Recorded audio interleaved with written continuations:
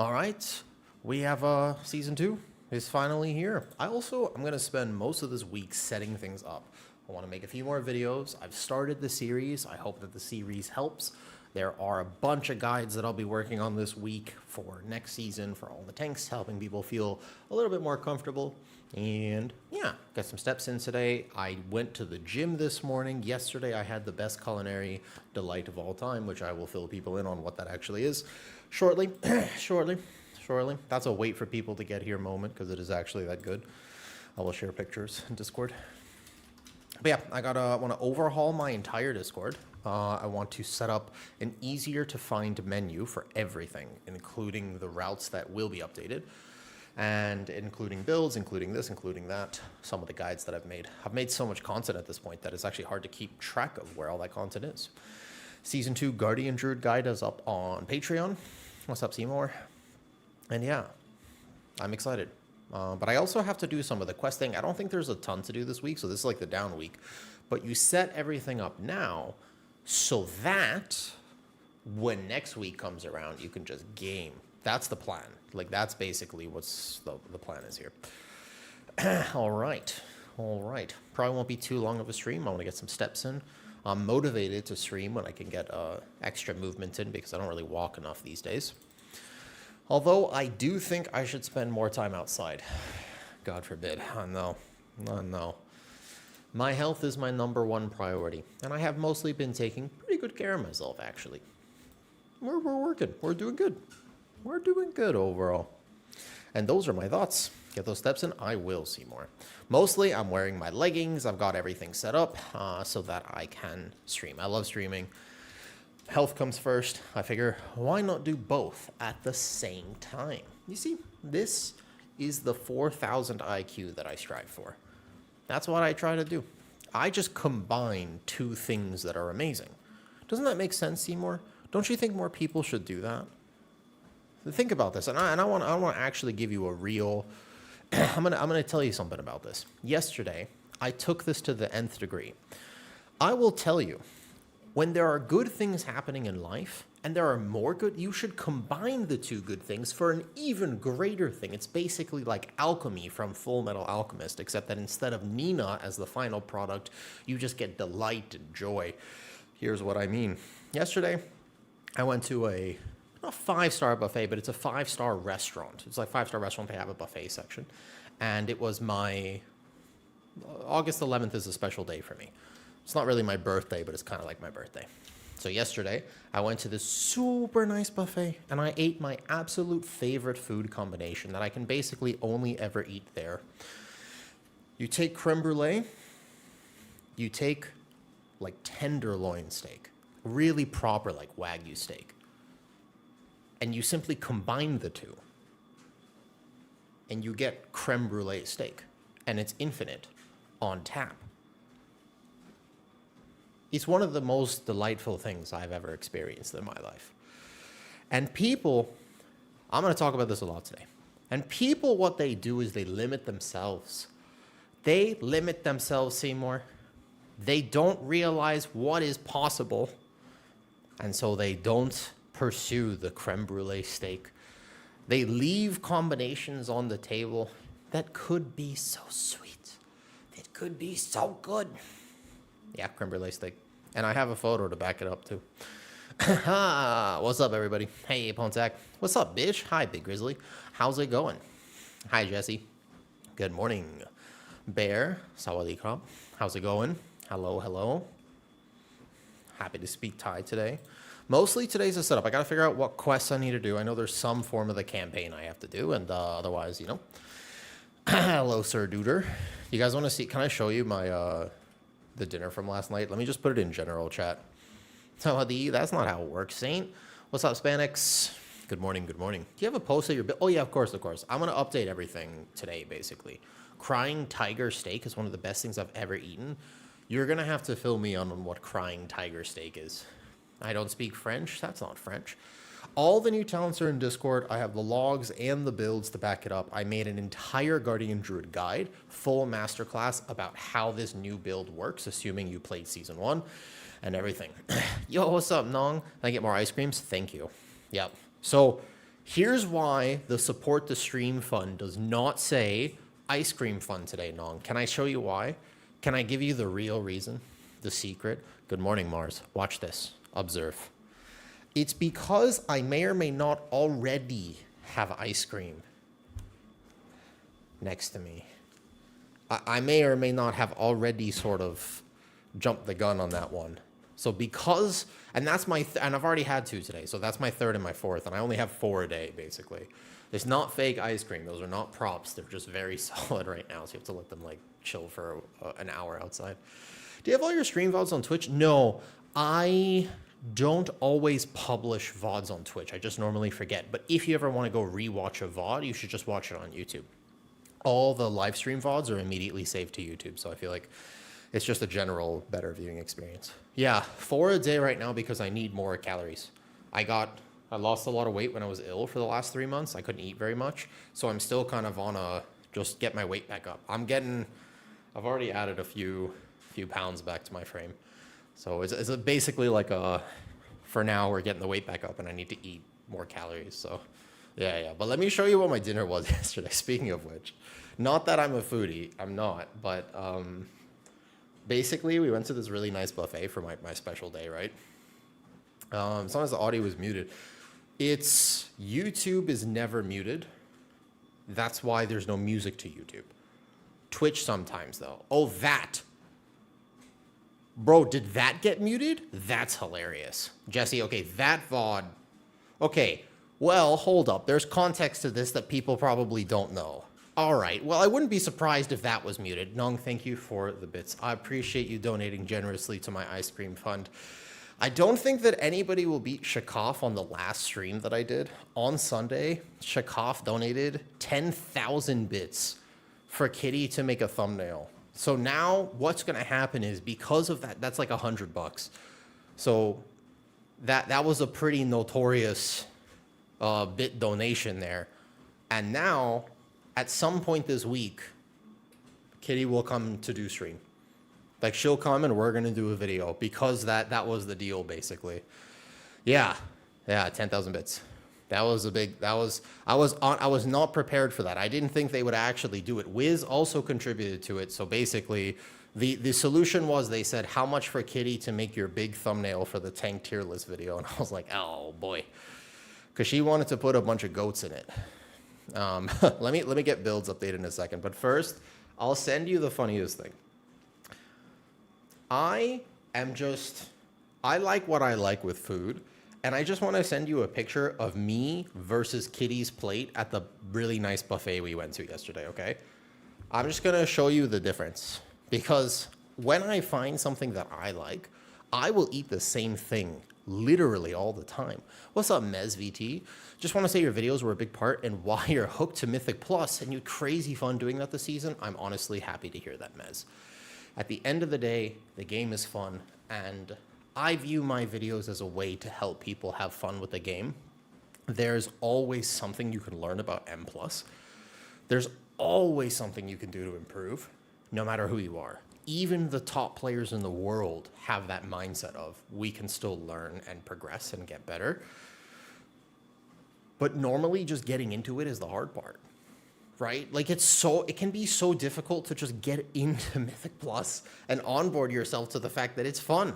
But it's only fun once you kind of learn the basics. Before that, it can be very stressful. So I hope that my videos can help with this. But I will briefly show you. Yeah. So what I do is I get creme brulee and steak. I'm just going to show you this real quick because I want to. This is basically, it's like a pretty nice buffet, all right? It's actually a good buffet. I will show you this briefly. Are you ready? So what happens here is this. Observe. This is my plate of food, which is just literally tenderloin and lamb with creme brulee, because that's the best combination of food you could possibly have, lightly salted with pepper. And then you have Kitty's plate of food, which is like her nice nails, her oysters, her seafood, her lobster, her prawns, her wine. And it's like we balance each other out. I do think it's very funny that when we go, because I don't think this is delicious, but basically it's like when we go to a buffet, she's like, look at this high-so girl. And then it's me. This is my plate. This is her plate. And I do think that that is kind of funny. Now, it's not that I don't like seafood, it's just that this is so much better. I don't think you understand how delicious this combination is. This is the best combination. If you take a 17-star Michelin chef, I'm telling you that that's what they'd come up with. I'm telling you, man. It's one of the best things I've ever had in my life. I would eat that every day of my life. Thank you, Nong, for the bits. The ice cream fund is going well. All right, shall we start? So first of all, let's get the Guardian Druid build fully exported. And it's just going to be swapping Natural Recovery, most likely to Primal Fury. And then we got to swap to the Apex build. So let me just see if my import will work from Discord currently, and then we'll go from there. Let's try that. What's up, Stormwolf? Are you guys excited for next season? I'm excited. I am. But are you guys excited for next season? Here, let's figure out what I want to pin. So, full season 2 Guardian Druid guide out on Patreon here. I'll just pin this. I think this guide is really good. It might be a little bit too intense is the only thing. I would say, Stuttleton, so I'm going to talk about that. In the actual guide, for what it is worth, this is a masterclass. Like, this is very in-depth. And it might be too in-depth, to be honest with you. My only thought process when I made this guide was that it's possible that this is actually just straight up too much. That's my main issue with this, is that it might actually be too much information for like a guide. But I think that that's a really solid guide. Whoops, that's the wrong link because I left the question mark in there. Does that work? Can you click on that Patreon link? I don't think does that work? Okay, the link seems to work for me, so fair enough. We're going to keep that pinned. I saw your tanking thing, and it's really well done. Thank you. That was a video I've been meaning to make for a long time. Thank you very much. Now, yesterday's video is meant to be an evergreen, actually part 1. When you want to learn how to tank Mythic Plus, start there. If that's the first video you ever watch on how to tank Mythic Plus, I believe that it will help you. I think that's the very first thing. Like, if you're like, okay, I'm a new tank to Mythic Plus, where do I start? What do I do? I don't know anything. Start there. If that's the first video you watch, the second video I make on the subject will basically be almost now everything you need to know. But that was the first one. Which video was that? Yesterday, I had 45 minutes. I recorded the whole thing. So it was a few clips, actually. I edited slightly. Yeah. It is by far and large the best advice that I could possibly give for tanks. What's up, bitch? What's up, Womble? Yo, thank you for the 100 bits. Yes, watch that video. I swear, I've been thinking about this for a very long time, and it is basically the tutorial that I wish they put into the game. That's what I want it to be. Like, the actual thing is that Blizzard should have this available, and it is currently not in the game. And that is weird. It's super weird, but this straight up, I will link it right now. This is actually the fun. I don't know if I should have titled it differently, but it is basically, this is what Blizzard should make. It should just give you a tutorial that forces you to do these two things. It's the best possible how to tank Mythic Plus. You can call it an intro if you want, but it tells you where to put your focus. Not just your rotation, because rotations change. Like, season to season, there are different builds, right? And so, like, actually, it's hard to make, if you make a rotational guide, that changes. They could tune anything right now. You swap your hero talent, changes your rotation. But the fundamentals of tanking carry you no matter what you're doing. And that video tries to represent the actual fundamentals of tanking. If you ask any tank player, especially longtime tank players, that's like the essence of tanking Mythic Plus, those two things. I rambled a little bit. Because it's such a big video, I kind of wish that I had a little bit more time to maybe go and edit it down. I think it should have been 12 minutes, and I made it 17.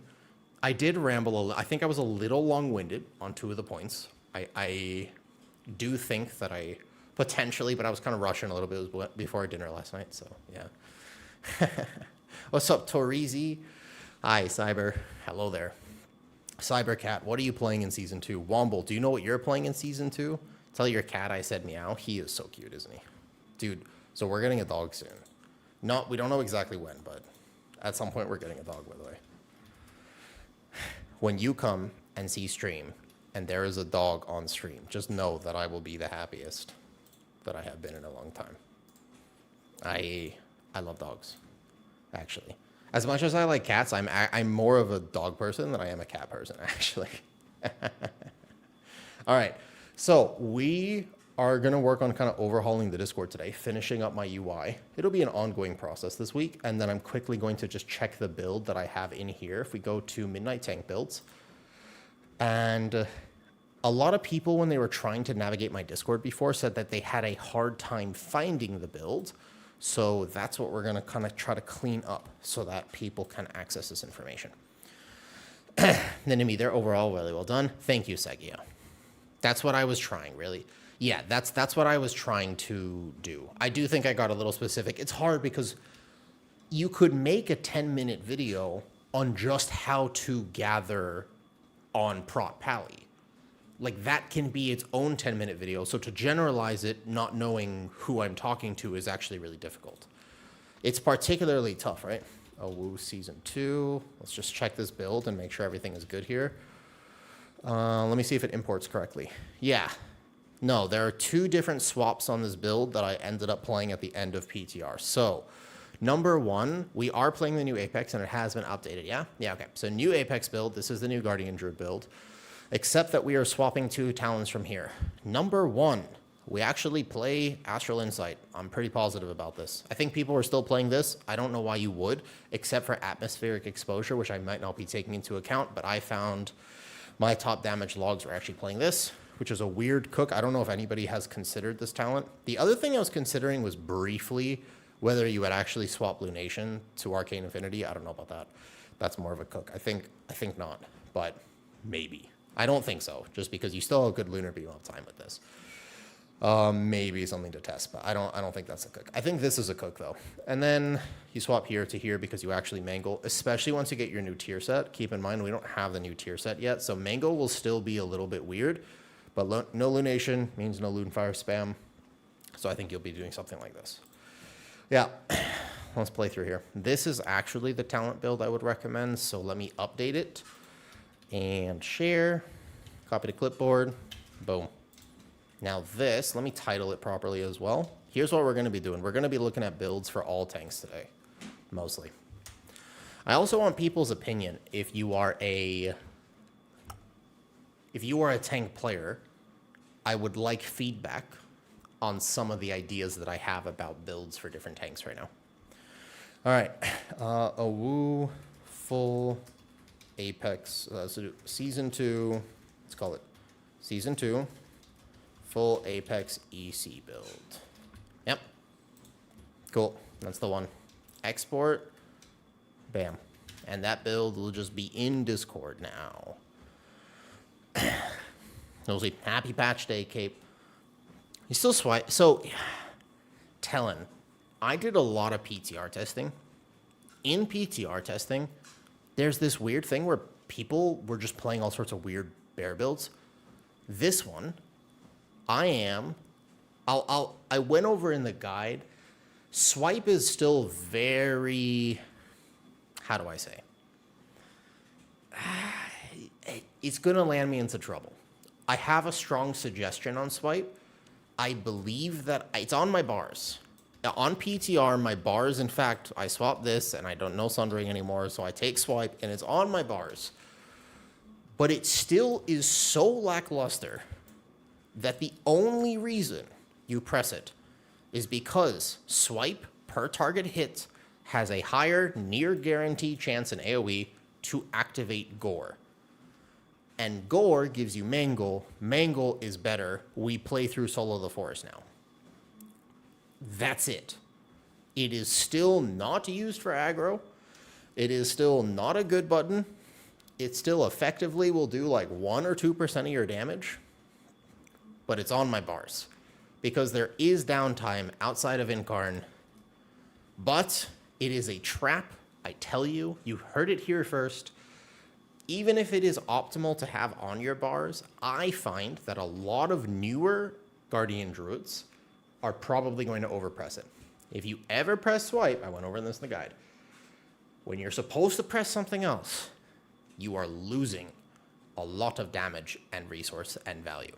So in that case, if you press it when you're not supposed to, just take it off your bars and fill with something else. That would be all right to do because it is very lackluster. It's probably a 1 to 2% difference. And there are some situations still, if you really wanted to actually like go as high, if you wanted to min-max to the nth degree at the start of a pull, an extra Moonfire or two will faster spread to Scintillating Moonlight, which might be a little bit of value. And in single target, it's possible that the filler ability instead of swipe would actually be maul. Because you're playing ape. There's some stuff. It's on my bars, let's say. Fair? It's a spammable ability, but it still does incredibly little damage. Fair enough? Yo, where do I start the Season 2 campaign? Because that's what I got to do. I got to actually go start Season 2 campaign. I'm assuming it's here. We should just start basically doing this as we get the builds updated. Yeah, I'm going to redo Discord.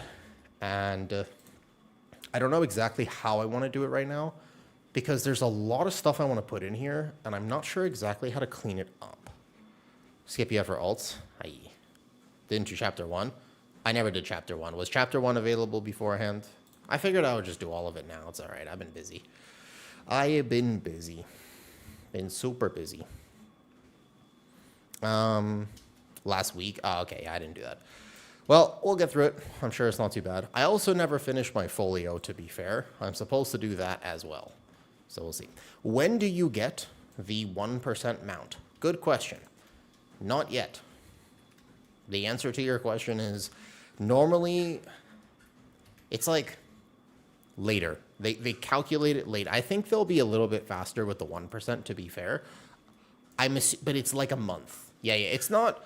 I wonder if they'll be faster and they'll just do it next week, but it takes them time to calculate. You don't actually get it like today. You're not going to get it today. Also, 1%.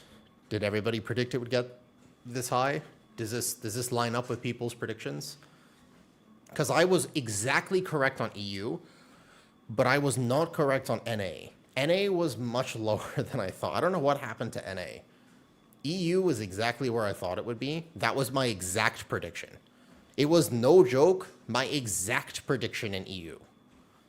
But for some reason, North America just didn't get those last 40 levels. I don't know what happened in NA.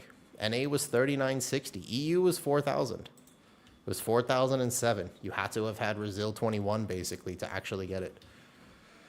Exactly 4K before I went and got Resil 21 to help out. Yeah.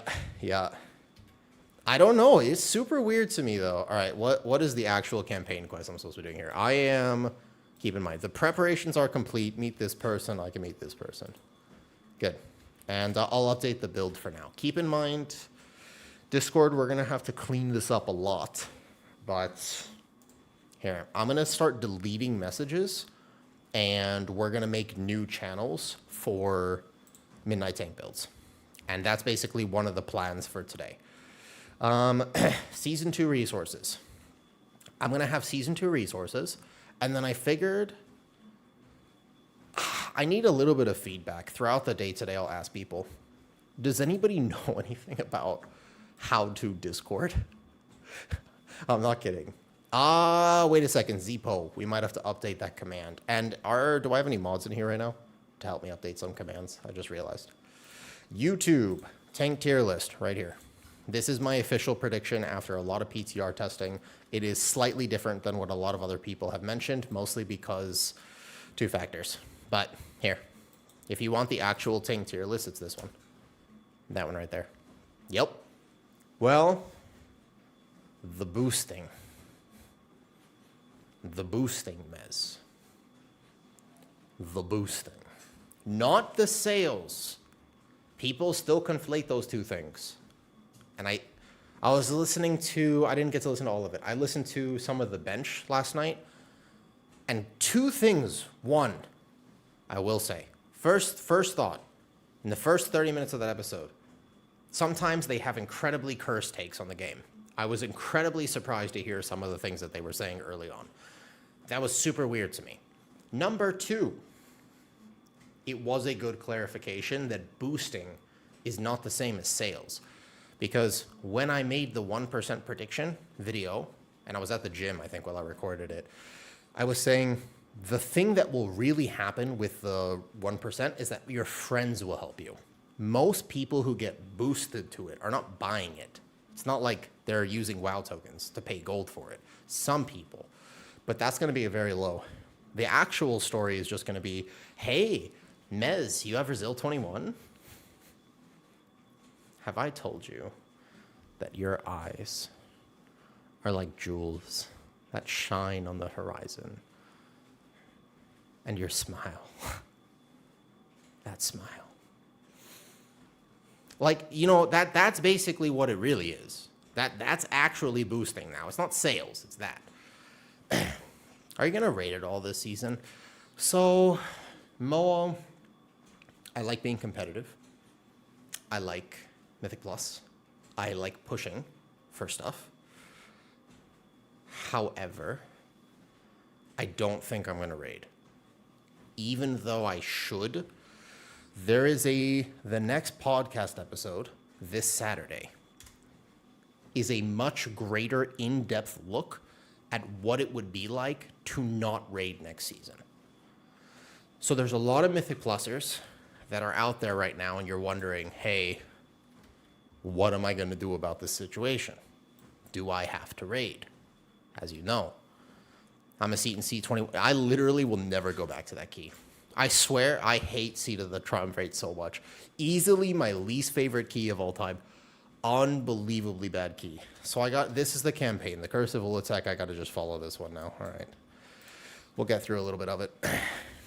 I will update the Guardian Druid build. I'm just figuring out where to put it, and then we'll do some of the rest in a second. Midnight Tank builds. So here's what I think we're going to do. I think we're going to actually just make individual chapters in this, and then we'll see.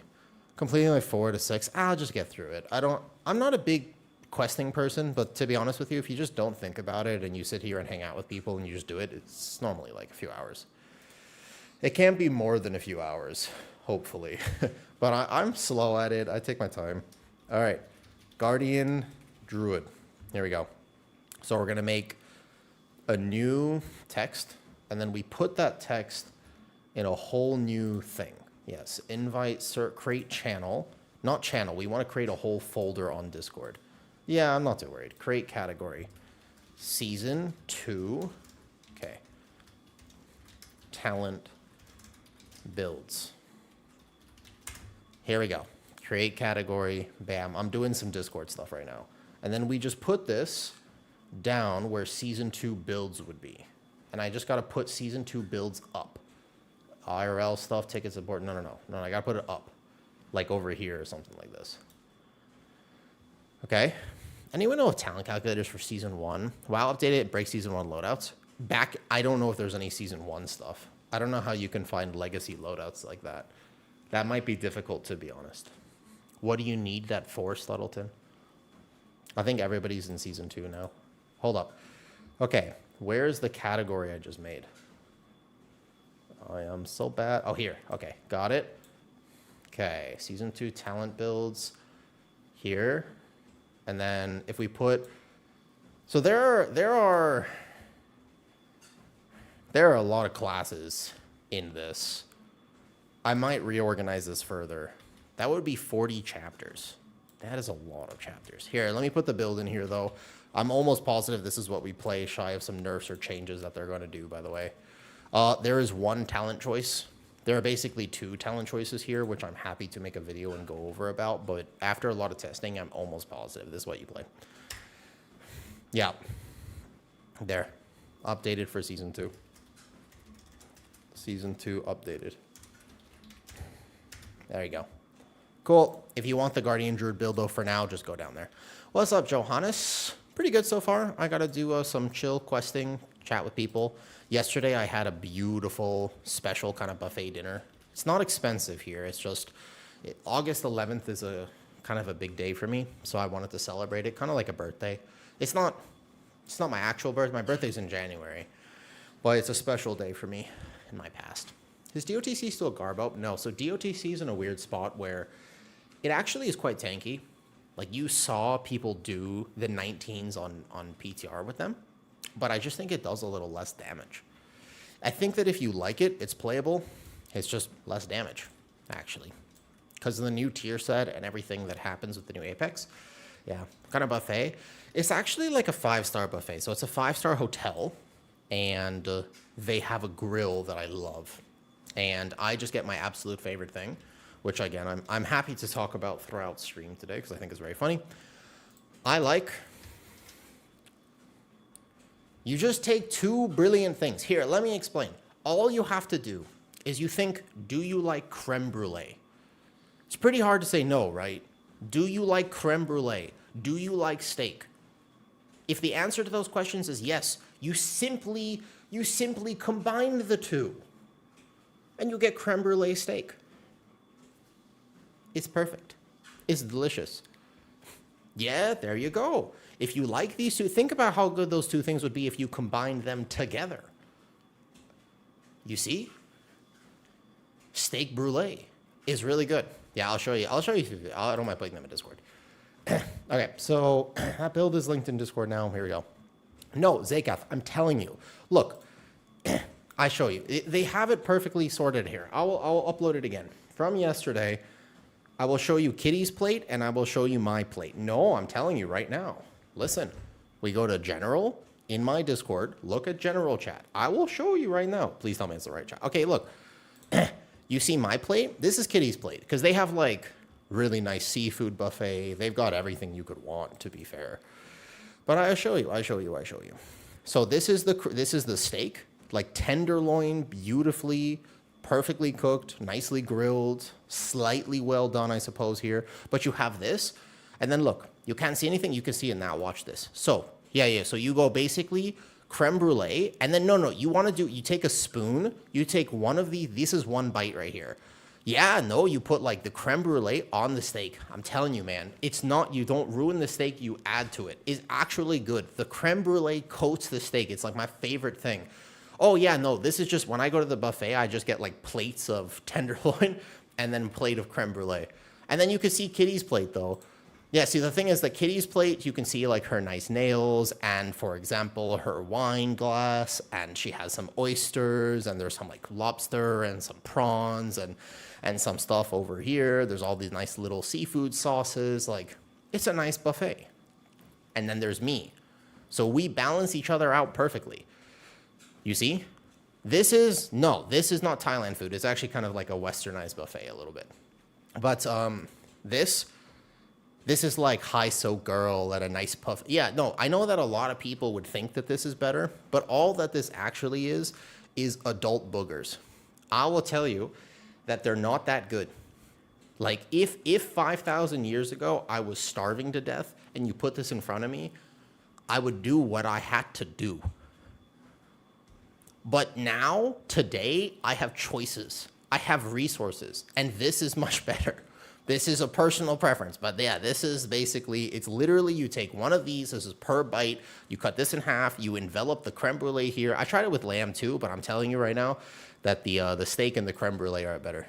Yeah, I did take a photo because I thought the juxtaposition that I was sitting on the left with my sandals and she was sitting on the right with her nice getup. I'm glad she likes me, let's put it that way. Like, I'm happy that she appreciates me. Yeah. You think I was joking? Did you think I was kidding, Mez? Of course I eat them together. Yeah. What do you think I was? I'm not kidding. Creme brulee steak is really good. It is, the oysters, like, she made me, I tried it at one point because I can have them. I've tried like oysters and mussels, and I like mussels, but not the food. And I don't know if people ever I've tried like clams and whatnot. And they're not that good. Salmon is delicious, but like, I don't know about like the shells. No, it's good. I'm telling you, man. I'm telling you. We went out, it's like a double date, so we went out with friends, and one of them was willing to try it. So she said it was good. The aftertaste, she needed more creme brulee. She didn't get the right ratio. It's like a salty sweet. It's really good.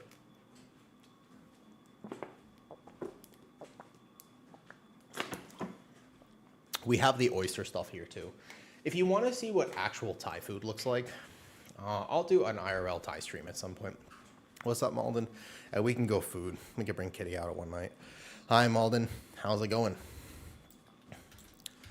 All right, let's begin this. Is Thailand nice? Mighty, I think so. I mean, I think Thailand is great, genuinely. You? I got creme brulee steak yesterday, so honestly, I'm feeling pretty good today. Yeah. Is Thai food in Thailand better? Of course. Of course. Any person that is native to a different country, that country's food gets bastardized in every other country. Like if you grow up in LA and you eat Thai food, it's not really Thai food. Now that I've lived here for 8 years, it's not really Thai food, right?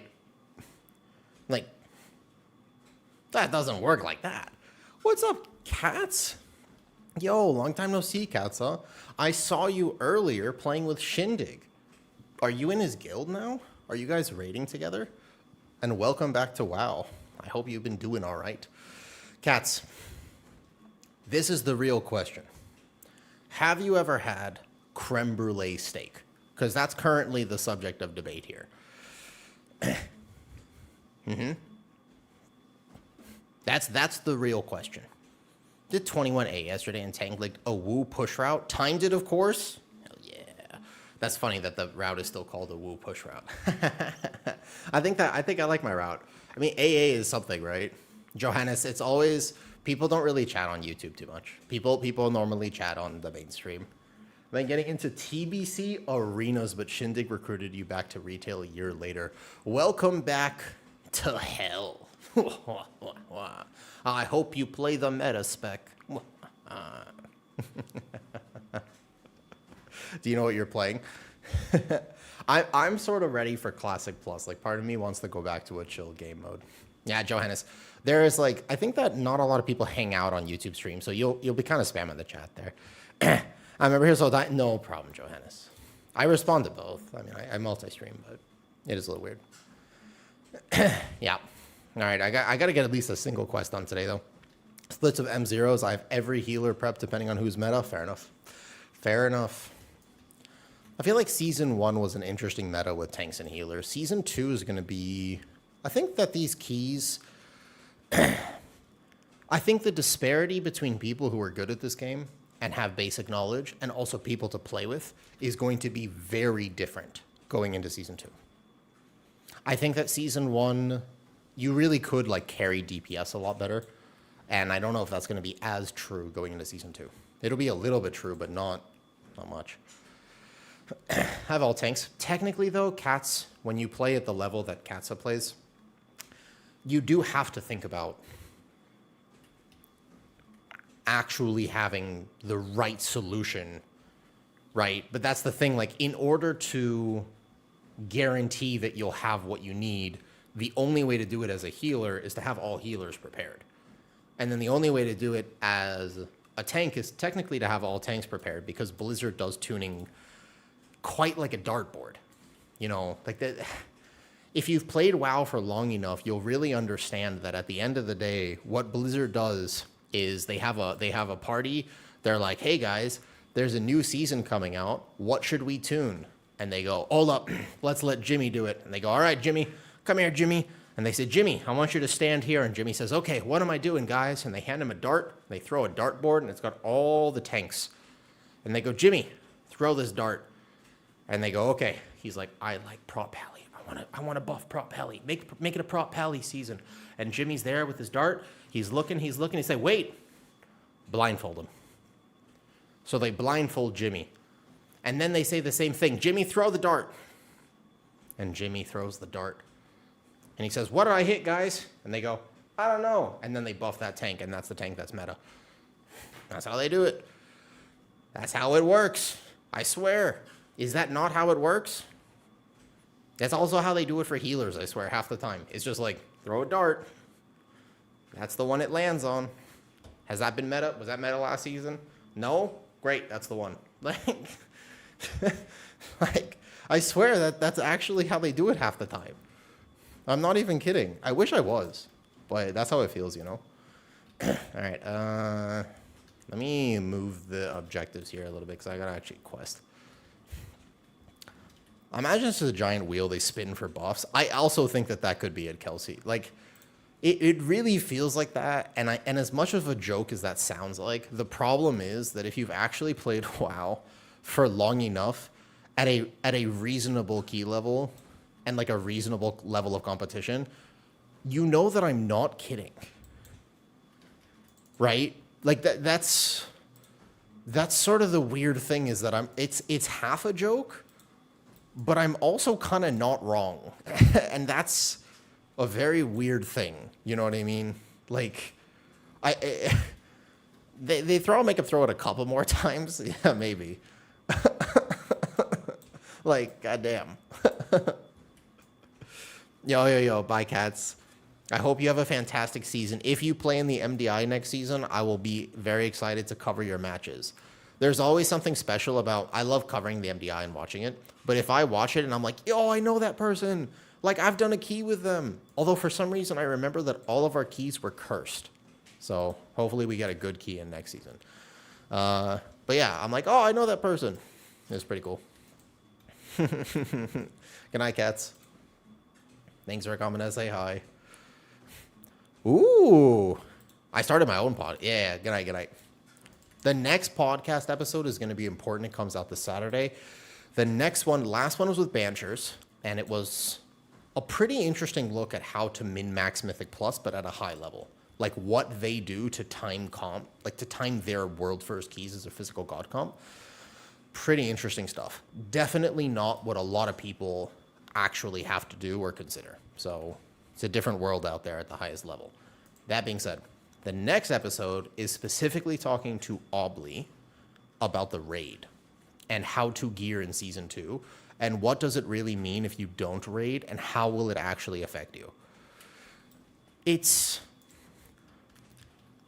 pretty positive about the Season 2 gearing changes, and he really believes kind of that it's actually a good thing for the game. I invited him on. I like Obly, by the way. Obly's super cool. I feel like he makes videos a lot, but people don't know his personality. He's actually a nice guy. But I invited him on specifically to have a debate. That's why I had him on, because I knew that we would disagree. So I had him on, and that's the framing of the conversation. It's like, yo, Obly, we're going to debate the Season 2 stuff, but I want to make sure that you get your opportunity to say stuff. I got to update that. All right, who wants to be a mod and stream and update commands for me? Because I always forget how to do this. Kashix, that is not the... I need to update that, I'm sorry. The actual final tier list from PTR is this right here. The DK guy, correct. Yes, the Giga DK guy, who will be writing guides on websites that you might know about. I don't know if I'll tell you that. But he specializes in Unholy and whatnot. That's the actual one. I need to update that. Yep. All right, campaign. I am 0 out of 6 because I haven't played in a bit. So we're going to be doing this in the background. Mostly this week is a week where I am going to be setting stuff up. So streams are going to be kind of short. We'll just hang out. I don't know if I care. I know this is going to be sacrilegious. I know. Don't judge me. But I don't think I'm going to do Mythic Zeros this week on the Druid. I don't think I care. I don't think it matters.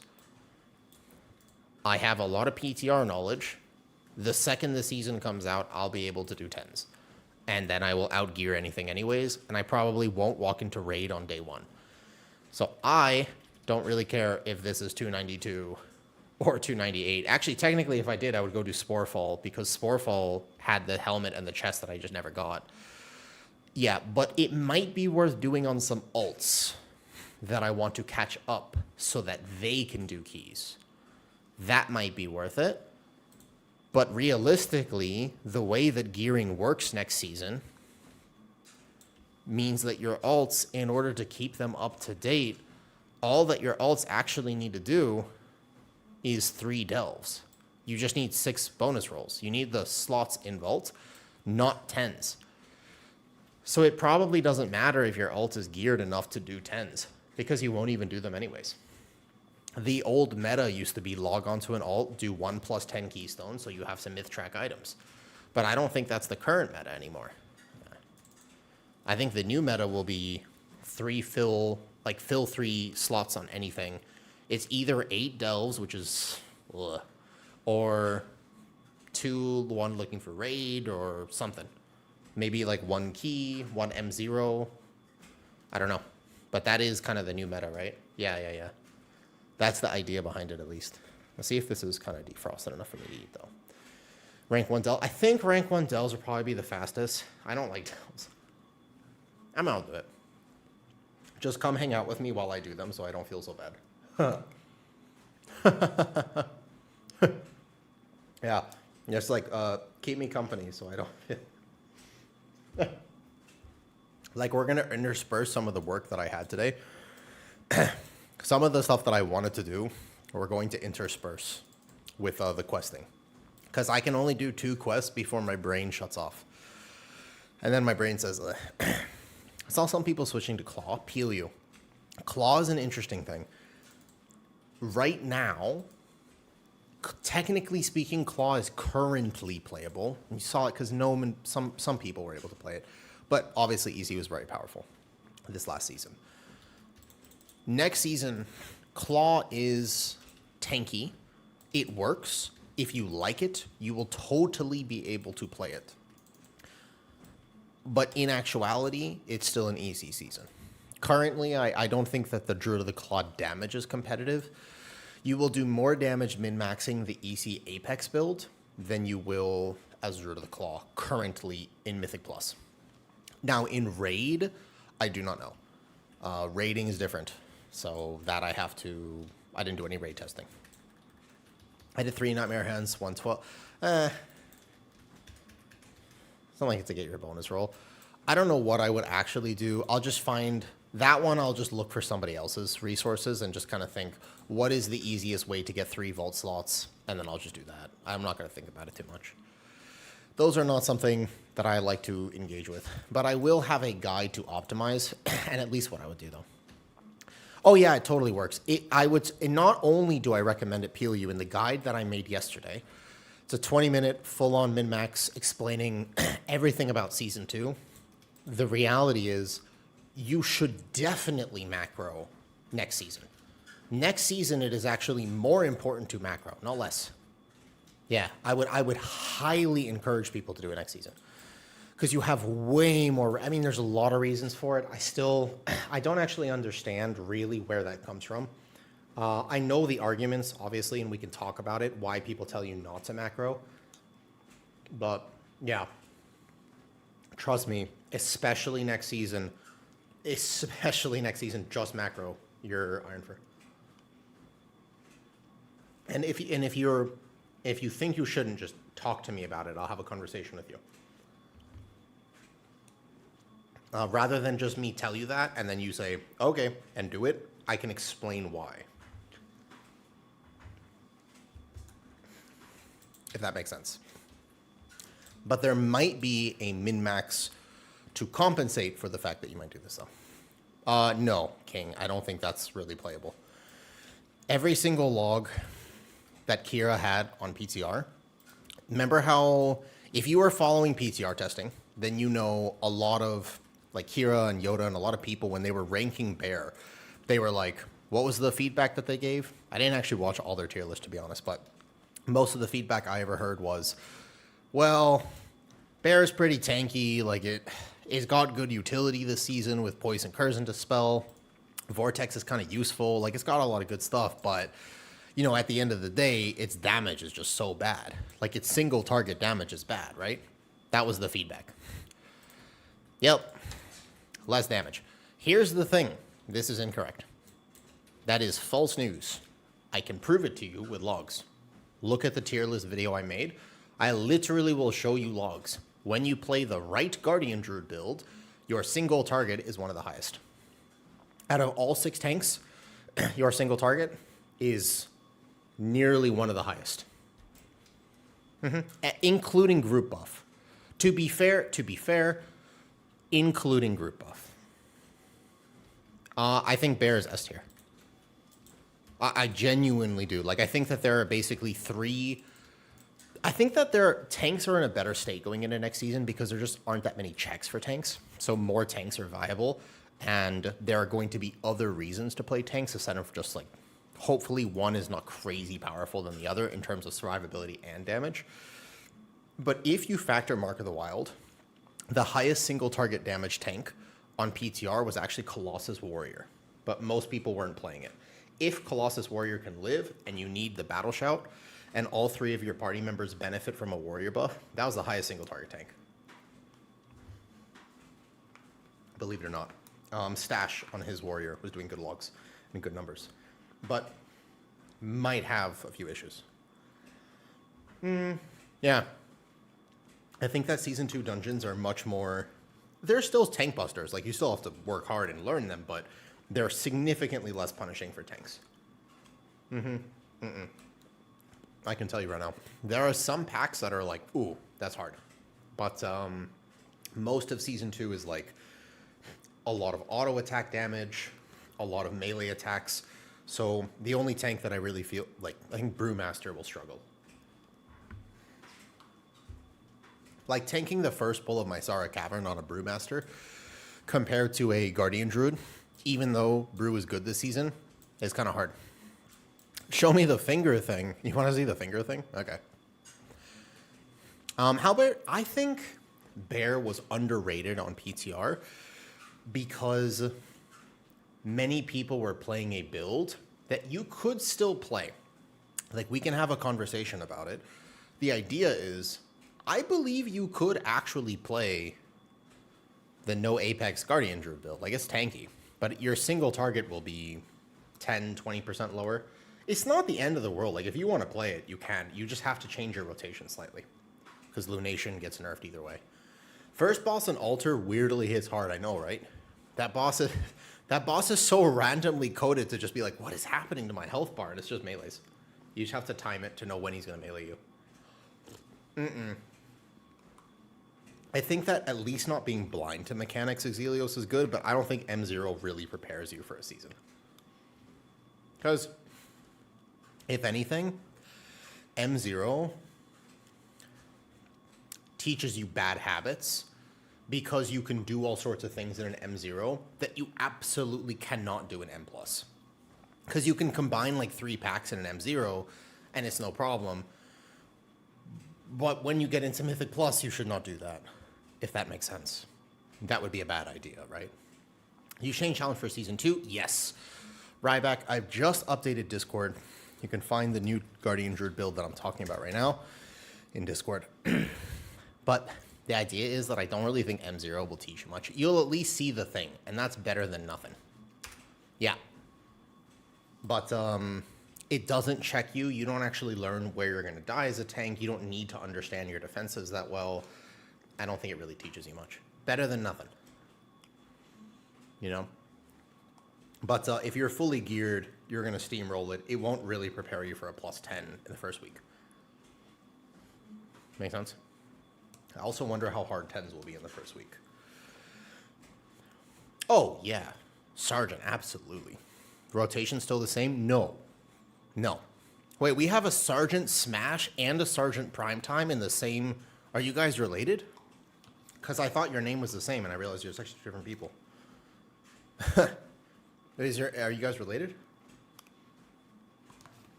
No? Coincidence? Interesting. This world is funny, huh? Third cousins twice removed. Makes sense. That's exactly what I would have predicted, actually.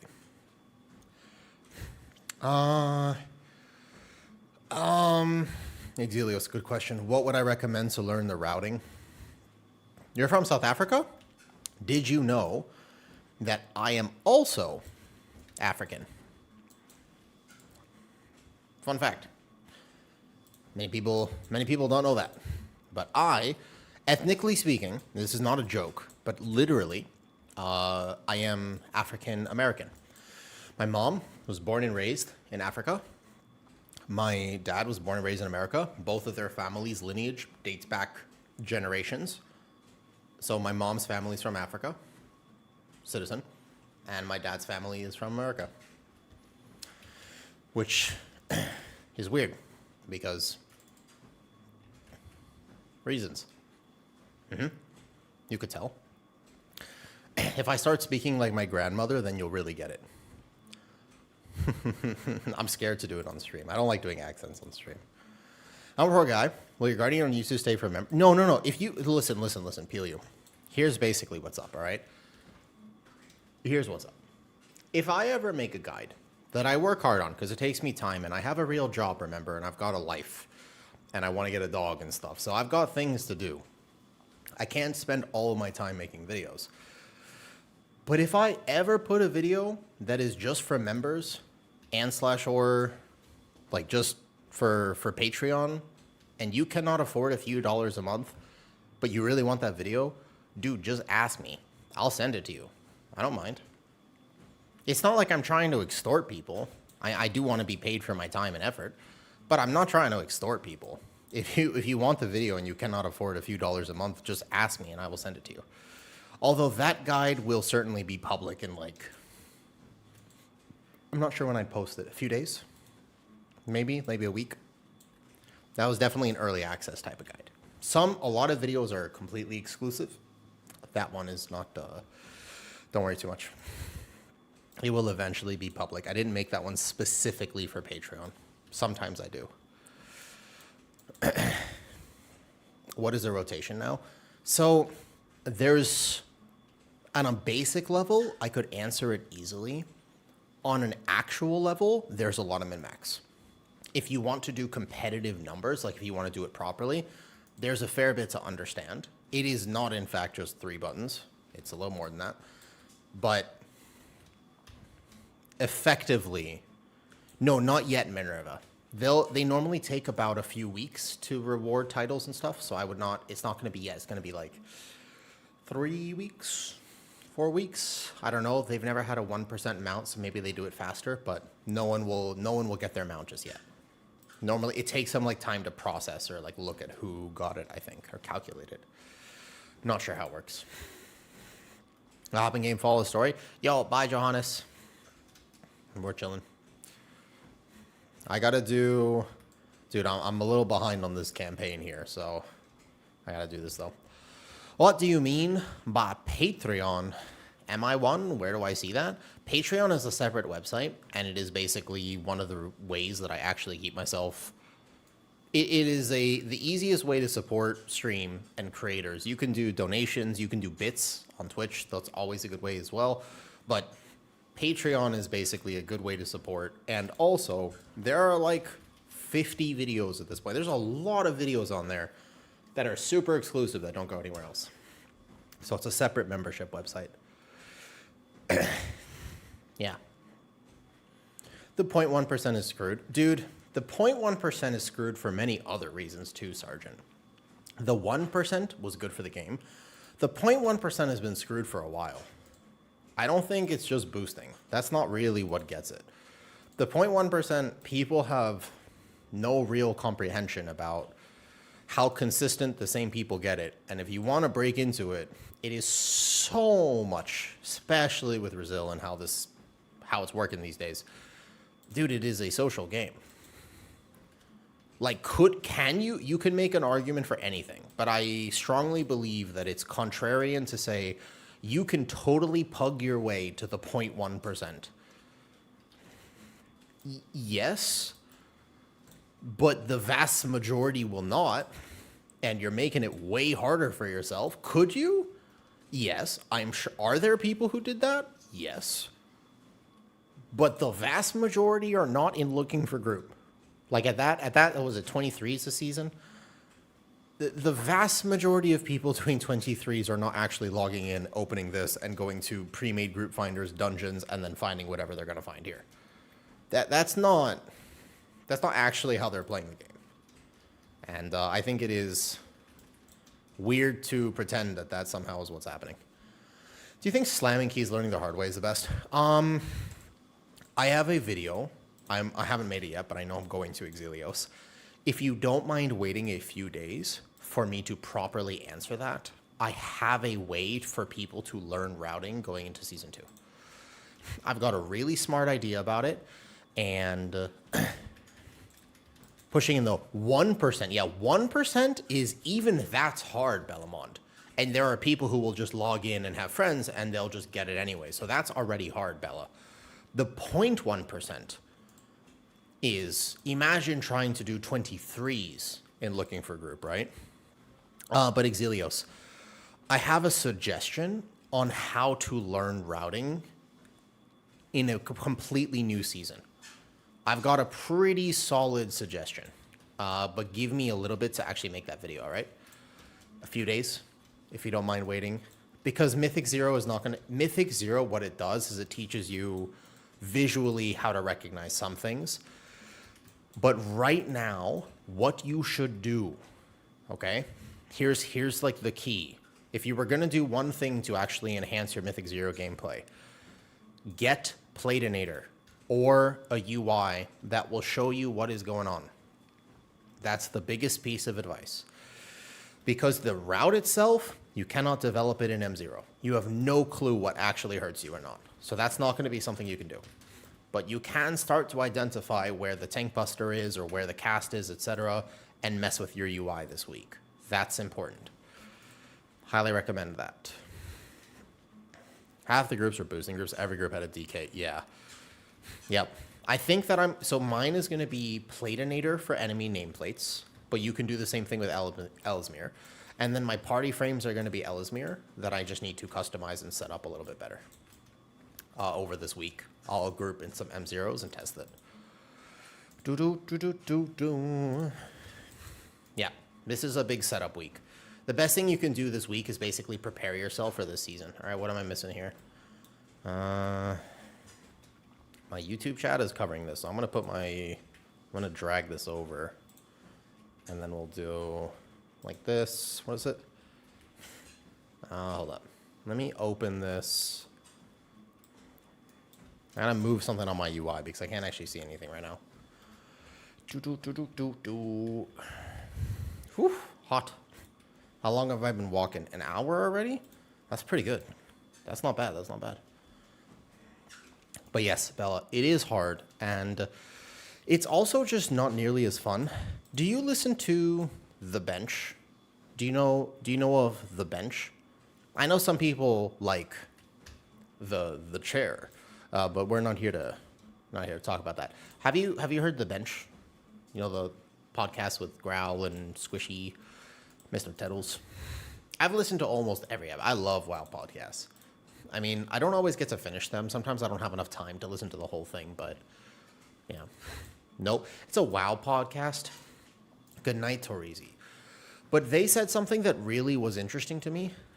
In the last episode, he was surprised. You know who Teddles is? They're like big content. Let's call them very large content creators, I suppose. Big WoW content people. Very famous. Very infamous. Something that really surprised me was them basically saying, man, dude, I cannot believe on the last day, I sat in looking for a group doing a Brazil 21 Skyreach for 5 hours. And we didn't time a single one? It's crazy out there. And I was like, 5 hours? That's pretty normal. Were you expecting to time it in like the first try with pugs? Like, I was really confused. I was listening to this and they were talking as if 5 hours and looking for group was the most god-awful thing and such a crazy experience that they didn't time a single key in 5 hours of play. And I was just like,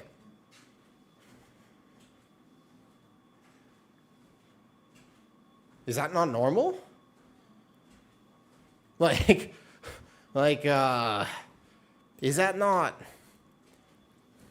Is that not actually just the reality for like most people?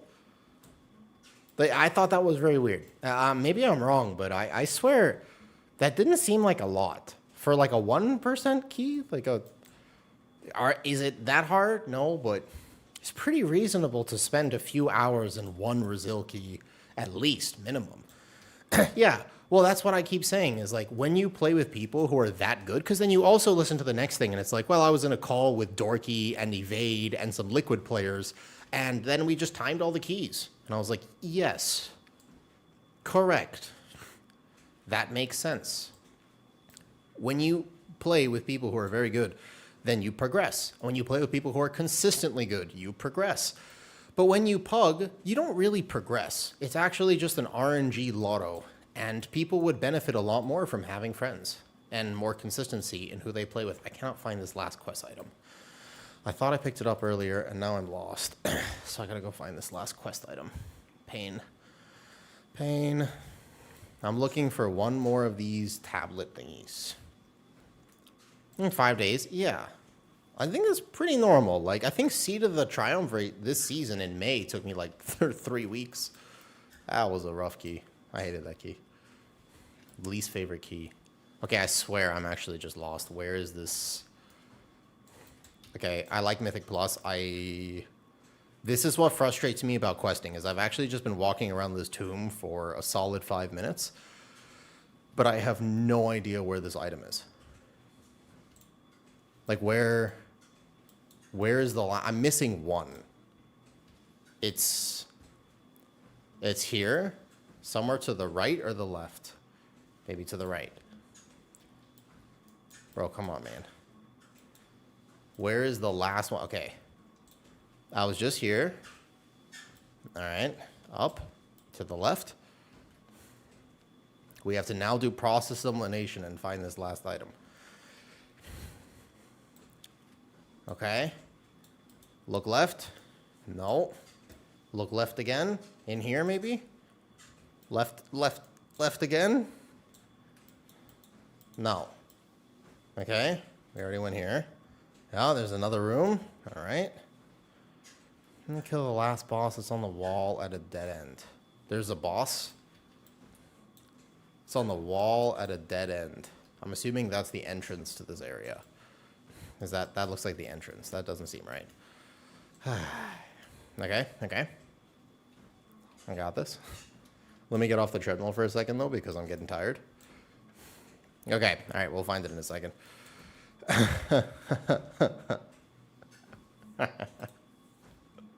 One second.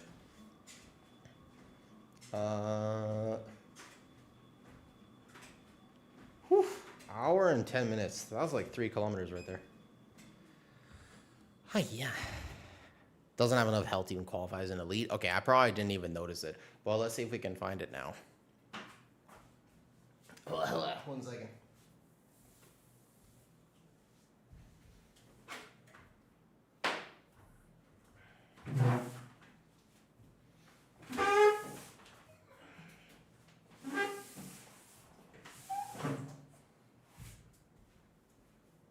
Let's relax. Ooh. Man, I went to the gym this morning. I've been taking care of myself. I've been doing good.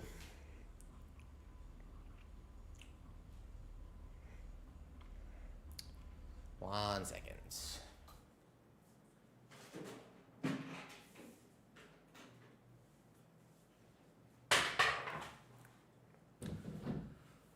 But to be fair, what I genuinely believe and view as a big problem is the fact that many times established WoW content creators are very insulated. I would love to make a rant video about this at some point because I think it's actually important. Like, no joke, I think this is a really interesting conversation that many people don't realize we should be having because it impacts people. Like, legitimately, it actually impacts people.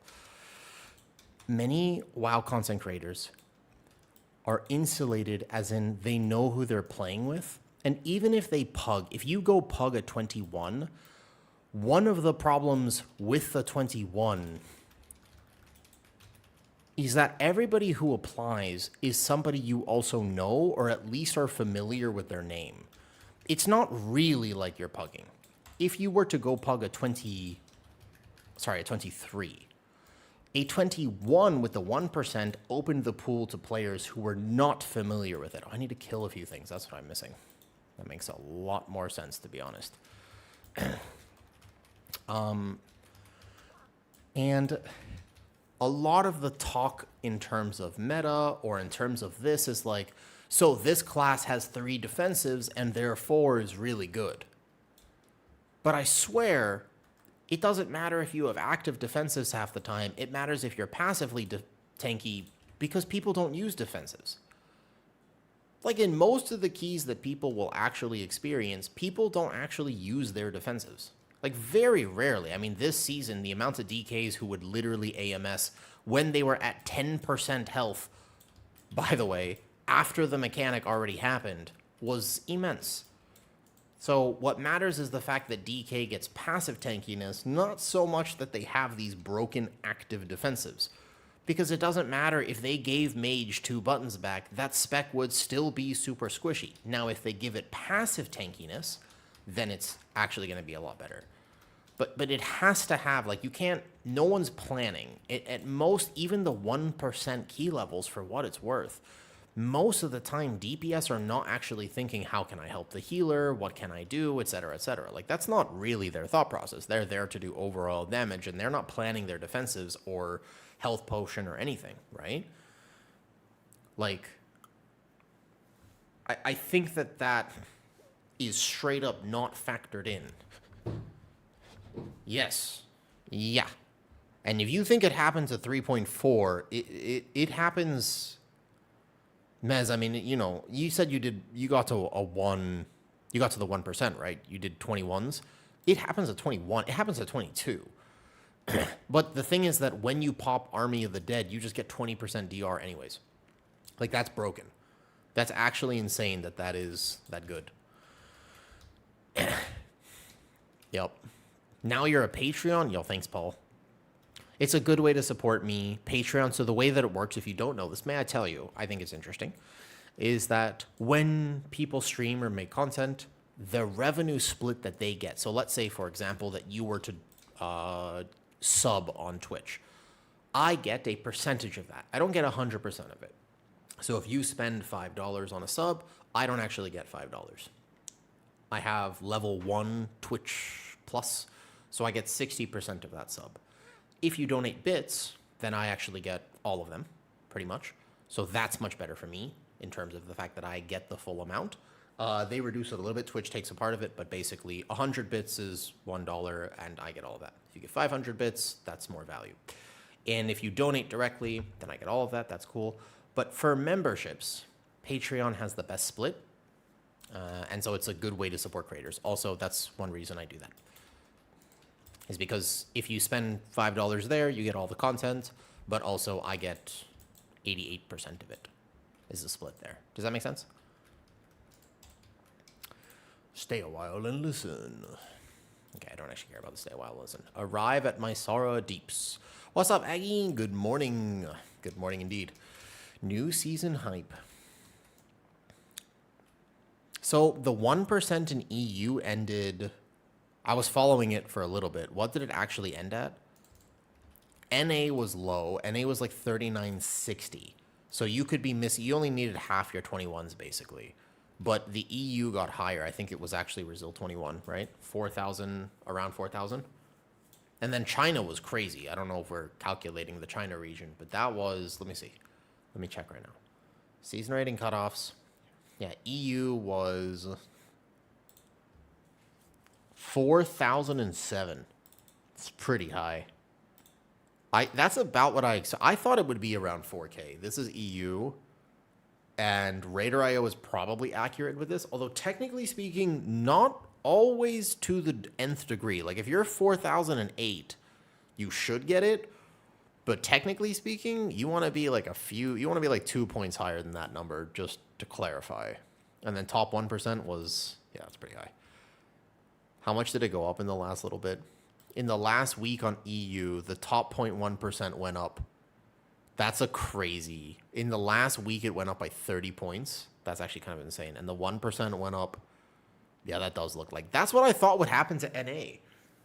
In the last week, the EU title went to Brazil 21. That's exactly what I thought would happen to LA, but it didn't. It's crazy to me that this did not happen here. The 1% only went up by 30 points or whatever in the last week. 40 points. I thought it would go higher. And then the China servers are insane. Yeah, it got past Brazil. It was actually 4,030 for 1%. That is ridiculous. Thank you, Paul. Oh, I'll talk about this. Come.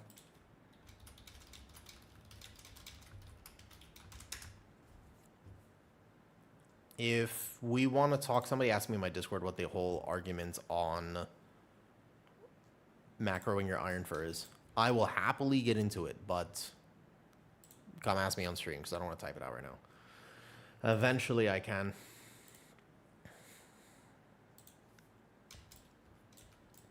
Mez, do you know what you're going to play going into Season 2? The push for title is re-rolling. It didn't have a litany, so it made it hard. Dude, there's another litany.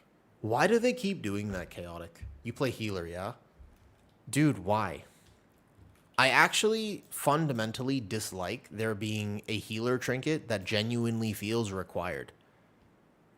You were Og. Oh, that's even harder, actually. It could borderline be harder to get as Og. I hate trinkets like Litany.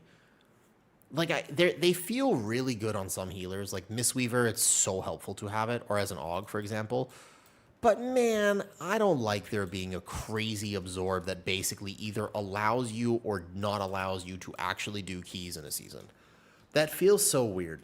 I hate it when there's like a mandatory raid trinket you need to get. I think Alnseer was alright because it was from a single boss raid. But like Litany, making or breaking certain polls and how to live, man. I don't know about that. Or like Farok Trinket was another big one. Like I didn't like the Farok Trinket. I didn't like Brand in the last raid, like in the War Within for tanks, because it was you either had 10% single target damage or you didn't. Brand was kind of OP. Yeah. I also think that if you're going to make a healer season, you got to limit it. You got to limit it for sure to just healers. The first boss, yeah. It's a second boss. Oh, it's not out yet. Is it? Yeah, it's the second boss, I thought. No. This is the trinket you want here. I'll answer that question in a second, Booklet. Resto. Yeah, it's the first boss. You're right. No, it's the first boss. First boss has this trinket, and the trinket is a very powerful absorb. Although notable, you have to channel it, and it's super annoying. By the way, you have to channel this. You have to sit here and channel this. If you do not channel it, it doesn't work. So I found that on PTR to be very frustrating, because channeling as a healer can also kill people, which is not cool. Yeah, healing trinkets from here. The raid trinket you're going to want for Guardian is basically from this boss, second boss. They're okay. I mean, you can get some from Mythic Plus, though. Time for Famicom Drone raid only. Yeah, like Lumithar's was a mistake. Like, basically, the whole point here is that Lumithar's was an absolute mistake. Interrogated dead vial. Oh, I have to actually do this. Yeah. I'm a positive guy. I would like to say I'm a positive guy for what it's worth. Bro, their fetish for making Mythic Plushers raid is crazy. I don't know if it is as nearly as required or as beneficial as Blizzard thinks it is. They are so convinced at a certain point that basically if Mythic Plussers are required to raid, that they're going to have a good time. That they just make you do it. And they are driving you even more to that next season. And from my experience, that's not what I've noticed. Like, I don't think that that is true. I think that there are some people who that might be true for, but I think that it creates resentment. Like, I think that the majority of people would actually prefer it if they didn't have to. And I actually think that it would help people play more, not less. I don't know. Maybe I'm wrong on that. Maybe I'm just completely off, but it is super weird how much Blizzard just basically says, you sort of have to raid. All right, Booklet, you still here? If you want to talk macro Iron Fur, I'll give you 3. In the guide that I made, I talk about this as well, but I will give you 3 literal, undefined, like you can define these quantitatively as why you should macro your iron fur and all of the arguments about why you should not and why you can solve all of them. Does that make sense? You ready? Because we're about to rant. If you're a Guardian Druid, this will be a little bit technical. But Book, if you want to have that conversation, we can. Just confirm for me first if you're still here before I rant about it. I will talk about this a lot. Wait, why is this guy... What am I supposed to do? Interrogated. Oh, I missed something. So I have to kill him first. I am very bad at questing. Surprisingly bad at it. All right, Book. I don't know if Book's still here. If you are still here, you are still here. Great. So, when you ask the theory crafters for bear, and you, for example... Oh, I see the extraction. I see.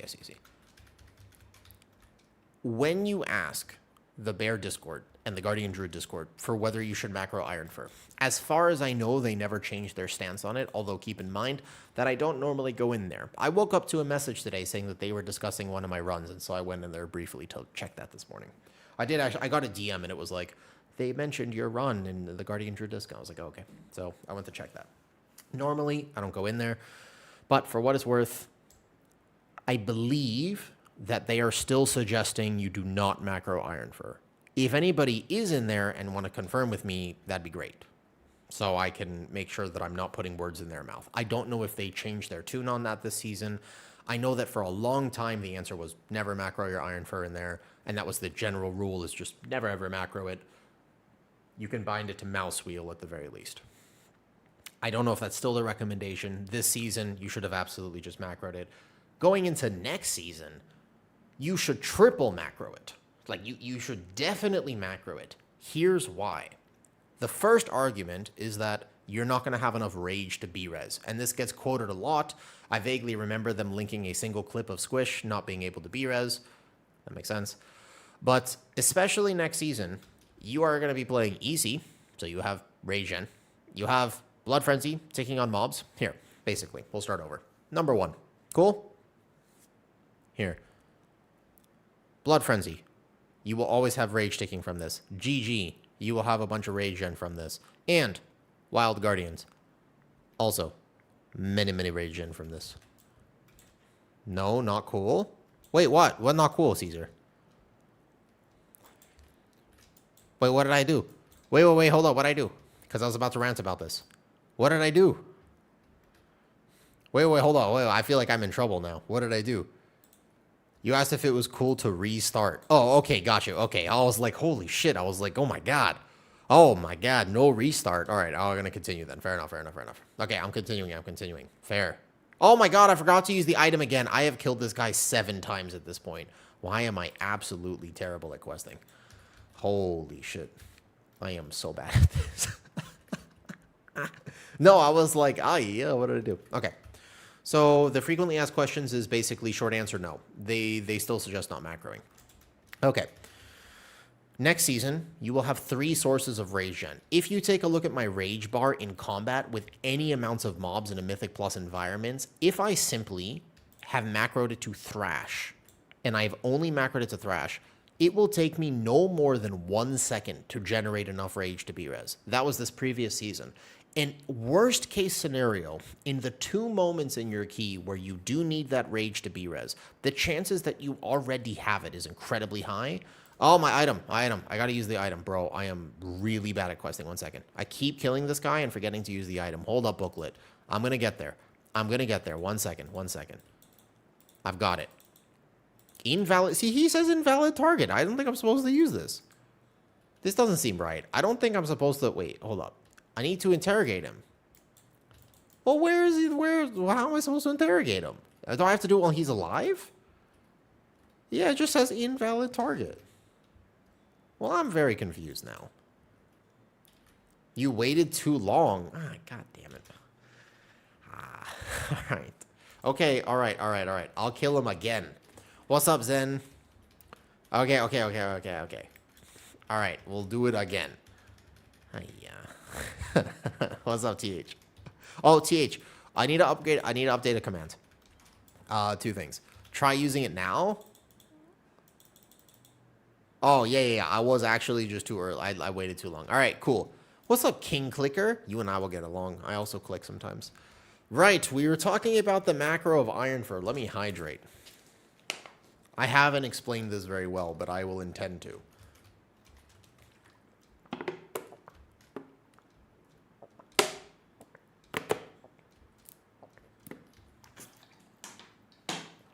Watch this.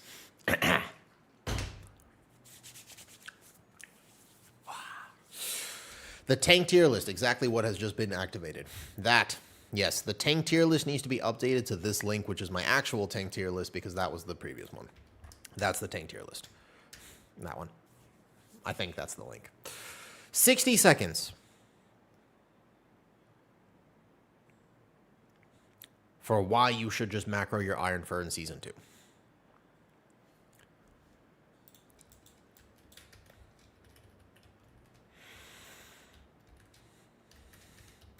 60. I'm trying to see if I can get this to 60 seconds. I feel like it's actually a 10-minute rant.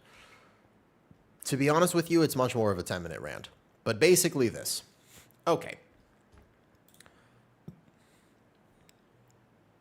There are 3 big reasons why people recommend that you should not macro your iron fur.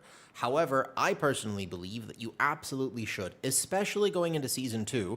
There's an extra reason why you should macro your iron fur. Let me explain. The very first counter argument to this is you will need rage to B-res. However, you have 3 sources of passive rage gen, and if you macro your iron fur to thrash, you are alternating your global with mangle. So you thrash and then mangle. Mangle with Soul of the Forest is guaranteed to give you enough rage through Blood Frenzy, through GG, plus the Apex giving you rage. On top of that, when you thrash, so long as you macro it correctly, your thrash will basically guarantee that you have enough rage to B-res anyways. Worst case scenario, in the 2 times in your key that you absolutely need this, you simply hit mangle. You already did that in Season 1, but now it is part of your rotation in Season 2. So that takes care of itself. The B-res argument is not a good argument because worst case scenario, and most of the time you will already have enough rage by the time you can hover over the frame to B-res anyways. But worst case scenario, you have to hit 1, then B-res. For the sake of taking 99% of the key off your cognitive load by never having to think about iron fur, this is amazingly worth it. Number 2 is that sometimes you need to pool rage at the end of a pull. Fair enough, a good Guardian Druid will not go into the next pull completely naked with 0 rage. Most of the time, your defensives take care of this anyways. If you're managing your defensives, you don't even really need to worry about the iron fur stacks. But if in the event that you are in a key level that you actually do need to worry about your iron fur stacks on top of your bark skin and SI, all you have to do at the end of a pull is not hit thrash as your last global. That's it. You can hit mangle, you can fill with a moonfire, or you could simply have a thrash on your bar in the one, there's like 5 moments in a key where this actually happens, where you hit thrash. That is not macroed. Now, I would recommend in Season 2 that you might want to do this anyways and make a different macro for your Apex proc. And I talked about this in the guide that I already made, okay? On Patreon and YouTube members, it's out there. It will eventually be public. So that's number 2, is pooling rage, because you don't want to always spend all. You are swimming with rage in Season 2. It is not a problem. You will never, ever, ever be in a situation that you don't have enough iron fur. It is, I guarantee you that you'll be just fine. Are there a few physical tank busters next season? Yeah. Don't worry about it. If you have managed properly, you do not need to pull. And worst case scenario, you'll have it set anyways because you just mangle. There is really no reason not to macro it. In fact, because of how much rage gen we're going to have next season, if you don't macro your iron fur, you are almost certainly wasting rage in a key. If I take a look at your logs on a Guardian Druid and I see 1,000 wasted rage, that's a missed incarn. You are losing uptime and value. Just macro your iron fur. I can go on and on about this, but all of the arguments for not doing that, the only reason that you wouldn't is if you're playing Raze. And then you need to meaningfully weave in globals and decide how many iron fur that you actually need. That makes sense. But currently, we're not doing that. And even if you were doing that, there's a world where you could play Gory Fur, I suppose, etc., etc. But let's pretend that you're playing the exact talent build, which I think you're playing, then even if you hit Maul, all you need to do is make a different macro, like a cast sequence macro, for Thrash, Maul, Thrash. And you should do that anyways because of the Apex. So all of the arguments for not macroing your Iron Fur are some weird sim. It's the same theory as play Puzzle Box. But Puzzle Box is not practical. If you play extremely perfect and you have people that will play around you as a tank and wait for a threat, then sure, play Puzzle Box. But everybody knows at this point in the season that Puzzle Box was sim bait. And sim bait in this sense is, by a technical definition, this is the right thing to do, but in a practical, actual Mythic Plus environment, don't play Puzzle Box. There were many people who wasted a vault because they were like, oh my god, Puzzle Box in here, and the Wowhead article says that it's my best trinket for Mythic Plus. And that's the same thought as why you should not macro your Iron Fur. It is a very strange level of optimization that doesn't really apply to the practicality of how keys work. Taking cognitive load off of a tank allows you to be a better tank. You will get one extra kick, you'll get one extra cast, you'll get one extra this, you'll be able to progress a little bit smoother, you won't have to worry about it. There's so much advantage to thinking, I don't need to manage multiple resources. People who have been tanking for 10 plus years and are super experienced that never have to think about this stuff, maybe whatever, you can do what you want to do. But for the vast majority of players, if you put the cognitive effort into aggro and your defensive management, which is a meaningful, very meaningful part of your rotation, because you will literally die if you do not actually have Iron Fur rolling when you need it, and you will literally die if you don't press Barkskin when you need to, those are meaningful distinctions. But just macro your Iron Fur. You are almost certainly going to have more value in a key, not just less. And this is the argument for, first of all, we've been mostly talking about the fact that you don't lose value by macroing your Iron Fur. But I will make the argument that in Season 2 with the new Apex, you gain value because you will be able to use Rage far more fluidly. And you're not actually going to be able to use that Rage effectively if you're not macroing your Iron Fur. So I really believe that this is one of those weird Guardian Druid things that is in the same line of thought as the Puzzle Box dilemma. If it helps, and there's also other tanks that you should macro on too. And that begins a little bit of like like what level key are you at? Because there are some tanks that actually do lose or have to play a different talent in order to successfully macro. An example being Prot Warrior with their heavy repercussions versus Into the Fray. Most Prot Warriors, as they're learning how to tank, does it build bad habits? No, I don't think it does. I think it would help a lot of Prot Warriors if they realize they can actually macro shield block so long as they play heavy repercussions. And I know that's a take, and any high-level Prot Warrior might actually be like, oh my god, whoa, I can't believe you're saying that. But Bear doesn't even have that issue. Or Paladin with Shield of the Righteous. I still think that you can macro as you're learning Pally.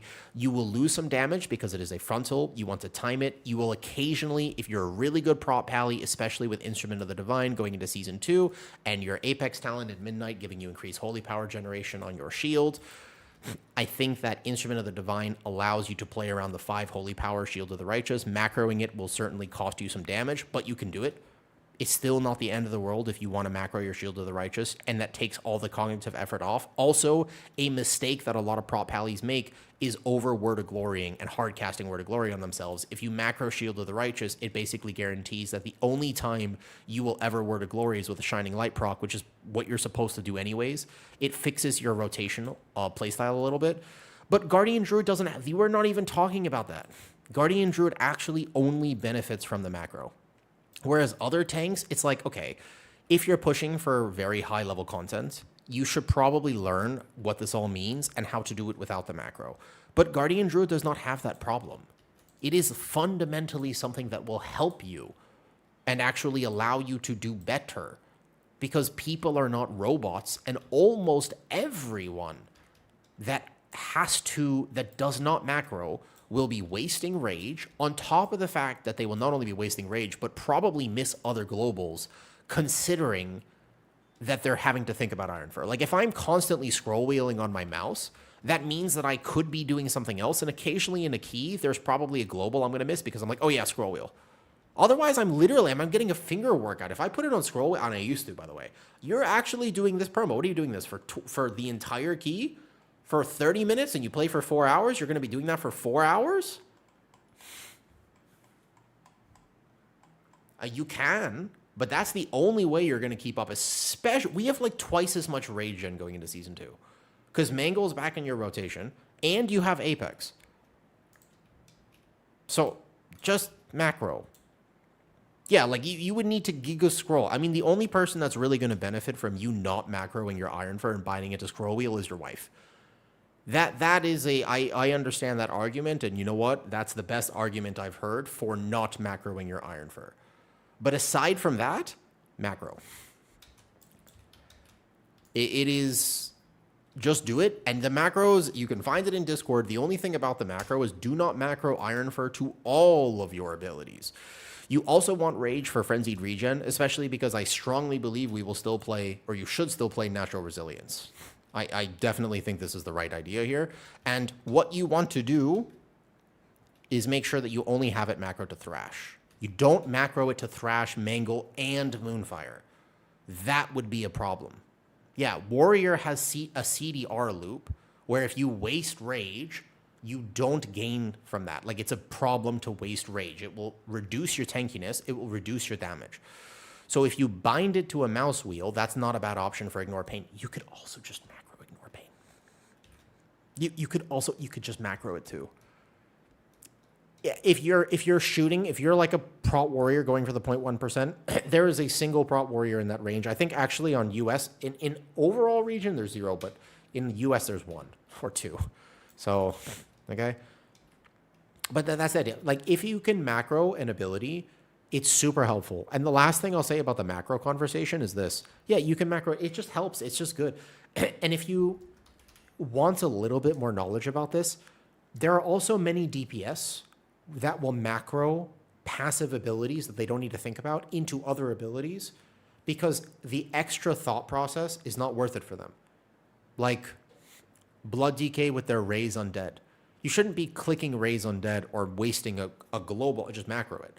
Because you don't really need to game that. Just macro it. You don't think about it. And you'll just have it. As an example. And I think that if more people were willing to simplify their gameplay and focus on what really mattered, I think that it would actually just be incredibly helpful and would help a lot of people. I definitely think that. That's the full rant. What, did I get it? Was that 60 seconds?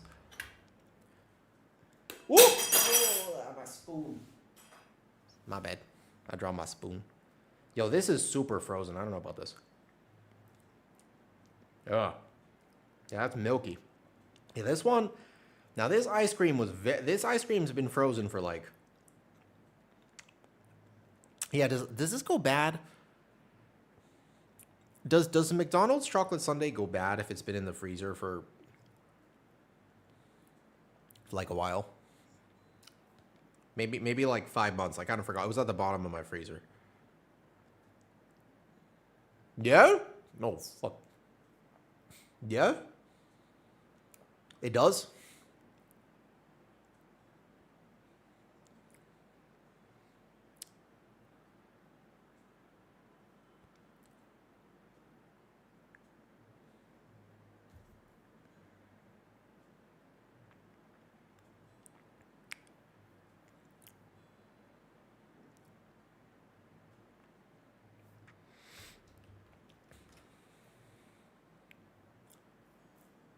Yeah, wait, I was going to say, but it's in a freezer, right?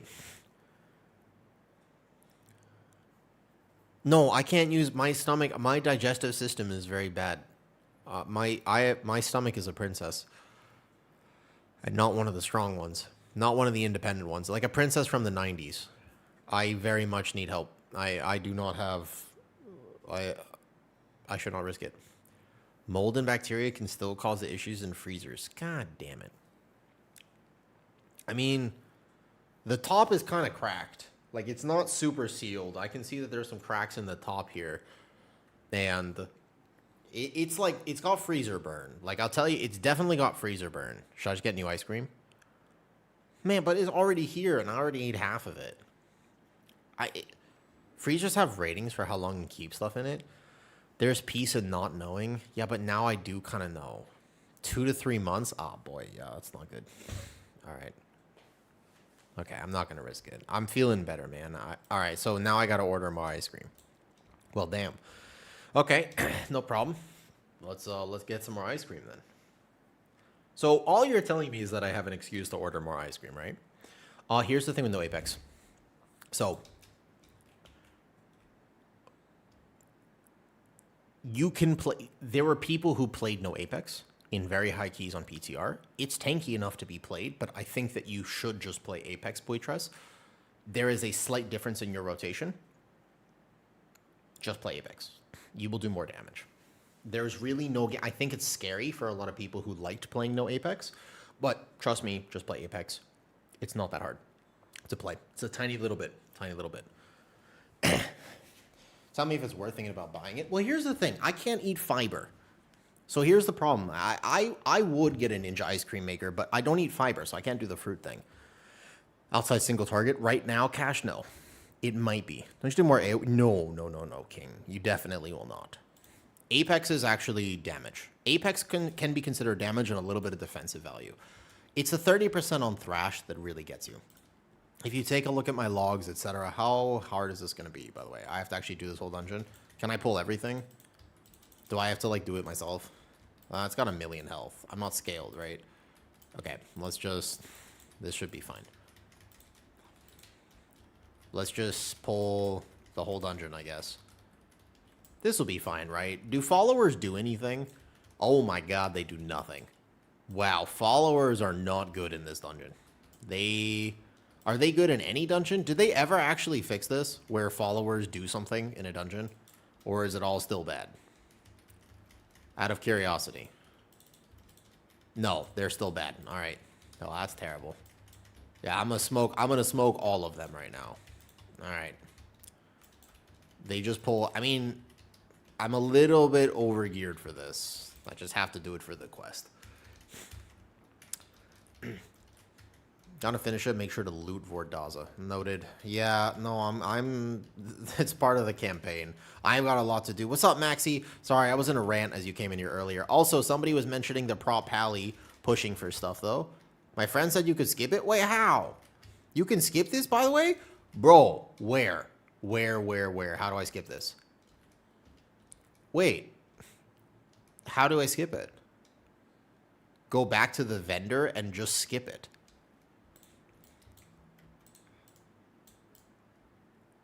Oh my god. Wait, I am so...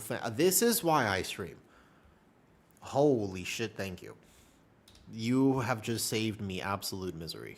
Okay, this is... I should make a YouTube video just about this specifically. Damn. That's huge. Yeah, hold on, let me get this right. I wasn't... Are you... Wait. Stay a while and... I did. I stayed a while. Listen, please. Is this done?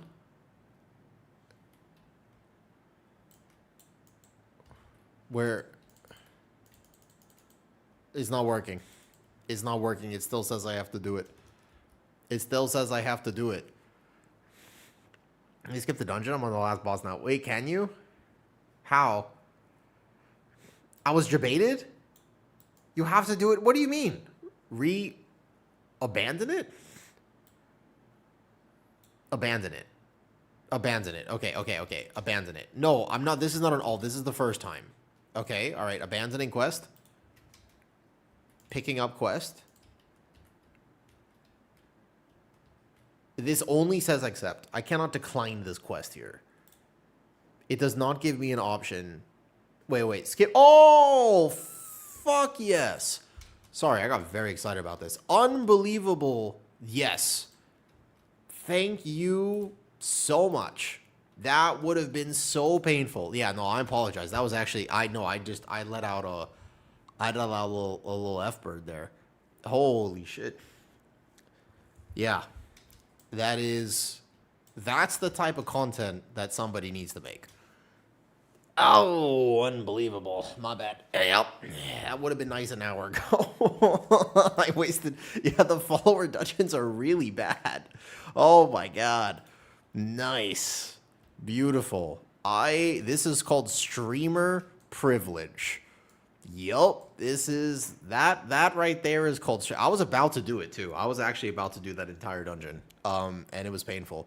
I remember when they made us do Den of Nalarak in the last campaign, and that shit it took like 40 minutes because the followers are so bad that, and they also just die and they don't follow you and do anything. Oh my god, amazing.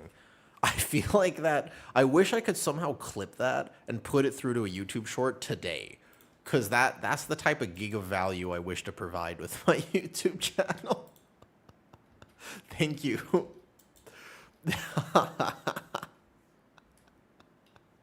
Probably should not double the damage output of the top DPS. What do you mean? What am I doing here? I have to defeat somebody. I can do that.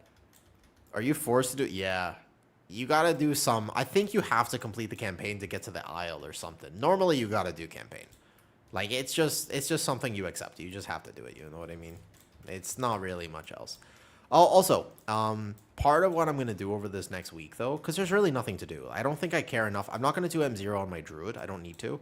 The advantage of not being in a Hall of Fame guild is that I don't have to have 3 item levels on some pieces going into the very first login on the next season. That's nice. Very nice, very nice. Never have to worry about that. So basically, this week is a setup week where I'm going to update the Discord. And I don't know if Zenzar is still here. I meant to say hi to you earlier. I was distracted. If there is a hero crest from the end of the campaign, I kid you not, it would be my first craft because of how gearing works for a non-mythic raider. Fun fact. If you are a non-mythic raider, you are still here. Fantastic. There is a way to gear that is not the min-max that many people will talk about. Because there will be many guides, of course, by people who are the Hall of Fame, kind of more pushing for mentality type stuff. They're going to give you some advice that probably isn't true.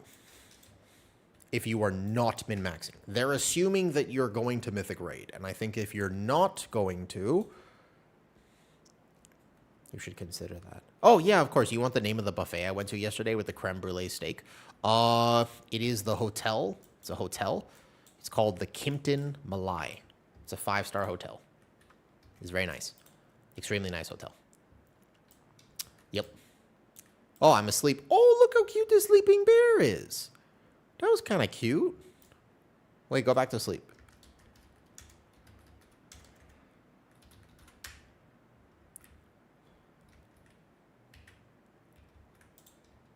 Wait, how do I... Why is my UI hiding? Hide my UI. Alt-Z. You think I'm with... No. Well... No. The main issue with not being a Mythic Raider is that you will be behind in item level until later. Like, you are... The Kimpton Malai... Yeah. You'll find it, Johannes, if you Google it. You will be behind as a Mythic Plus player, especially early on. The middle of the season, you equalize. But the problem is not the 9 out of 6 items. Aubrey explained there's a Wait, why am I accepting these quests? Aubrey explained extremely well in the podcast episode that's coming out. It'll be Saturday. So 4 days from now, I had an hour-long conversation with a Giga Raider, and we talked about what actually would happen with gearing next season. So if you're curious about that, that's the podcast to listen to. That being said, as a Mythic Pluser, the current recommendation is really shit. I don't like it. But there's a weird thing that you're probably going to want to do it. It depends a bit on your spec. For Guardian Druid, I can tell you what I'm going to do right now. In terms of what you have to do, I would wait. There is a small chance that Blizzard maybe changes it. Because currently what you're going to do. Here's what you're going to do. Every single vault, everyone, you're going to take bonus rolls. You will basically never, ever, ever take an item from your vault as a non-mythic raider. As a mythic raider, this changes. But as a non-mythic raider, there is like 1 or 2 situations where you would actually take the item. This involves you killing heroic, to be fair. You have to clear the bosses on heroic. But effectively, the first vault, if you can get tier, you take tier. If you want, for what it is worth, the greatest min-max, you should technically take a socket, which is annoying, but probably just going to be annoying, and for what it is worth, ugh. I don't like that very much. Did the World Tour, you are not eligible to get a 3rd spark this week on that character. What's this? One time was available at the start of the expansion. Wait. What the hell? Characters in Season 1 will no longer be able to do... Can I share this, Caesar? I'm going to make sure... What else have you sent me on Discord? Goddamn. I want to make sure I'm not leaking any DMs that will get me banned. Wait. What? Okay, they fixed that. They fixed this. Wait a second.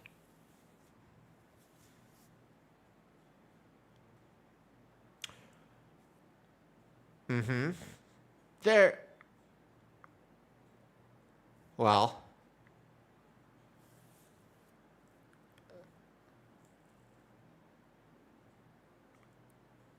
Uh-huh.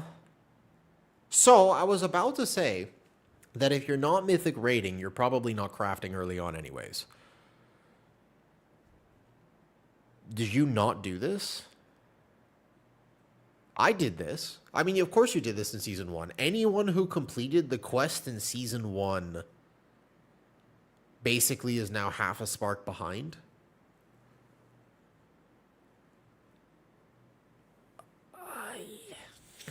Oh, that is tough. This doesn't get all heroic crests for crafting. Well, so basically, here's what's up. You probably don't do a heroic guy. You won't do a crest guy, because it's going to take you several weeks to get enough heroic crest to actually max out as a non-raider. What's up, Mr. Just Blinks? Good day, good day. The idea, though, is that you're probably not crafting with mythic sparks, with mythic crests anyways, because almost certainly what you're going to do is this. First vault, you take sockets. Second vault, you take... Well, sorry. First vault is not... It's this week, and you can't take a bonus roll next week. So this week, you hopefully... try to get tier. So you would probably do M0 week just to see if you can get a tier piece, which maybe means that I actually have to do M0s, don't I? That actually sucks. I don't know what delves are going to reward me as, so you want to fill this up just for that. All right, maybe. But then every week after that, for like the entire season, you basically just take bonus rolls. That is what you do. That's literally what you do. You take bonus rolls. Simply. That's it. Because if you get the item that you actually want, it does not remove it from the lockout. And so long as that system exists, the right option is you take the bonus rolls. Then what you do is you go into raid and you kill every week the last boss on heroic and you bonus roll. You want to do it in Guardian to try to not get this trinket that you don't actually want, or the weapon that you don't want. So you don't want the font of Venomous Rage, and you don't want this. You go to Feral and then you go to Guardian, so you dodge the font. Here we go. There's a two-handed special agility polearm that we didn't, by the way, have access to on beta. So you want this. There's the head cantrip effect. You want this. Everybody likes very good head, and this one is a very good head. You will be chasing this head for the entire season, so this is an important one. You want this. Now, the problem with this means that you do need your 4-piece without a head slot. So part of getting your 4-piece on any leather wearer, unlike real life, involves not using the head. And then you have the neck piece, which you giga want because this thing is just over budgeted and they want everybody to use it. It has 2 sockets, plus the fact that you get the extra crit. And crit's not bad. So you want all these items. Basically, this trinket is hit or miss. If you get it, you can use it early on. If you don't get it, it's fine. But you won't upgrade it. You want to take bonus roll, bonus roll. So 3 weeks to 4 weeks of this. Okay? Oh, I think you can catalyze it. That's right. You're right about that. We didn't do that on beta because we just had access to it. You're right. Sorry. You're right on that. You take the headpiece and you catalyze it now for 4 set. Correct. My bad. Yes, that's right. I forgot about that. On PTR, we just bought the other 4 things So you didn't need to catalyze the headpiece because we just had the other 4 slots anyways. But you're correct. That is right. They did make that change. I forgot. So you want the weapon. You want all 3 of these items. But these 3 items have extra power on top of the fact that they're good. And that's a problem. But do you see the problem with that? That's the issue. Because they have extra power, you want to get them as soon as possible, and it's probably better than even an embellishment. Like, this is going to be equal to, if not better than an embellishment, and definitely your BIS late game. The problem with it being for sure your BIS late game is that many people who are not raiders are going to have to be making decisions about long-term power versus short-term power. Yeah. There are 2 big issues that I have with this. Number 1, I have to actually kill the last boss on Heroic from the first week or at least the second week with my bonus roll. So I have to kill it every week until I get this. Then I have to decide what I'm doing with my crest. Because I'll get it at 272, and I could use the Heroic gain, I'll get it at the minimum Heroic, and then I can upgrade a Heroic piece to save, so it's 80 crests per mythic item. I get 1 mythic item per week, but I have to kill the raid boss to get the item. If I don't actually get a weapon, you don't craft a weapon. You cannot craft a weapon. Do you understand? Almost every season, the right thing to do. I mean, this season, you start by crafting a weapon. You definitely craft a weapon, and the reason is because it's your biggest power upgrade. A weapon is your single greatest power upgrade, especially if you're a 2-handed weapon. But you cannot craft a weapon this season.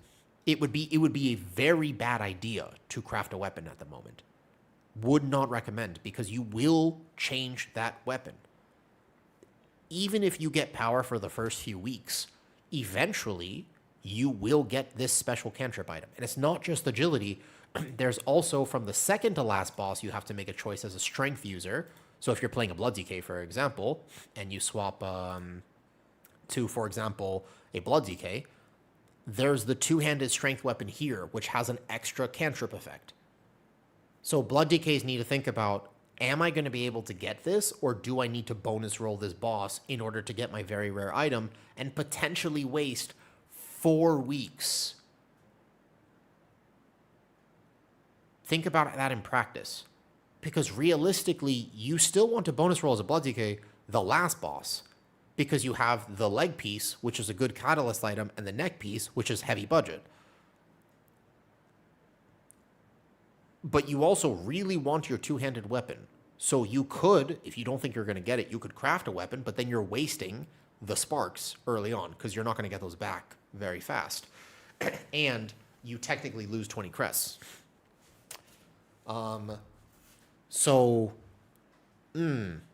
Little weird on how you're going to do gearing in the upcoming season because of a lot of this interactions. Does that make sense? Really committed to the 1 step forward, 2 step backwards. I believe that these are not so good changes, but there is a great episode. I filmed it already. We talked, Aubrey and I had a great conversation about all of these things going into next season and how it's not as bad if you're not a Mythic Raider, but you will be behind. And I don't love that. There's no benefit of doing... No, Quinn. Opposite. There is a massive benefit to doing Mythic Raid, but let me explain why. It's not to get access to Myth Track, because you can bonus roll only 1 item a week.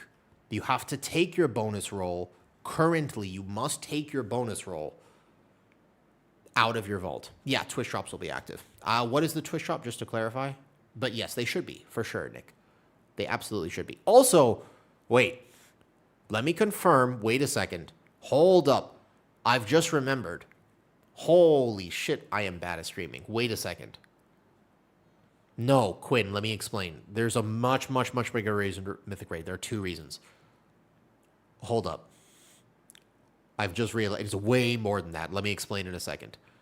It's not to get access to Myth Track items. It is specifically to save hundreds of crests. You will be weeks ahead on item level. Because every item that drops from Mythic Raid and the vault from Mythic Raid is fully upgraded 6 out of 6. To clarify, what that means is that if you find gloves in your vault from Mythic Raid, they drop at 289. Whereas a Mythic Pluser will get this item at 272 if you were to relate this to Season 1 terms. And that's even from the first 2 bosses. You don't have to kill the last few bosses for that. Every item and every bonus roll in a Mythic Raid environment is fully upgraded max 6 out of 6. So we have a cap of Mythic Crests every week. That cap is not lifted until about 3 weeks into the season. In other words, if a Mythic Raider gets an item, then that item is now X amount ahead.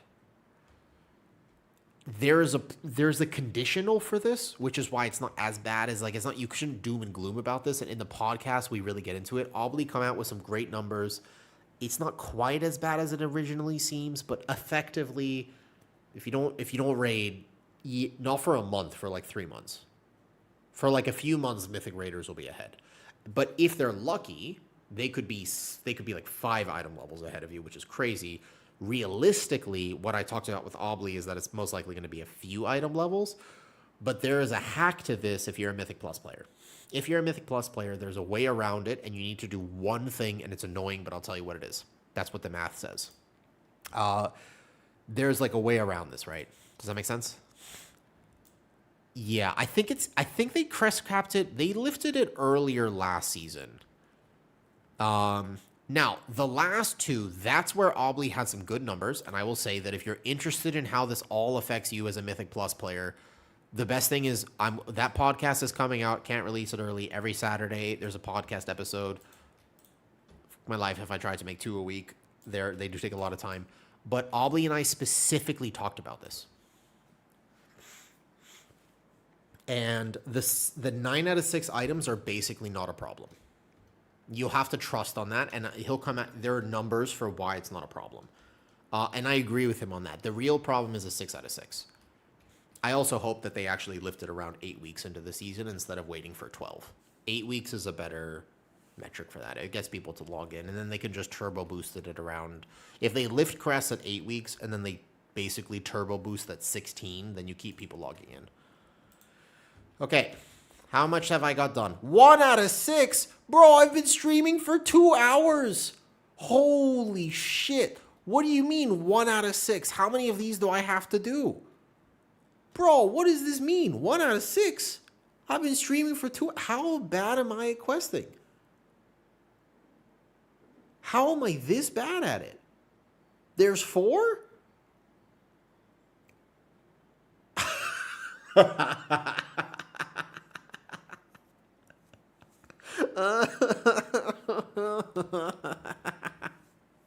Bro, it's been 2 hours. Yeah, of course, Legend. It's in Discord as well. Don't you fear. Sorry, I didn't realize. I thought it was at 2 or 3. I didn't check. I thought it was at 2 or 3. All right, it's okay. No complaining. Once you do it once, you don't have to do it again. Oh shit. It took me 2 hours. That's true. All right. Oh well. All right. Where am I going next? I just started up to it. I've been on PTR testing because I didn't know if they released 1 out of 6 last week or whatever. I wasn't playing. I was on PTR. It's a different game client. Let's say really is only important if you want to be like 1% of gearing. The gearing thing is overstated, just like the whole boosting argument has developed a mind of its own. There is a real argument for what boosting does to Mythic Plus, but it's way too much. Like, what it actually does is not nearly as bad as what people think it does, to be fair. But there is a conversation, and we cheapen that conversation by just making blanket statements. I liked the podcast with Obly because I, as somebody who does not like raiding, and I'm vocal about that. I'm not shy about it. Raiding is not that fun to me. Man, it feels bad, and I was super doom and gloom about this. I will say that after learning a little bit more about how this will actually play out, and some of the ways around it and the statistics and kind of the numbers from stuff, I will say I'm not as doom and gloom. Like, it's okay. It's just frustrating because I thought season 1 was good. Like, I just didn't think they needed to change anything. I thought that people were pretty happy with season 1 gearing. I think that they need to incentivize raid a little bit more, but I didn't think they needed to do this.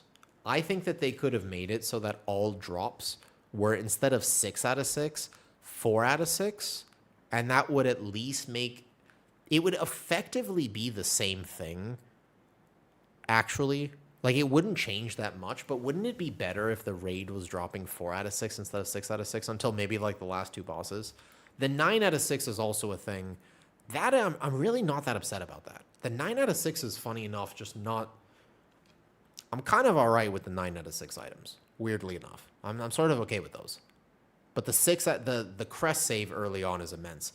The main thing is that raiders will be able to craft.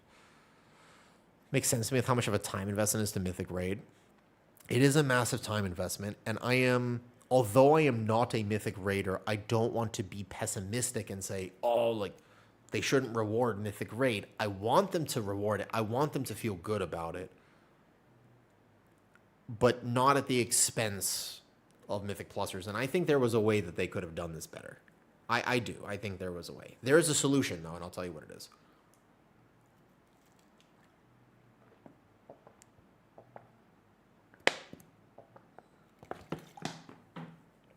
It's a little too much, I think. You could uncap it. Now, to be fair, uncapping Crest is the easiest solution here. Crunky, 100%. You uncap Crest and this problem is gone. You're still rewarded to Mythic Raid, but you would literally just... Yeah, you uncap Crest and the problem has actually solved itself. Is this season worth a comeback? Zen Midnight is fun. For what it is worth, to be fair, darling... That is a hilarious conversation, and I will get back to that momentarily. Darling Owl, correct. I asked this question before, and it's a weird question. Think about this. I'm going to wait for this. I see there's an ad running. Let me wait for this ad, and then I will ask you a much better question about Raid. Because you're correct. I agree. I think that's very interesting. Zen, yes. Midnight is super fun right now. Yeah? The ad is over? Oh, it still says it's running here. I tried your Spec for Guardian last season. The only reason I could try to tank Mythic Plus. Oh, damn Nate. There will be another build. You could still, and I kind of want to make this a video at some point, if you want to play the same exact Guardian Druid build, you could, but there's a better one that's not that much harder. And I would recommend the better build going into next season. There's a bit more to it, but not that much, and you could totally play it. If you liked Season 1 Guardian, you will like the new build. Do not fear. Yeah, sorry. I gotta do the quest, it's true. I mean, I'll do it throughout the week, right? There's not too much else for me to do. Kind of do some alt stuff if I want to, but otherwise, not too much. Will it be for a person only ever tanked on Guardian to get another spec? You'll have to learn. Guardian allows you to fundamentally exor. Then as in PTR, I show you logs, Puffin, 100%. If you want, I can show you logs. So when I was taking a look at all of Yoda's logs on DOTC and some of his runs as well, there wasn't a lot of other people testing DOTC, to be fair. The damage, it's not the survivability or even just how much you can live. It's actually possible. There's a world where DOTC played perfectly is, in fact, tankier. Weirdly enough, like it might actually be a little tankier. But the damage is not comparable. EC full Apex min-maxed does very good single target and very decent overall. It is competitive. It's highly competitive with everyone else. The no Apex Guardian is not that competitive damage-wise to the other tanks. And that's why a lot of people were down bad on Guardian for right now. And then on top of that, DOTC... Their single target is a bit more comparable, but their overall damage is just lower. You could play it. Like I don't think it's not as behind maybe right now as it is right now, but it's less. You get less value. That's why. And I can pull up the logs and show you if you want. Everybody was talking about how low our single target damage was. I did not experience that playing the build that I think will be played. And single target damage matters in keys. My overall was also pretty decent. I would say it's different. It's the fundamentals, and I'll go over a whole thing. I think there's a reason why people hate on Guardian, and most tank players hate Guardian specifically because at the end of the day, I think that people hate Guardian because you can ignore how to tank. It's probably the tank that is the friendliest to get into, but in many ways doesn't teach you some of the fundamentals. If you ever watch me play a different tank, I work so much harder on those other. There's a reason I like Guardians because I get to chill. Positioning being the main thing. The way that I move in game is I don't strafe. Now, granted, I should. And to be fair, in the last tanking video I made, which I think is the best tanking guide I could make, I clarify, it's like, if you are learning how to tank, you should strafe. I don't. I don't know why I don't. It's never, my brain doesn't work like that, but it actively makes tanking harder, and I should. I like playing with this. And if I play other tanks, I would have to consider it. Like, there was a season I played Pro Pally, and I had to adjust my movement a lot differently. But that was back when you actually had more block, too. Renaissance subscribed to Tier 1. Yo, thank you for that up. Does race matter for Guardian? Well, Winkler, it's 2026, so there is no race that's better than another. That being said, in World of Warcraft, there absolutely is, and it's unfortunate. So, basically, unless there's a Night Elf skip, which we don't currently know, you can play whatever you want. If there is Night Elf skips required by the tank, then Night Elf is basically required. But we don't know right now. Because the routes on PTR did not get developed enough where the tank was all of a sudden... I think there's one in Den of Nalarak that the tank might want to do. But otherwise, you can't do it without Night Elf. Basically, I'm a Tauren. I play Cow. I think War Stomp is actually pretty good for Guardian and oftentimes saves things. Like, no joke, War Stomp is kind of value because it gives me an extra little stop when I need it. It's not crazy reliable, but I play Tauren. And unless I had to swap Night Elf for specific skips, the answer is it's fine. Puffin, does that answer your question, though, about DOTC versus EC? I think I actually might still have the logs, and I'd be happy to show you those logs. I don't think I ever... Yeah, no, look. I have them up right now. Oh, Puffin, let me show you. DOTC versus EC. I happen to have this pulled up from when I made the tier list, and I haven't looked at it yet. That's absolutely fine. I'll show you right now. Yeah. I'll show you. Let me move my camera for a second. I'll move this over here behind the Opera GX sponsor. And if you do want to support stream, you can do !Opera GX. It is a completely free internet browser for you to try. And it makes me money and supports stream because it makes the sponsor do well. And if the sponsor does well, then I can stream more. So if anybody wants to type in !Opera GX, then that'd be super cool.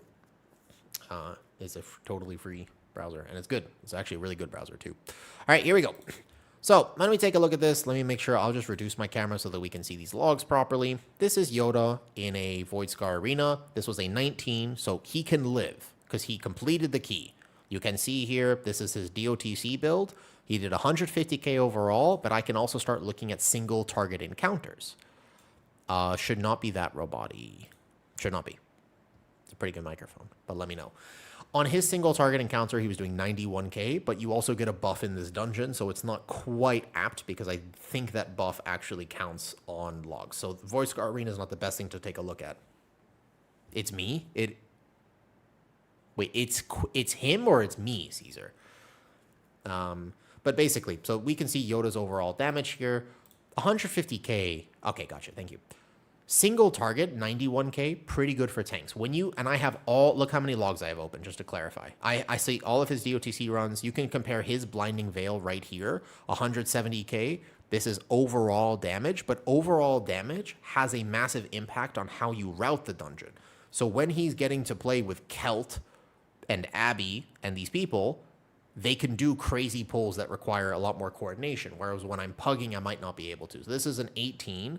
And then I have a Blinding Veil at some point over here. This was Yoda playing the no Apex build, and I was comparing his damage. Zulajan, no Apex. He can tank it. It's 19. He lived. Time the dungeon. 74k single target. When I start looking at my logs, 99k single target. So quite a big difference. This was the last boss, purely single target. You have to compare kill times. So his is a 19, but this was a 17. This boss died at 250. If you extend this fight by about 30 seconds, I do not get another Feral Frenzy. I get one more Lunar Beam. And so keep in mind that 99 is on the higher end. It would be more like 95, maybe 93. But single target is very solid on this. Whereas you compare a DOTC run or like even the Blinding Veil stuff, you can see that his Blinding Veil on his trio boss, he pulls some funnel into it. And this is not a good example. This is the Blinding Veil here. If you look at a specific boss encounter on this, 153k, and he pulled funnel into it. When I do this boss, I'm at like 220. The EC build just does more damage. That's the actual answer, and these are the numbers that basically confirm it, because these are logged runs. He has a warrior. I think when I did this key, I had a shaman buff as well, which matters. Route matters. I don't know how many pulls he did. He did 2 pulls before this. A chain, I think I did 3, so overall damage will be different, but basically the EC build does much more damage. That is the actual thought process behind that and where the numbers come from. And a lot of these, in this dungeon, not a single one of these bosses is truly single target. So this is not a good dungeon to compare in, because all of these will, did you pull funnel into the boss, will really inflate the numbers on the log, if that makes sense. But you can see his damage here is significantly less than his other DPS, whereas if you take a look at my runs, that is not the case with the build that I was playing, where I'm a lot closer to my other DPS players. I think overall here, I had to pull this area safe because we had 2 clothies, so I remember my overall was a little lower, but I'm at least sitting at 203. And if I was playing DOTC, this might be like 170. So it's a notable difference. It's not crazy. Make sense? And single target is a big differentiating factor. So those are the logs. It doesn't equate completely.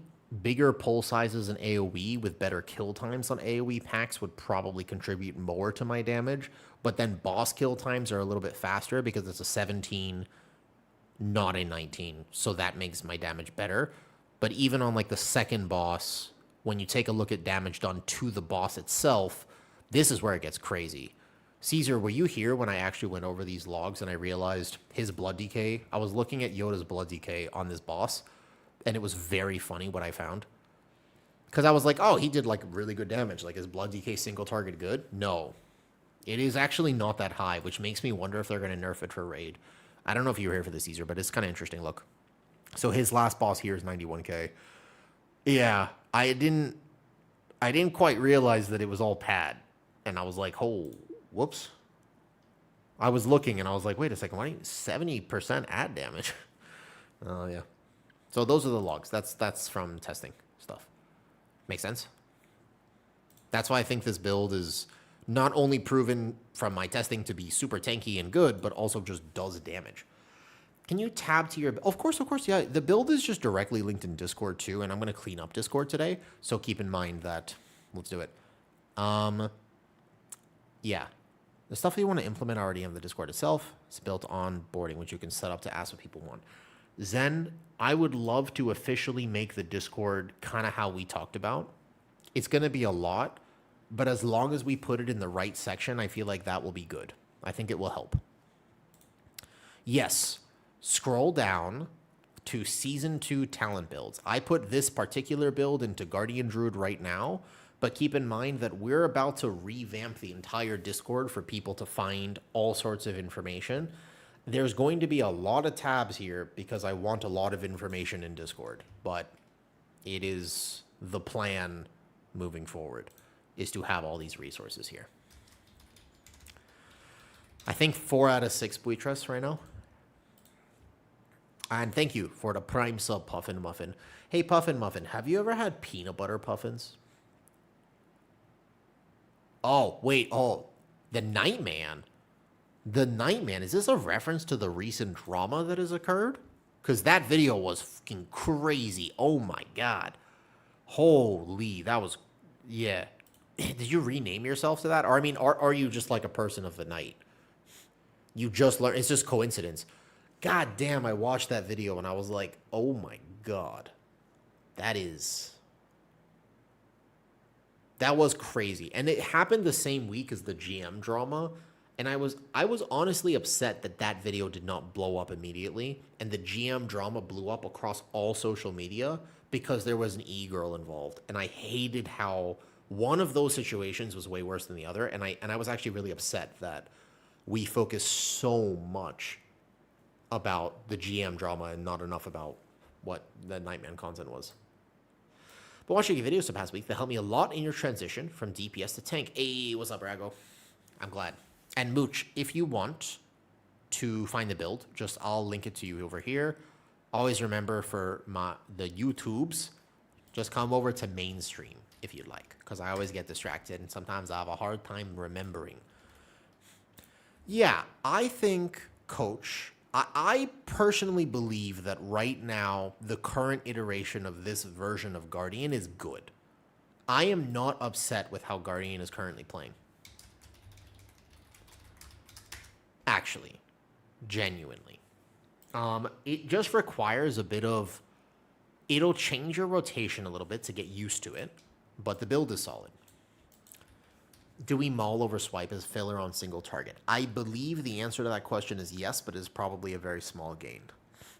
Will you update your profile? Yes, Akamuni, I will. Not only will I do that, but I'm also going to update for the Ellesmere profile and import and basically given exactly how I do this.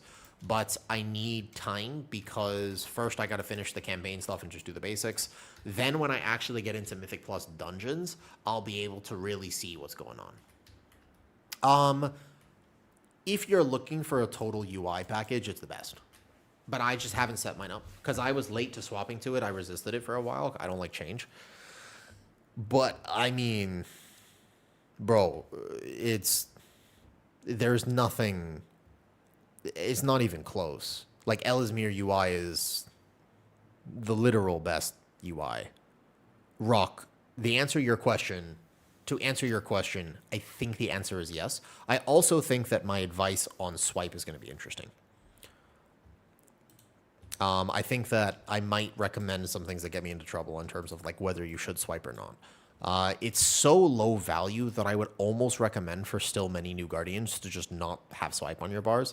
But technically speaking, it is now a filler to proc gore, given that Mangle has more value. But God, it's going to be a few percent. I've watched your guide video. Yeah, so I think that the question I still have is whether or not I would min-max the Thrash Maul Thrash. That would require me to make a cast sequence macro so that I don't have to consistently worry about it because I want to macro my Iron Fur. And that would be the best reason not to... It would be the only conversation of not macroing your Iron Fur if that was worth doing, Brock.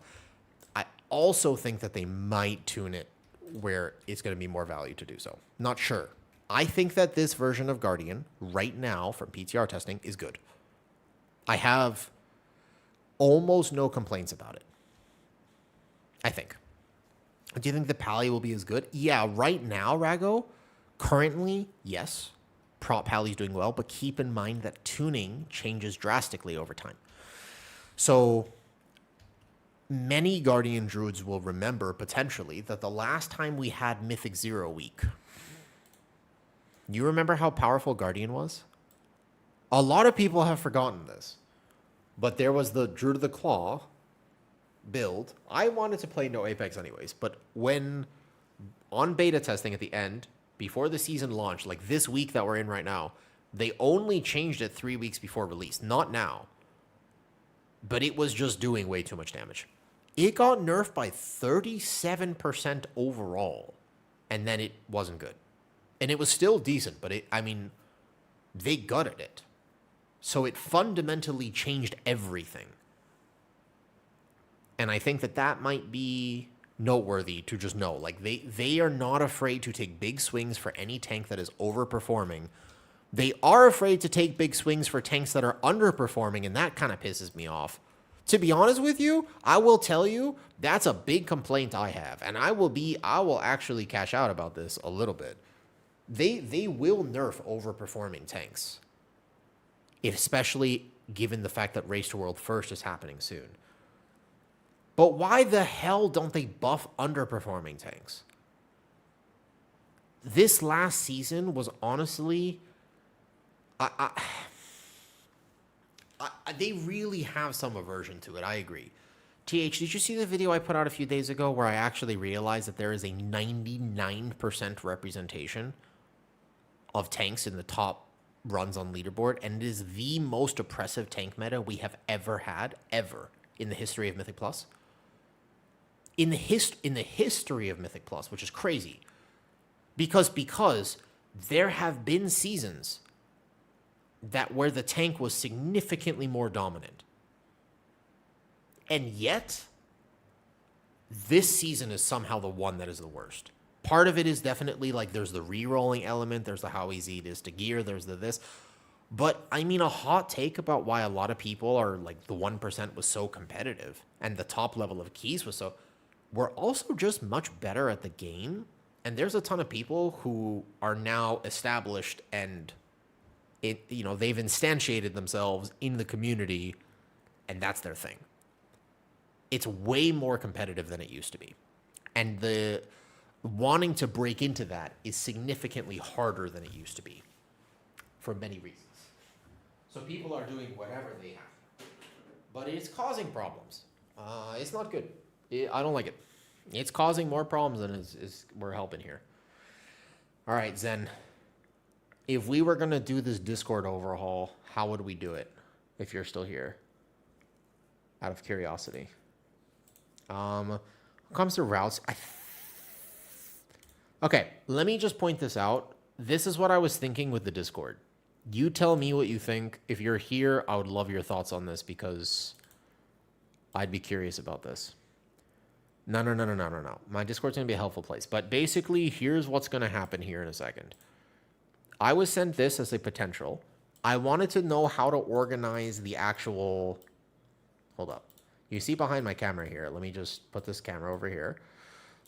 I want to make a separate build, but it's just going to have a tab. Literally, it's just going to be... There's a lot of specs in WoW. So you see how there's a lot of things here. If I go tank builds, DPS builds, and healer builds, that's going to be a lot of tabs on the left. So there's going to be a lot to scroll through. But I think this is the easiest way to keep track of resources for people to just quickly find like Guardian Druid build here. And then below this or above this, there can be the UI. And then above that, there can be like the just general discussion chats and stuff like that. Maybe don't. But I think Zen is normally pretty good at it. And if Zen has a second, I'd love to just ask him. He's the one that made my current Discord. I don't actually know how this stuff works, really. I just kind of... But I want there to be a lot of resources, so that's kind of the plan. Oh, I have to check if my thing... Hold up.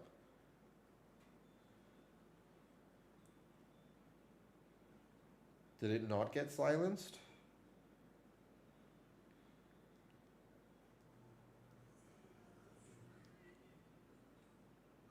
Oh, good. It doesn't look like it got silenced.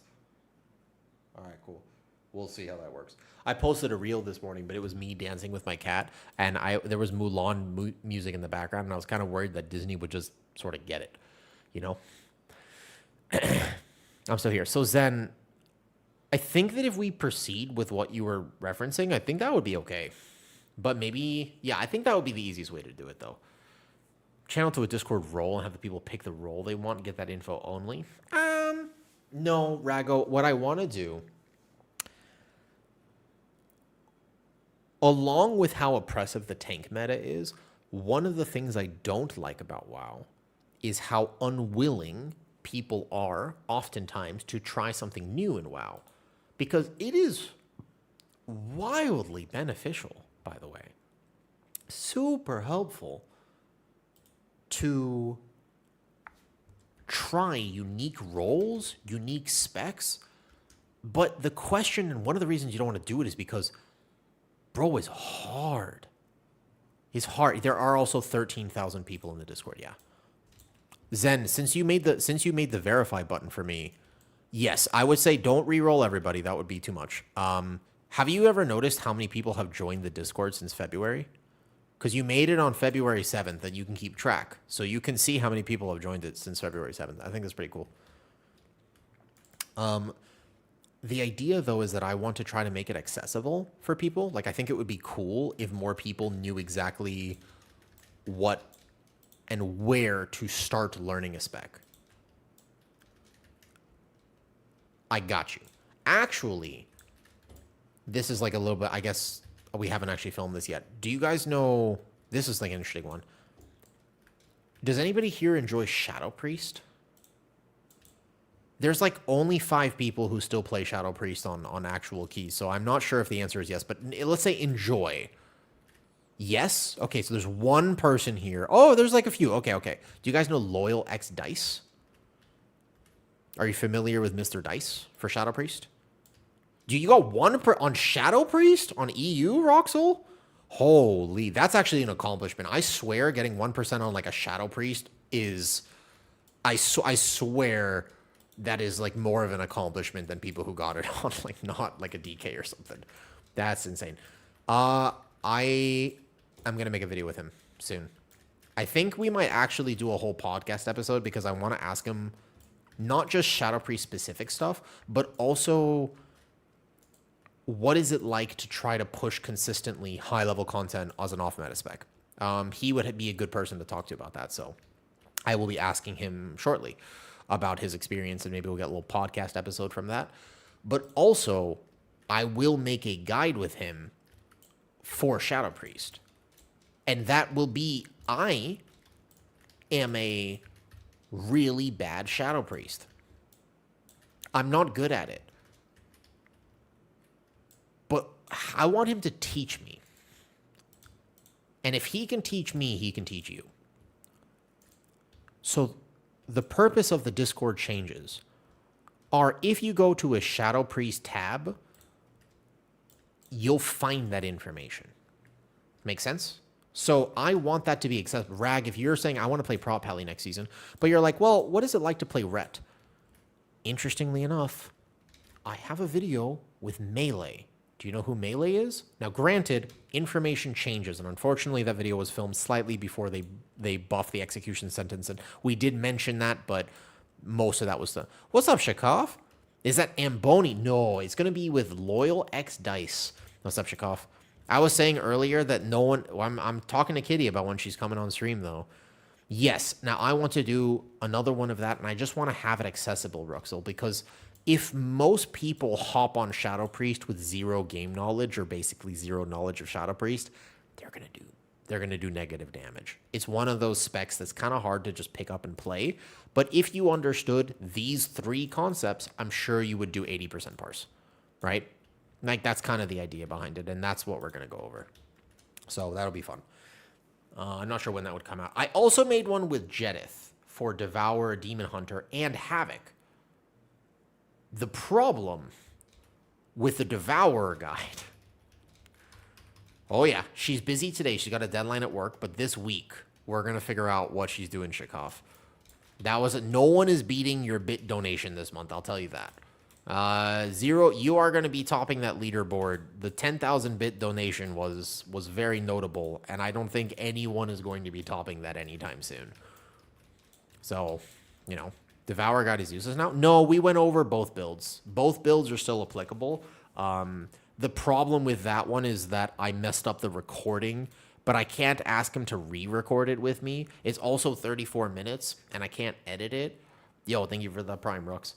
The problem with the Devourer guide is that it's really good information. Like, I actually went in having never played that spec, and 30 minutes later, I was like, I know how to play this. Like, I actually immediately was like, this is exactly what I wanted from this, because I thought to myself, I go, oh, I know how to play this now. Like, I would be able to walk into a key and play it just because of that one video. But it's not the worst thing in the world. I'm just kind of a perfectionist. And I struggle to put out content. I think I might do a little, like, this is from the future and stuff. Yeah, I live in Thailand, Rago, so my streaming hours are weird. For me, it's 3:30 p.m. right now. It's the middle of my day, and I have work in the morning and work at night. But if I take a look at the Jedith, and I scroll down.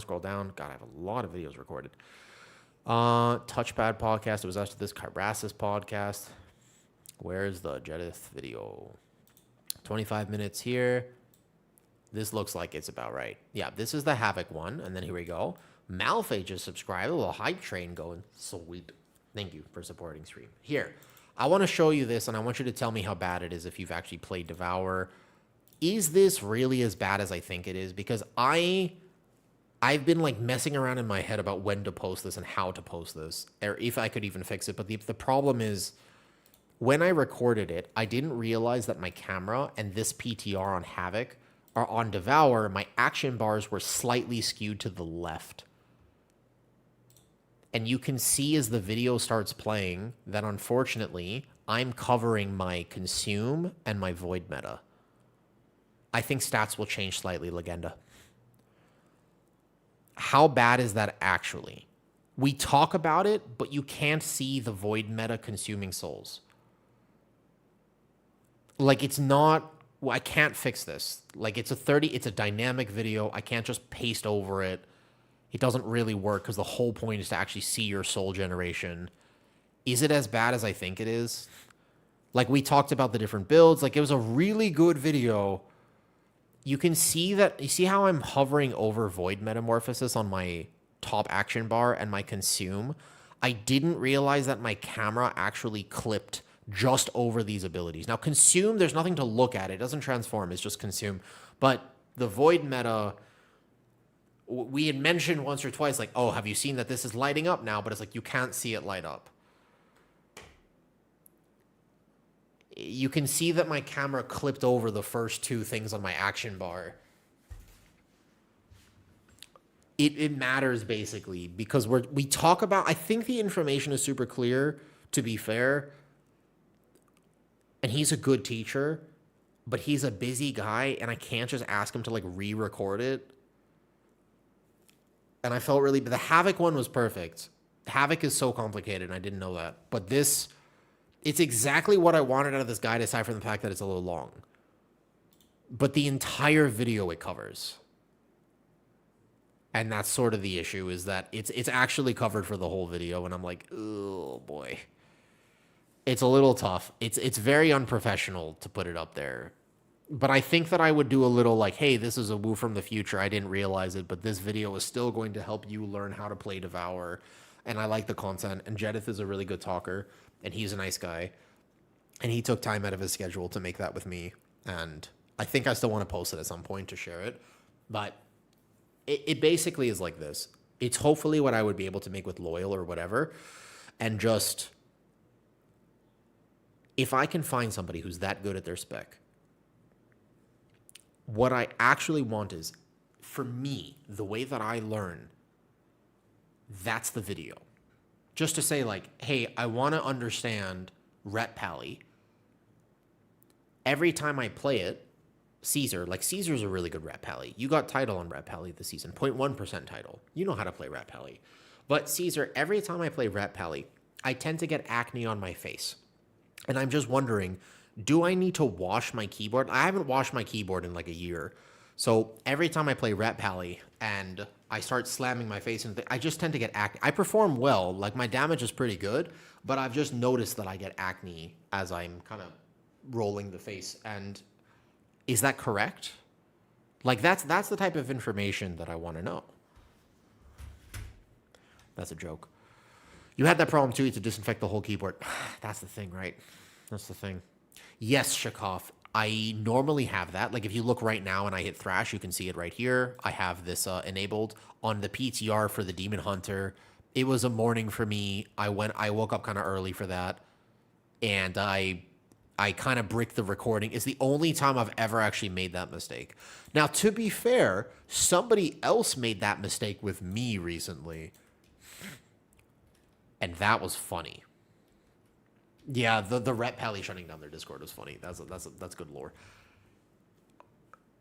Somebody reached out to me and asked me if I would record a video with them about tanking. I said, sure. I'm down to collab. So we sat down. I took time. We recorded a whole video. And then I got a message a few hours later.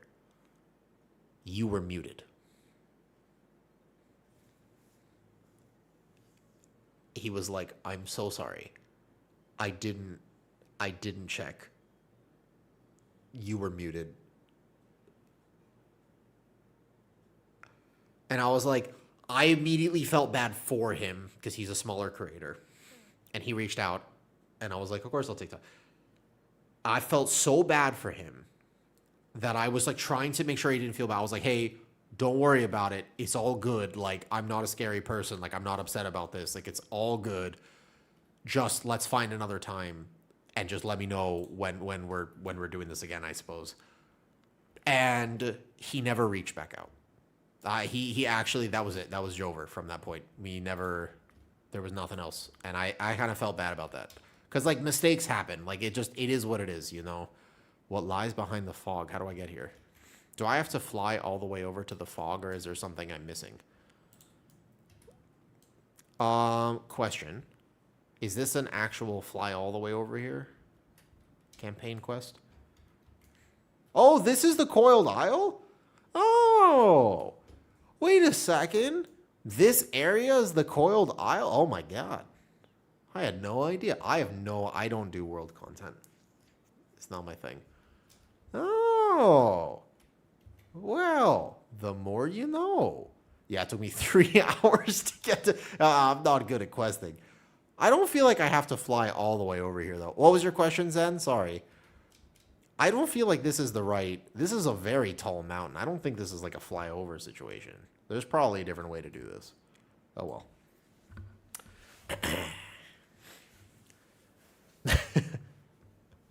Oh, look at that. What was your question, Zen? Routes for each map or big channel?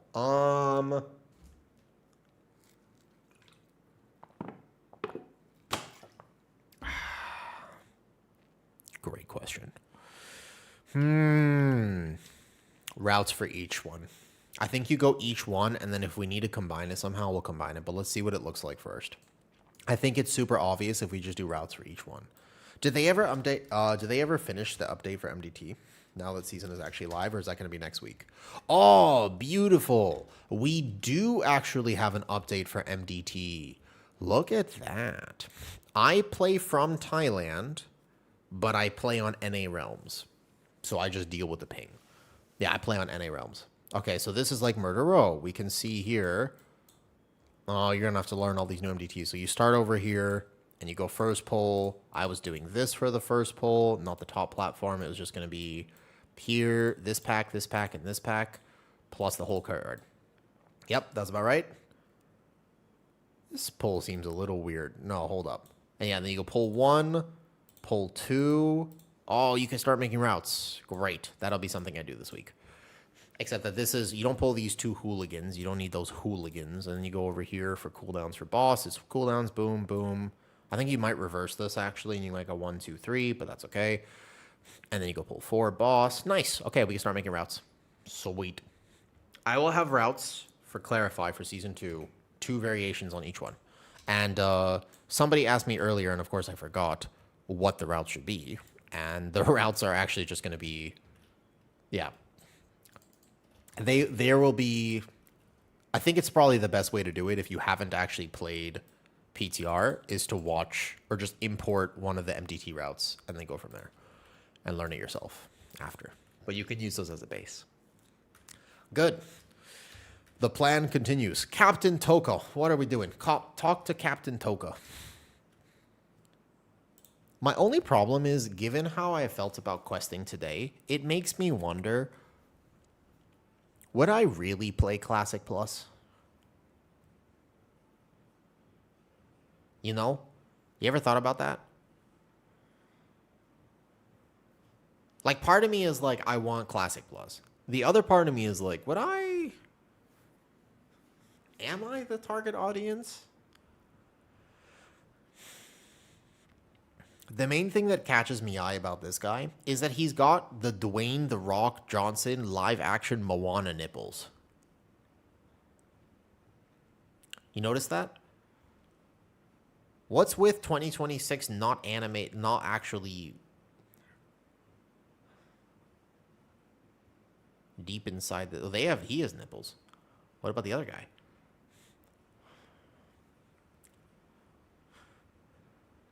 I'm watching it. I'm caring about the story. Yeah. Did you ever see the Marvel Rivals Captain America jiggle physics that came out? Wasn't it Captain America or something like that? I don't remember who it was, but it was Something along those lines. There was a male figure who came out, I think it was Marvel Rivals, and it was just, oh my god. Why do you think I play Marvel Rivals? That's fair, but have you seen it? Can I show it on stream? Am I even allowed to show it on stream, to be honest with you? That's pushing it. Like, technically speaking, I should be allowed to because it is stream friendly, right? But it's borderline not. Like, I think that it's pushing it. They nerfed it already? I've seen it on streams already. How do you guys all know they nerfed it?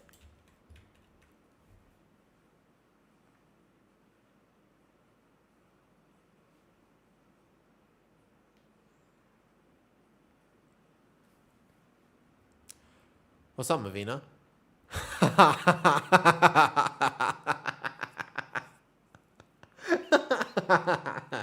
Gotcha. No, I'm just kidding. I also noticed it. It was crazy. I don't know how I'm gonna Google this without scaring myself shitless, honestly. Let me pull it up. Can you find me a clip, maybe, that I can share that may or may not be stream friendly? For this, would it be potentially possible to find me? I don't want to look up a clip myself because I'm genuinely worried. I want to show people that World of Warcraft has untapped potential.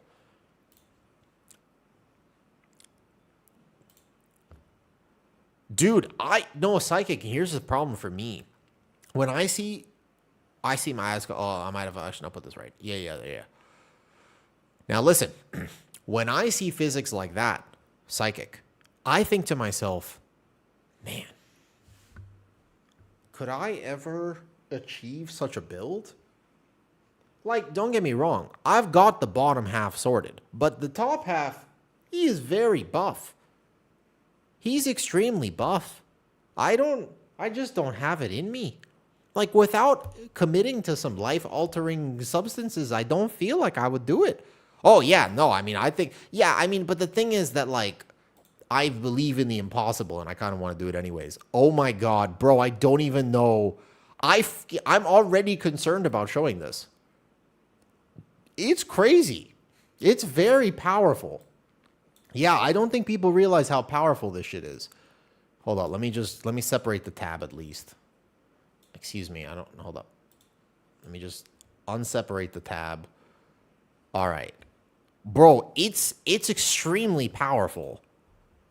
Bro, I'm like, I don't know if I can. Is this the only clip? There's got to be a better clip. Where's the clip of the actual? Hold up, no, there's got to be.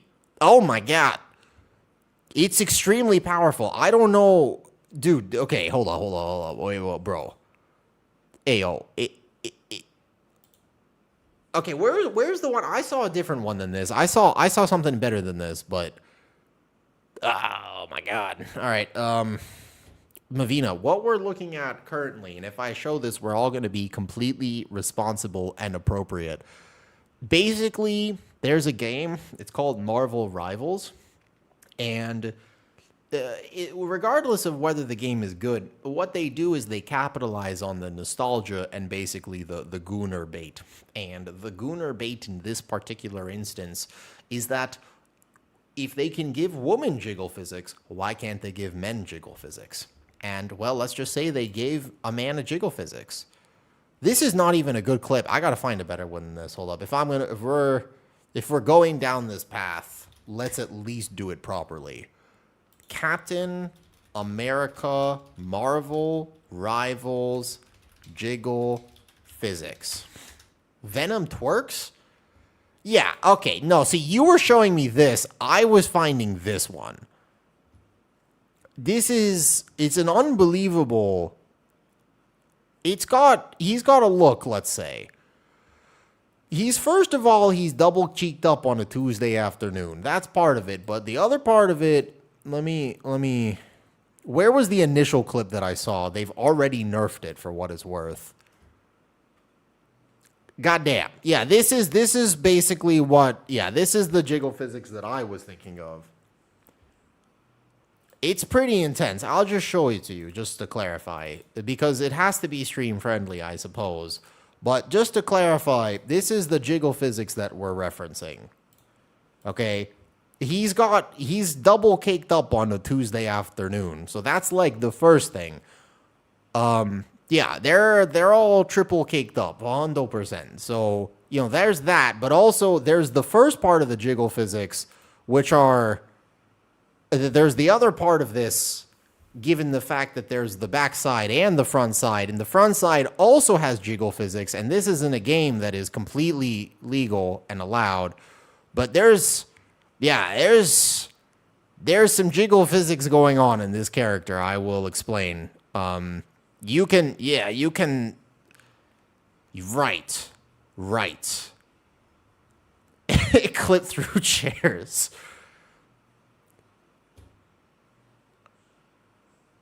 You have the same. What's the problem? It's not exactly like there's a problem. It's more like you don't know if people like you for you. You know, Slide. It basically allows you to be. I mean, it opens doors. Let's say. Yeah. No, yeah. I mean, I can relate, of course, to this problem. It's a very specific problem, but of course, yeah, we all have our gifts. That's why I have a good personality.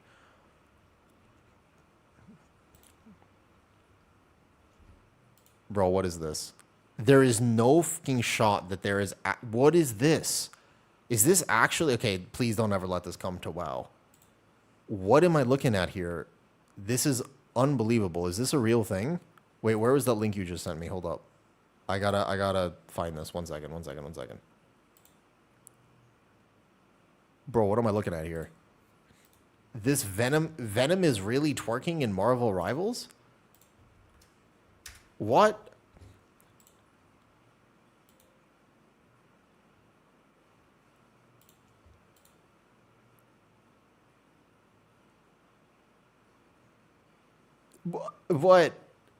What? Why is he dripping? Why is he dripping? What is going on? Why does his face have eyes for hearts? Granted, this feels kind of canon for his character, I'm not going to lie. But also, what is this game? This is an official Marvel game. That's not even how you twerk. That's not even... All right, let's get back to the campaign here. That's not even how you twerk.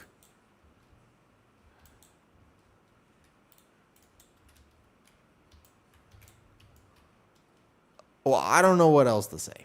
No more needs to be said. Just know that that exists, I guess.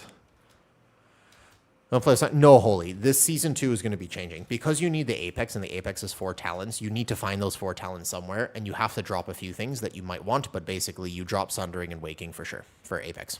Apex is worth playing. You have to learn how to min-max the Apex a little bit. You can't just... I think that it will take a little bit of practice for the Apex, but it's absolutely worth playing. You want to play Apex. I didn't mind Sundering. I mean, to be fair, Rock, like I played the no Apex build before... it was actually buffed in meta, so I was very used to it already, and I was extremely comfortable with it. But yeah, you linked a thing. I will have to. We're gonna quadruple check every single link that goes through it now, given what I have just showed. We have to keep it in. We have to retain our humanity here. All right. It is. I don't know what you're linking me here.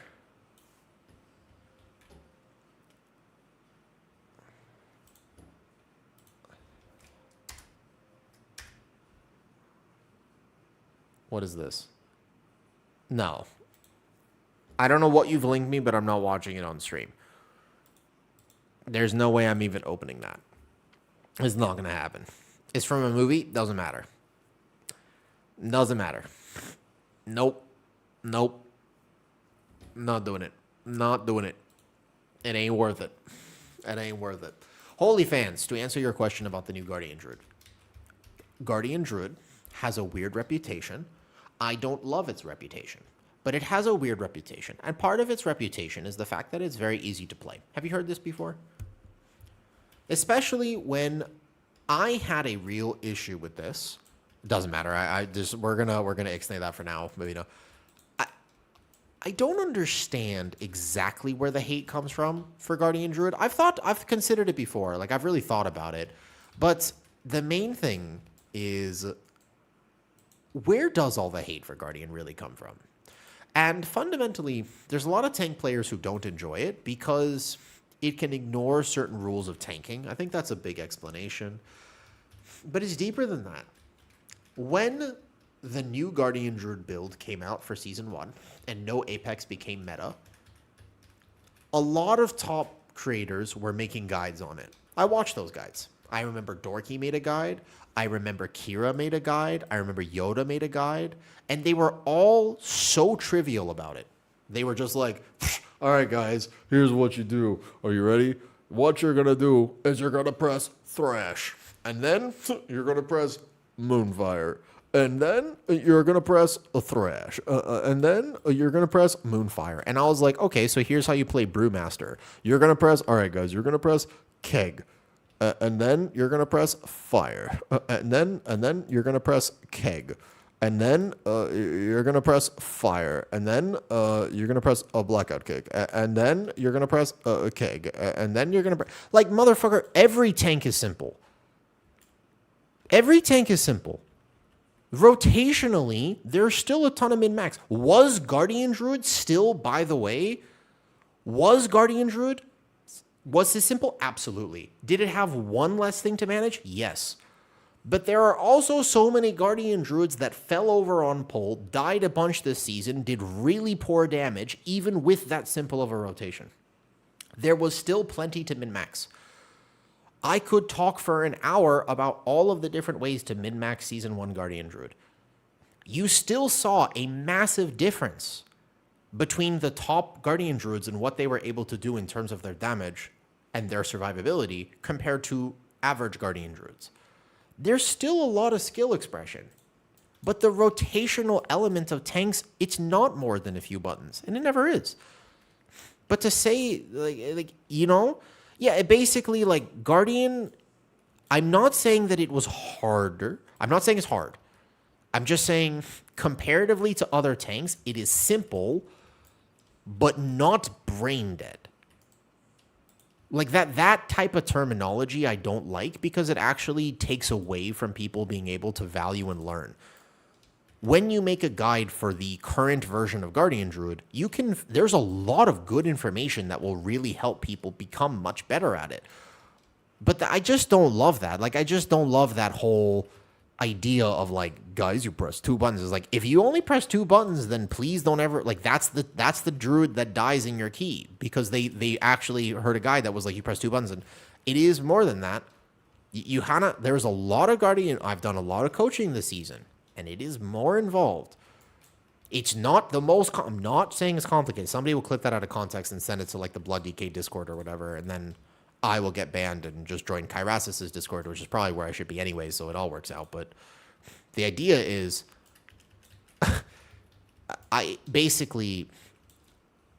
the role of tank has way more to manage. But even Paladin, when you have so many buttons, it's easy to think of it like that. But Paladin has 4 rotational buttons.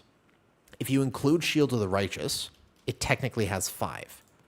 You choose between Shield or Judgment, which is the right choice, and you fill with Blessed Hammer and Consecrate. For new Paladins, I think that macroing Shield of the Righteous is going to be a little bit harder going into next season with all of the interactions and Instrument of the Divine and whatnot, but you could even, as a basic level as you're learning, but you will lose some value if you do so. People won't understand that. I think that it's like, I know a lot of Paladins actually really enjoy macroing Shield of the Righteous. It's something you should get out of the habit of maybe in hierarchies. Guardian Druid doesn't have that problem. I went on a whole rant earlier about how you should absolutely macro your Iron Fur for Guardian Druid. That I strongly believe in. We can have that conversation again, and I don't mind going over that rant again. But you solved the Legion puzzle? Congratulations. Yeah, Roxel. I entered 40 50s as Shadow Priest and tried Bear Tank. Did a few 20s. This season was not easy to tank. I forgot what point I was going to make here. But this season is not that easy to tank. And nor was it that easy to heal. It was a very easy DPS season, which, to be fair, they did say they're trying to help. Like, they did specifically mention that they're trying to change that. But many of the things in Season 2, I don't know if they did a very good job. What's up, Jacob? How it be? How it be? We're finishing some of the campaign chapters, and then we're going to take a look at the Discord. Carnage we're pulling with Moonfire, only spam, barely enough to cover healing aggro. It's true. This new stuff, yeah, new patch is out, but I got to actually do the campaign, of course, for the new season. It's not too bad. I don't like to complain about the campaign too much. I used to actually be in misery with it, but it's not that bad. You just have to do it once. And as long as I can hang out on stream and yap and people keep me company, it's not the end of the world. Oh, right. So basically, Quinn, here's what's up with the Mythic Raid changes. I would wait. I would say the conversation with Obly answers all of the questions that you will have about this, and it is worth the watch. You don't need to find a Mythic Raid team. I will push, and I will get at least the 1% on Guardian next season. I am not concerned whatsoever. I will be able to do the keys I want to do, playing the build I want to play, but I will not raid. If you want to overcome the potential problem of not being a Mythic Raider, there is only one thing you quote-unquote have to do. But have to is strong words. Because you don't even have to do it. It would be the right thing to do, and it's not the end of the world. But there's probably a way to mitigate some of the way that crests work. Well, you have to heroic. You have to heroic raid. Sorry, to clarify, you have to heroic raid and bonus roll every week on heroic. Yeah. 1% for sure. 0.1%, I feel like a lot of people without the network Caesar, like at least people who are caring about the item level, as in people who don't have the network for it, you're going to have a hard time with it for sure. But I don't think the 9 out of 6 is the problem. The 9 out of 6 is not actually that much of a problem nearly at all. It is the early item level and finding yourself above the curve that burns people out early on, because many people do not have the luxury of simply logging into the last few weeks and then playing the game. That is an extreme luxury that many people don't realize. Like, you have to play the whole season unless you have friends who will take you, because you'll just fall behind. And then you're going to be... I mean, you tell me how easy 21s were this last week. I promise you, in fact, I swear, I actually am quite positive about this. Caesar, you can tell me what you think. Maybe I'm wrong, but in my experience, 21s were easier in May when we had 7 less item levels and no folio. Like 21s were easier in May 3 months ago. Why? It's hard to talk about this without offending people. Okay, I'll tell you why. Let me turn on my light though, because it's...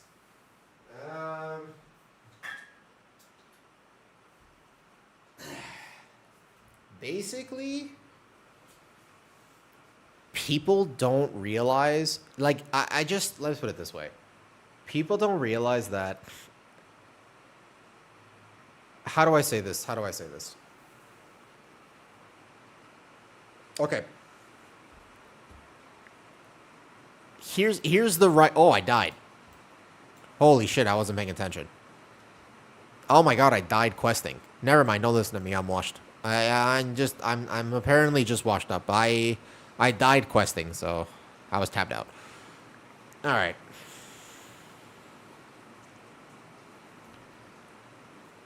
This will probably be a video at some point when I have better, more clarified thoughts on it, because I have to be very careful when I talk about this. I would say the vast majority of people in World of Warcraft do not realize just how much better people are at the top end. Having had the luxury myself of playing with quote-unquote pro players, they are much better than your average 1%ers, even though they are the 1%ers. The difference between the 0.1% and the 1% is way more massive than people realize. It seems like they have extra tuning half the time, but it is more because the level of effort that those people tend to put into the game simply absolutely gaps what the effort of most DPS players are in a 21. A lot of DPSers still at 21 have the words. They have the mentality that they walk into a key and they're like, I'm going to blast. But when you play with somebody who's truly good at this game, they're very hard to find. A DPS player who really cares. They're not just thinking, I'm going to blast. They're also thinking, great, around 20 seconds into this pull, I'm going to make sure I press this defensive. 23 seconds in, let me make sure that I freed him 2 seconds in advance so that it's up for the second set of chains. And then I'm going to make sure if I get first healing absorb, I lay on hands. If the shaman gets it, I lay on hands. If the DK gets it, I don't lay on hands. And then I'm going to make sure I don't kick first because we're going to have grip into kick and then I'm going to kick. They have all these extra things they think about because a lot of times DPS players are actually thinking like a tank or a healer. They're just also really good at DPS. Let alone the fact that they do more damage, they also make a plan. But I cannot express to you that the average DPS, especially even at 21s right now, has zero understanding of any of this. They actually YOLO say stuff. They YOLO send stuff. They're like, damage, defensive. They have no plan. They don't identify. There's like, Spirit Link went down, don't use health potion. They tend to overlap with the healer's cooldowns, which makes the following set of AoE pulse very difficult to deal with. They tend to DPS too early without realizing that that particular tank gather is going to be a little bit more complicated. And if you actually think about the way you lose a lot of keys around 21, it's the little things that stack up and make the run spiral out of control. Sometimes it is straight up standing in a puddle, which, by the way, happens to professional players, but it's the little things that get cleaned up. It's the thinking about the AoE CC on an overlap. It's the understanding what actually makes people good at keys, and that's difficult to say. It's actually it's hard to identify what those points are because most people don't know they exist. If I'm doing a 21 Algothar right now, and we're on the Veximus poll, I have a job. I'm going to do that job. But I also notice if I'm playing with a DK and there is a single caster in the back, he's getting his surge cast off. I don't have my kick. If I notice that my DK grips it at the last second, that's a good DK. Whereas a lot of times they'll just tunnel vision and not pay attention. So the simple answer, which is not productive, is to say that people suck. But it's not that they suck. It's just like there's a whole world out there that exists that most people will never have access to, and they don't realize how different it looks. Never forget that the first key I ever did with Banshers, he pet taunted one of the Lashers in the first pull of Algothar Academy when he noticed my stacks were going to reset. Now, to be fair, I did have a plan, but he still did that. I was just like, cool. No hunter would ever think to do that, except that he's Bansher, so he will, because he's also tanked and healed. I actually would imagine that Caesar might know that in a pinch, if absolutely needed, I'm assuming you wouldn't want to do this, and you shouldn't have to, but in a pinch, if things were spiraling, you could taunt one of the Lashers at the perfect timing and bop yourself, or bubble. I'm assuming that you actually just walk in as a Rapelli and bubble anyways, probably just because damage, and you don't have to move for puddles for your Blade of Justice frontals and whatnot. That being said, there are options, and DPS who think like that are rare. That makes sense? Let me look, Zen. Bellinger, is AoE rotation the same? No. So you're going to stop spamming Moonfire. There's a whole guide. If you're curious about it, I released the entire guide now. It's on Patreon or YouTube members. If you do not have a few dollars a month to spend on it, you can do a free trial on Patreon. And if you don't have that and you really want the guide, I will eventually release it publicly. I'm just not sure when because I have a few other videos I want to make. Maybe I could release it publicly soon. And then we'll see. But also, seriously, if you can't afford a membership to that, just tell me and I'll probably just send you the guide. I've never not sent anyone anything. Yeah. Yeah. And it's just like that mentality. So it's not just that they do more damage, it's just that the coordination and like how efficient damage is, the fact that DPS players will even swap to consider how fast, like how efficient the pull is and prio targets and funnel. Like one of the videos I'm going to make about funnel is funnel doesn't work in lower keys. You know, there's a lot of stuff like that. Hold up. I'll finish this questing in a second. Let me look at the test Discord. You have to make a whole... Did you make a test Discord for me to see? And then you're going to bring it to this Discord? Test a Woo server. All right. Oh. Yeah, so it's going to look like this. Can we just add this to my current Discord? You are that efficient. Damn. Is there a way? So that's... I think this works. Except that we have under tank... I can fix that up. Yes. As crazy as it sounds... You're not supposed to do that, Caesar. Yeah, that's the thing. That's exactly right. And it's very funny. It's also that it spirals pulls. Like people get chaotic when there's more targets in a pull. Here, let me go to the bathroom real quick. Yeah. Let me go to the bathroom. I'm gonna run ad. I'll be right back. I'm gonna get a snack.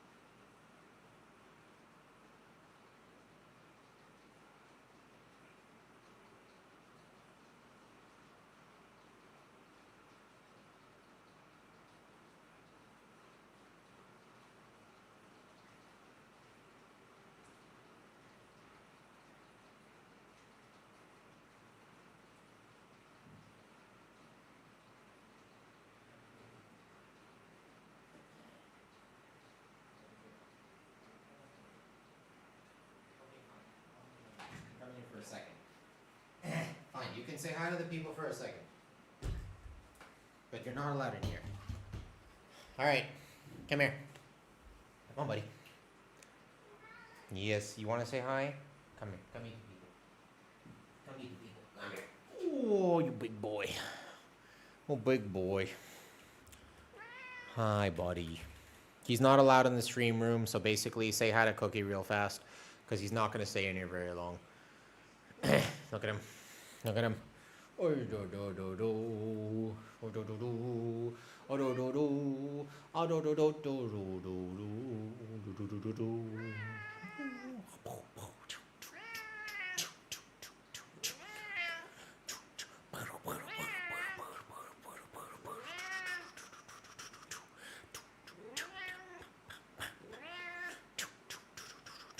He was like, I thought I was getting treats. What is this? What is this? Now I'm just a drum. Oh, do, do, do, do, do, do, do, do, do. Yep, he's super vocal. Do, do, ba, da, ba, bo. Ba, bo, ba, ba, do, do, do, do, do, do, do, do, do, do. Wow.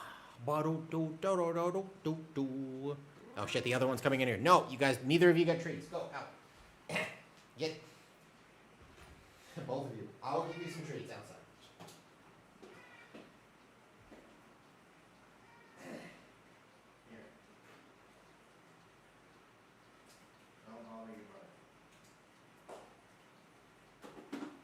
Okay. Fun fact, if you didn't know this, yo, Gong Show upgraded their membership to a Giga supporter on YouTube. Thank you, Gong Show. I appreciate that. If you did not know this, I have social media for the cats. Oh, let me see. Let me see. I'm excited. Caesar, did you know that? There are two things I'm going to tell you right now. The first one is cool. The second one, I need you not to judge me. The first one is that I have social media for the cats. And it's doing well, which is weird. The Facebook is not included in this, but it should be. The Facebook crossed 50,000 followers with like tens of millions of views randomly. That's pretty cool. And the Instagram and the TikTok are both going to cross 20K soon. Reels are hit or miss. It's cool. I made them at the start of this year, basically. Now, that's cool. So there's going to be almost 100,000 followers for the cat. It's just cat stuff. The second thing is that I have a new addiction. Since I didn't get to finish the previous Sundays, and so we basically all decided it was bad. Observe. This is a almost 2-liter bottle of Thai red Fanta. I don't want to hear it.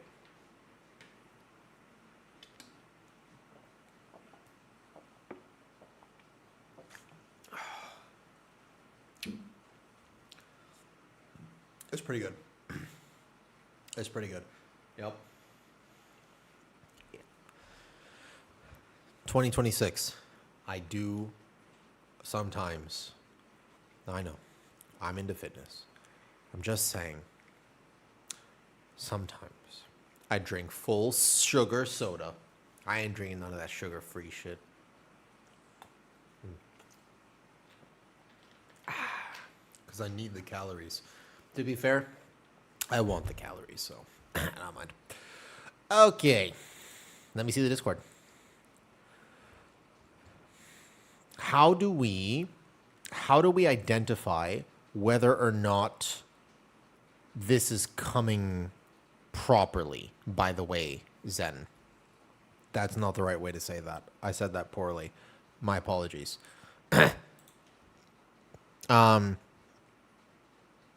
I don't see the update yet. How would we be able to import what you showed me into the current Discord?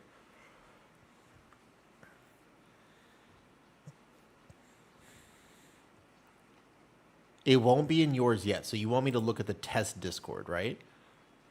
You'll have to do it again. If you want, Zen, because you've actually set this up for me twice, bro, just link me your PayPal and I will pay you something. I will actually just I will deposit some money into your bank account because you're actually doing this for me. Thank you. I had a vision for this. I had a goal, but I do not have the resources myself. I don't know how to do so. And thank you, Gong Show, for upgrading to the support on YouTube. There's currently no benefit to that tier, but it helps. You ain't got to do that, but still, I know I actually know what I want to do for the WoW community. I have a pretty clear vision. I don't have the technical skills of how to make that happen. And so I am the sort of person who is not afraid to ask for help. I will. I will just straight up ask people to help me because I don't know how to do a lot of the things that I want to be able to do. I'm okay with that. I don't pretend to stand on any sort of ceremony here and be perfect at everything. I'm good at what I'm good at, and I am extremely bad at what I'm bad at. Eventually, I probably actually do have to either hire somebody for like thumbnails, or I wish somebody could help me with editing.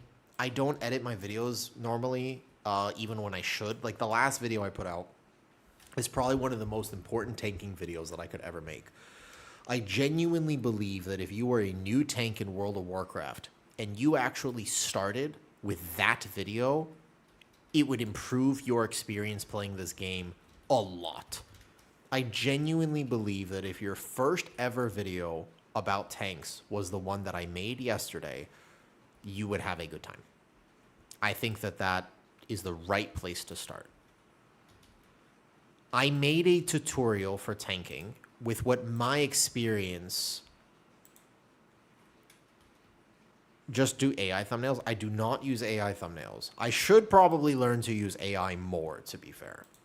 I actually need to get better at using AI. To be fair, AI is really powerful, but I don't really know how to use it that well. I'm kind of tech illiterate. I'm good at video games. I'm not good at anything else. You know? Just draw the MS Paint. Those would be harder for me. I'm directionally challenged when it comes to drawing things. Some out there is just hideous, though. To be fair, one time, Chris said in the Evoker Discord, I used to make AI let me back up here and give you a bit of history.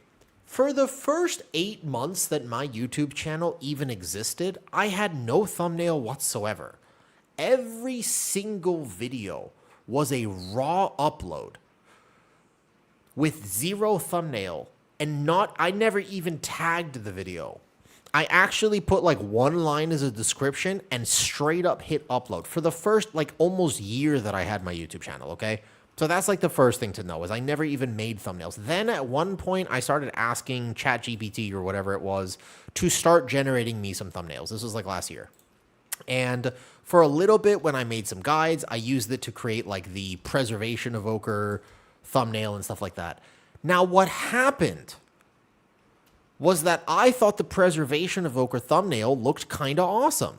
I thought it looked sweet. I really did. I thought it was super cool. And I was like, I really like how this turned out. And it was like a year ago at this point. I went into, for what it is worth, goddammit, I went into the Preservation Evoker Discord, which I used to be friends with. I don't even know what happened. I thought they liked me there. For what it is worth, yeah, I thought they liked me. And then I went in there and I shared that thumbnail and I was omega flamed. Giga, omega, torn apart.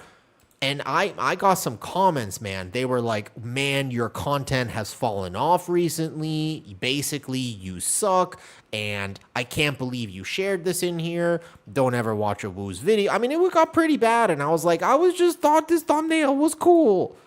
Like, I wasn't trying to be rude or anything. And because it was AI, people were very upset. I understand. Like, there's a whole argument for AI. That's a conversation that I actually, believe it or not, I have some appreciation. That's a conversation, right? But it really was just like, man, Volk was in there that day and he was just like, oh, Woo, your content has really fallen off, man. And I was like, Volk, not you too. I like you. I look up to you. No, I know. So people basically really don't like AI art. But to be fair, it also got me to stop using it. I was like, I don't want people to get mad at me for this. Like, I don't even have to do this. It takes me more time. I didn't even need to make a thumbnail. So eventually, but the thing is that people are so willing to flame online, but not actually willing to teach you the alternative. The reason I made them is because I actually have zero artistic skills. I don't know what to do.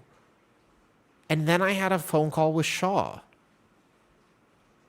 And Shaw was like, do you know how to make thumbnails, by the way? And I was like, I have no clue. Like, I really am quite lost on it. And he was like, oh, I got you. Like, I like making thumbnails. So let me just show you what I do. And I was like, wait, you can do that? And he was like, yeah. So just use this. And I was like, oh my God. And then ever since then, I've made my own thumbnails. But no one ever took the time. People would flame me for either not having one or having one that was AI. But no one ever actually bothered to take 10 minutes to actually teach me what to do. And then Shaw did. That was Shaw. That was Mr. The Tank Shaw. The first time we ever made a video, we were on a long phone call talking about stuff, and super nice. And he was just like, "Let me just show you how to do this." And I was like, "Oh my God, like that's not that bad." You know? Yeah. And I really appreciated that he took the time. I never forgot that, actually. Now, to be fair, there are other individuals. Let me put it this way. There is a particular individual that I would love to initiate coitus with at some point in the future, perhaps the near future, that has also been trying to get me to use a certain thing for thumbnail videos, right? Because they may or may not have a more successful, easy way for me to make those thumbnails. Now, I should do that. But I'm lazy.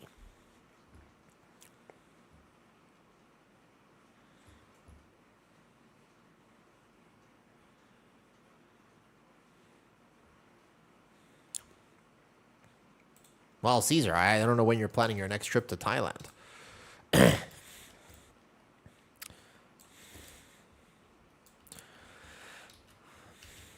No, it's not that, Kitty. It's just that I get distracted by the... It's just basically when you try to teach me, I get distracted by the large... There are conflicting factors when you try to teach me things. My mom always told me that I have a big heart, and you know, the thing about my big heart is that the doctors, they tell me it's a bad thing, but my mom always told me it was a good thing. And I get distracted since I have so many feelings for you. I get distracted by my big heart. Caesar is not good. The doctors are like, your heart is too big. And I'm like, oh, that's my mom. Yeah, sorry, Da Vinci. Here's what's up. The way that yeah, please do.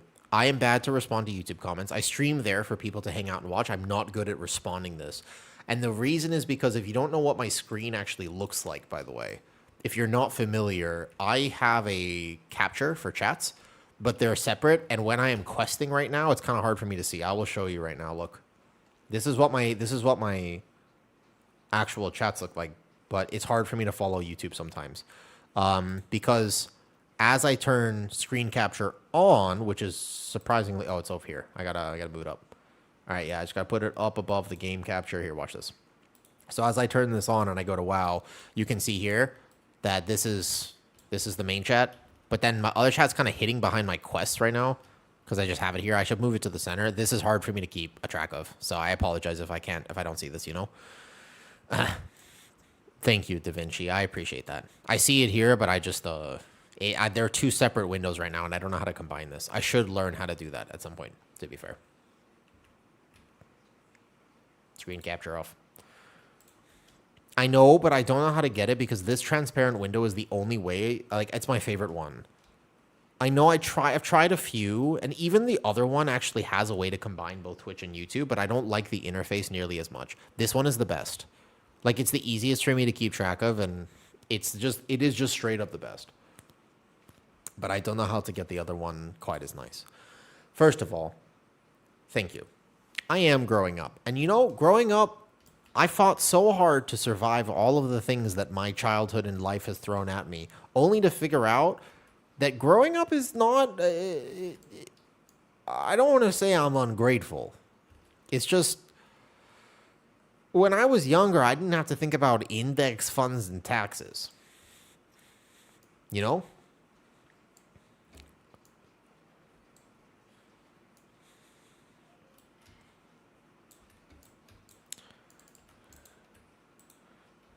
Oh, thank God. All right. 2 out of 6 of the campaign done. How long did that take me? 3 hours? Oh, boy.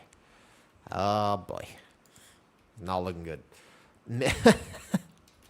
Mostly today, by the way. I actually, now that you're here, luckily, if there are tank mains still watching, I would love to get your thoughts on some stuff.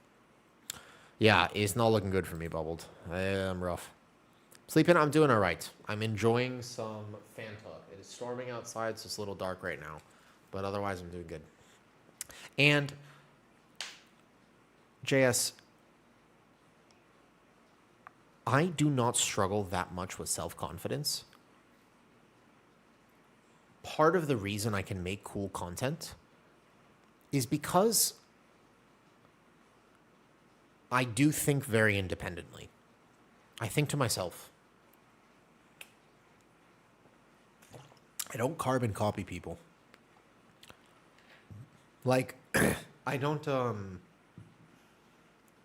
do what everybody else is doing. Now, this lands me into trouble sometimes because sometimes you should. To be fair, sometimes you probably should. But for me, I like to do things my own way. If there's one thing that I want to work on next season, it would actually be studying a little bit more about what other people are doing. I think that's a skill that I could get better at.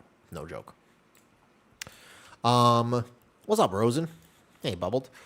What spec are we doing? I feel like doing something wrong. It's going to be like this. This is basically the new build that we're playing. There's like a few optional talents, but mostly this. You can find it directly in Discord, and we're about to revamp Discord, speaking of which. Whenever Zen has a second. And there's no rush on that, Zen, by the way. But I'm passionate about it. Where do I see it? I just put the Guardian one in here. I've got a few ideas, Slide. I've got a few ideas because I've got some plans. I've got some plans. If there's one thing I would love feedback on, if people want to suggest, the recent videos I've made have been made with the intent to help people.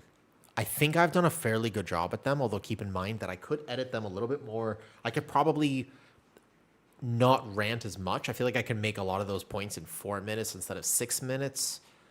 But I'm a perfectionist when it comes to that stuff. And ultimately, I think it's good content and hopefully helps people. The main thing, what do you want to see? I would love feedback. What do you want to see? That's my question. If there is one thing, like if there's a topic you're like, I really wish that this video existed, what is it? Give me some feedback. The purpose of it is not to toot my own horn. If I wanted to basically prove that I was good and toot my own horn, first of all, I would lay down. It's much more comfortable. And second of all, I would not worry about making a YouTube video. I want to see you do a rant on a video, feed it into AI, ask it to generate a script, and read script on a published video. What? Yeah, I feel like that's kind of where I'd be at. I have a few ideas for season 2, but it'd be cool to hear what other people have to say as well. All right, Zen. When, out of curiosity, I can start making some of it. To be fair, I can start doing some of it if we've decided that that's what we're going to do. So, for example, we can do season 2 talent builds, and we can start adding this here, though. We can go, for example, so we can not channel name. We got to do channel name. We go like, sorry, here. This is the new talents. There's a few changes, big ones, but rotationally, min-maxing the apex is going to be the new thing. There is a full-on guide I've made about it. You're welcome to access that. But first and foremost, let's do this, though. Yes. Going home in a few hours, don't worry about it. Okay, no problem. The main thing is I want to make sure that I offer 2 different builds for everything, and I want to confer with other people if I'm right about this.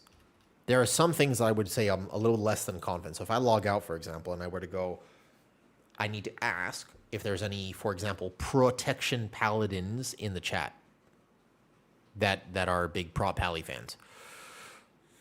Or it's timing it, Rock. Timing it. Timing it and overlapping it with Lunar is going to be the biggest thing, I think. There's also the not actually overlapping that one, yes, and tracking if, as I mentioned in the guide, with UI stuff. But I think the biggest one is that when I was playing keys, there was a huge damage differential if I was just sending stuff instead of timing stuff. And that's going to be a skill. But so, for example, if I go into Prop Pally right now and I were to think, what build would I recommend for a new Prop Pally versus the high-level prop? Like, what do I think Yoda will play versus what do I think other people may benefit from? And part of that is definitely going to be macros. And part of that is going to be Instrument of the Divine as an interesting talent choice. I think that most prop pallies would play Instrument. The problem is that a lot of prop pallies really enjoy... See, I have to redo my whole tree here anyways. I think that a lot of prop pallies like the macro, and it helps them. So you'll play Blessed Word. I think that I would drop this, because you're not even going to use it right, and then potentially consider... I don't know if Searing Sunlight actually has a lot of value, to be honest. I don't know. I think that here I would just play Uthers, unless you have a reason to Spell Ward. But that's where it starts to get interesting. Like, I think that a lot of prop pallies that spec Spell Ward never use it. And so it's a wasted talent. But then would I recommend Uthers just for 15%? Is this technically better than Searing Sunlight? Because you have a choice. You could play either one. And it's actually that's like an interesting dilemma. So first things first, the main difference is going to be playing Instrument or Solus. I think Solus is a better option for new prop pallies. And then we'll go...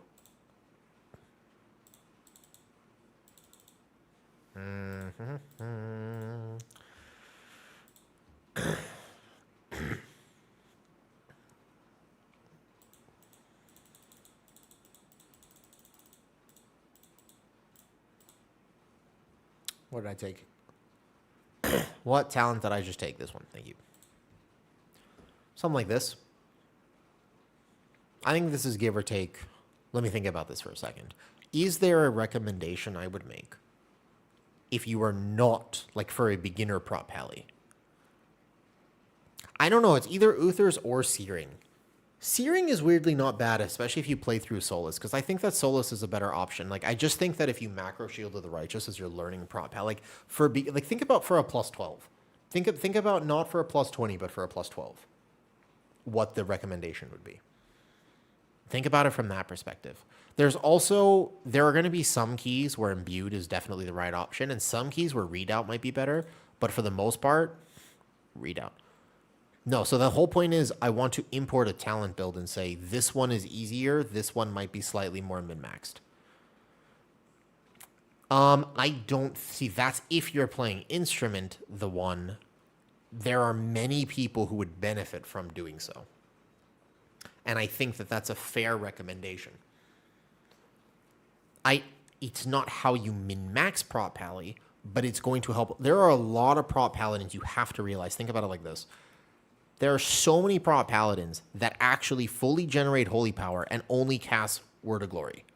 It's very common. It's extremely common for people to, oh, my health is dropping, Word of Glory, and they drop Shield of the Righteous to begin with. Like, I don't think that people realize how common it is for a prop pally to walk in and do something like this. Like, many prop pallies will do something like Divine Toll for aggro, Blessed Hammer, Blessed Hammer, Blessed Hammer, Blessed Hammer. My health is dropping, Word of Glory. Okay, Sentinel, Blessed Hammer, Consecrate,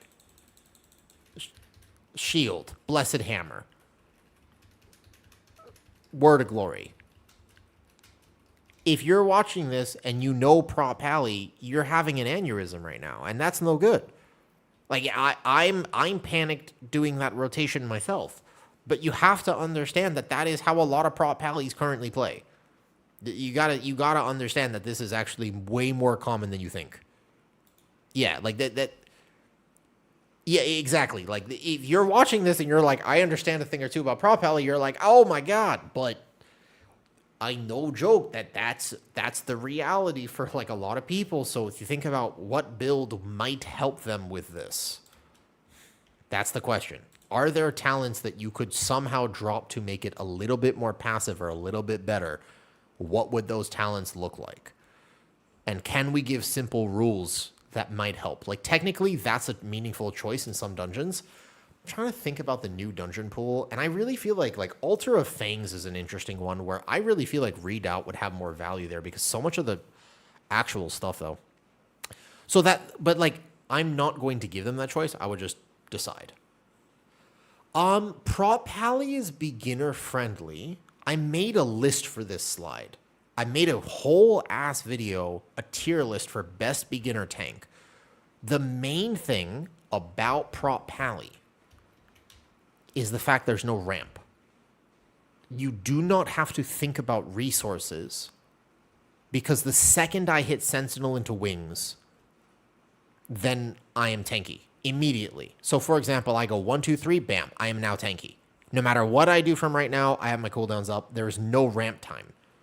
Whereas every other tank has to think a little bit more about the first 5 seconds, getting your resources up, building your runic power, making sure you have this, getting your iron furs rolling, getting this rolling, getting your shields applied, getting your talents applied. Like Bear has Rend and Tear is 15% when you have 5 stacks of Thrash, plus you have Scintillating Moonlight when Moonlight spreads, but it takes a second. So on pull, without Iron Fur and those resources, you're very squishy, and almost every tank has some level of ramp up. Prop Pally has the unique advantage of just saying, Sentinel, Toll, done. Does that make sense? I think that that's very beginner friendly, but you now have to do defensive rotation. What's up, Lou Topi? Lou Topi? Mr. Topi. Do you play tank in WoW? I weirdly think that Redoubt might be better. Like, I actually feel like that. I'm trying to think about it, but the thing is, I don't want to give them that. I think that it's not.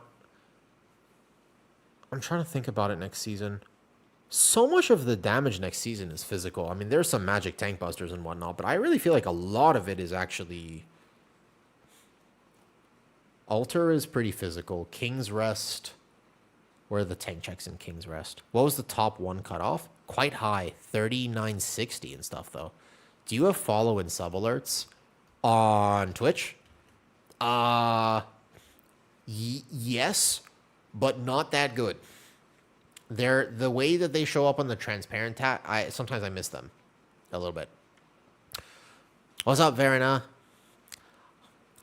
Started a Harnier Druid and 3 out of 3 random dog. It bugged the dungeon. Yeah. It bugged the dungeon immediately. That's tough. I think Magic hits that Harn at 12, but a new tank might fumble their defenses, having that extra armor. How much armor is it? Because you always pretty much play imbued right now. How much armor is Redoubt? Do you know, Wiz? Out of curiosity? I'll take that as an argument. I feel like I kind of agree. 12% is not nothing, though. 3960 in NA. EU was 4007. That's because it's based off of missing health. I feel like based off of missing health is normally a trap as well because you don't get it when you need it. Actual alerts when you get a sound. No, I have no game volume on. I have no headset on. I don't play with game volume. I have no computer noise right now. Well, my headset's over there. I mean, I have it, but I don't wear it. It keeps it like messes with my head. I agree with that, Caesar. I don't think that Redoubt. I'm just trying to think about it. Actually, I genuinely feel like imbued is the right answer. What do you think? For prod, I feel like this is in general. You never have to think about it, and this might actually help you. And the other one, it always helps you because technically it reduces pulsing AoE damage and ambient damage and whatnot. I think this is what I do. The main question is Uthers. Yeah, but technically speaking, it's dungeon dependent, where not every dungeon next season is strong magic damage. I'm thinking Altar in particular is going to wreck some tanks with just strong melee attacks. Like first pull Altar, you would rather have Redoubt, but the main thing is Uthers or Searing. Uthers is only 15% effectively on Divine Shield. I don't think you play Spell Ward as a new Pally. Beginner friendly does not play a Pally. I think Pit and if I had to, I think Mysara potentially. I agree. And here's what I would do, basically. When we update the Discord, the idea here is to look something like this. I've got this plan. But I think that this is basically, I used to, if you see here when I actually played, you could see City of Threads, Stone Vault, Pre-Patch Cook, I have Necrotic Wake, Raid. I mean, you used to have all this thing stuff, though. The second boss, that makes sense. Third boss or magic hit. I guess Prop Pally at very high keys might actually have to worry about the last boss. The Bear doesn't have to think about it at all. Fair enough. Windrunner Spire was my other thing, where Ember Dawn, aside from that tank buster, most of that's physical. I feel like Windrunner Spire would be another potential option for a readout. Yeah. Well, that's the problem is, like, that's why it's actually weirdly complicated to make builds considering the plus 12. You have to think about where people are going to mess up, not exactly where people are going to succeed.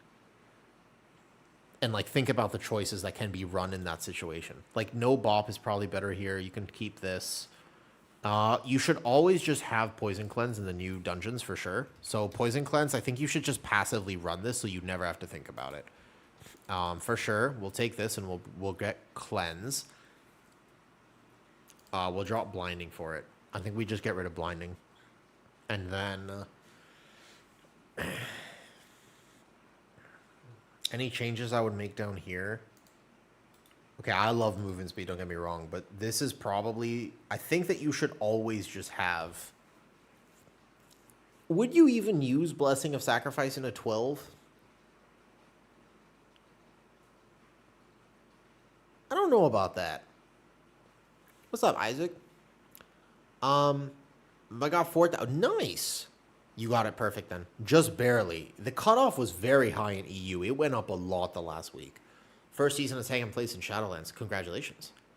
Your content helped me a lot. I'm glad my content has helped, Isaac. I'm excited to make more. I'm excited to make a lot more, actually. I mean... I feel like almost every dungeon next season, Righteous has giga value, and you don't have to think about it. What is the other thing you get from this? You would go with Recompense? Oh, you mean the auto sack? Wait, did they get rid of auto sack? I thought they had that. This one. You mean Worthy Sacrifice. You mean Worthy Sacrifice, right? The recompense is just the damage. You mean this? Where it automatically casts blood? Dude, that's such a weird talent. It's actually, yeah. You're right. I think you're right on this, actually. I think that this is still better value. Yeah, you should. You should probably have this, though. No one is about to say no one is ever going to hit sack. I agree. I forgot about this talent. That's a very funny thing. I completely forgot that talent existed. That's crazy that this exists. I forgot about that. Yeah. Okay, fair enough. All right, so you play Worthy instead of Righteous. They think you should still have Cleanse. This kind of works here, though. How do you think healing will be? Healing is hard next season. There's a lot of healing checks, and a lot of the healing checks are also DPS checks, which is not exactly easy to understand. I think that healing will be in an interesting spot for Season 2.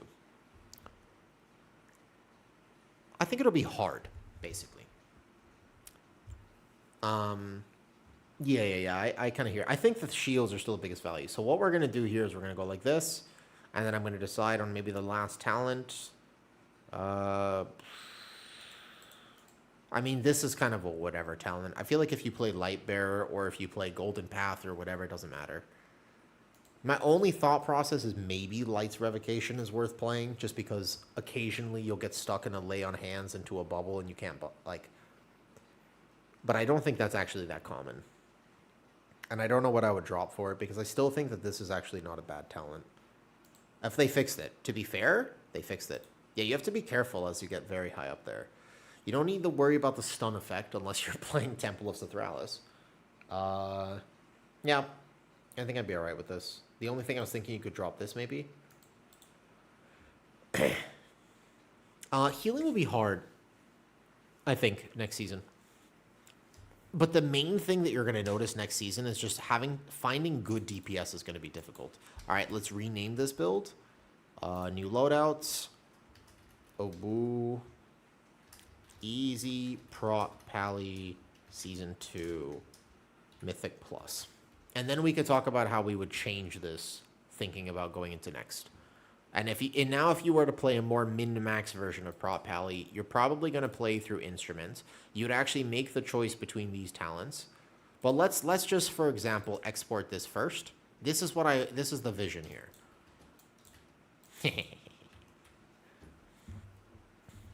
I've got a vision. We'll keep working on this as the week goes on and I eventually get through the campaign, which is tough. All right. So what we would do is we would go here and we would go. Here's the vision. Cool.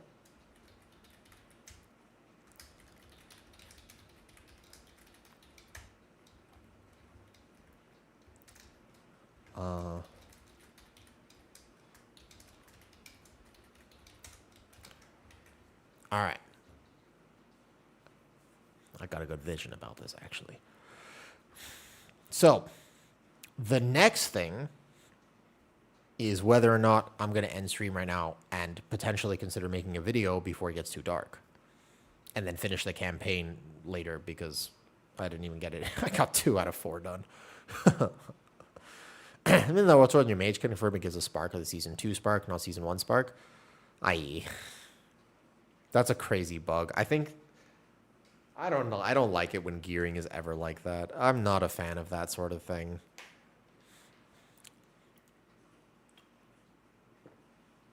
It's okay, Caesar. If you don't raid, I don't even think you're going to be crafting Mythic anyways.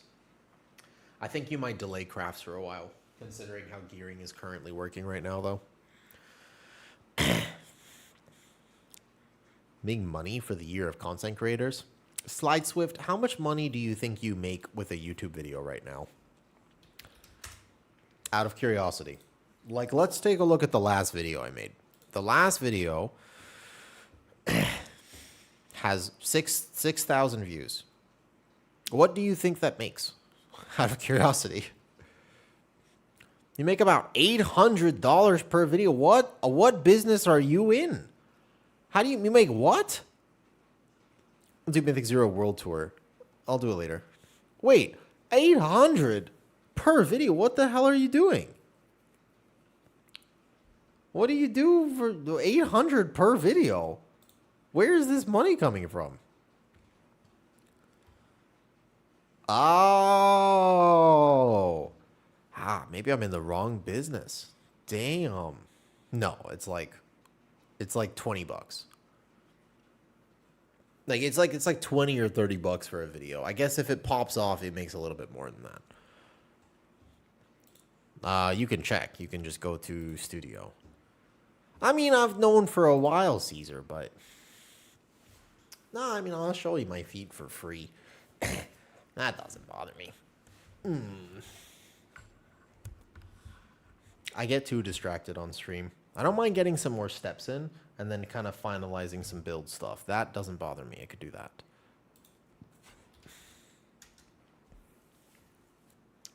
I don't think it's views he's talking about. I don't think views is the right way.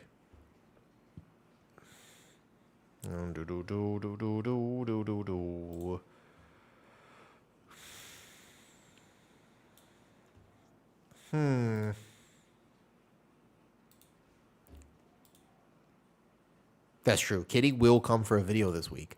Shakov donated. We will, I swear, that was a very meaningful amount of bits. 501, wait, show your feet, that will get him a woo? You need 200k views. Well, I don't get 200k views. Very few WoW videos ever get 200k views, to be fair. What's up, Casey? Yeah, the official tank meta tier list in my predictions is right there, showing logs and data, as well as my own testing. I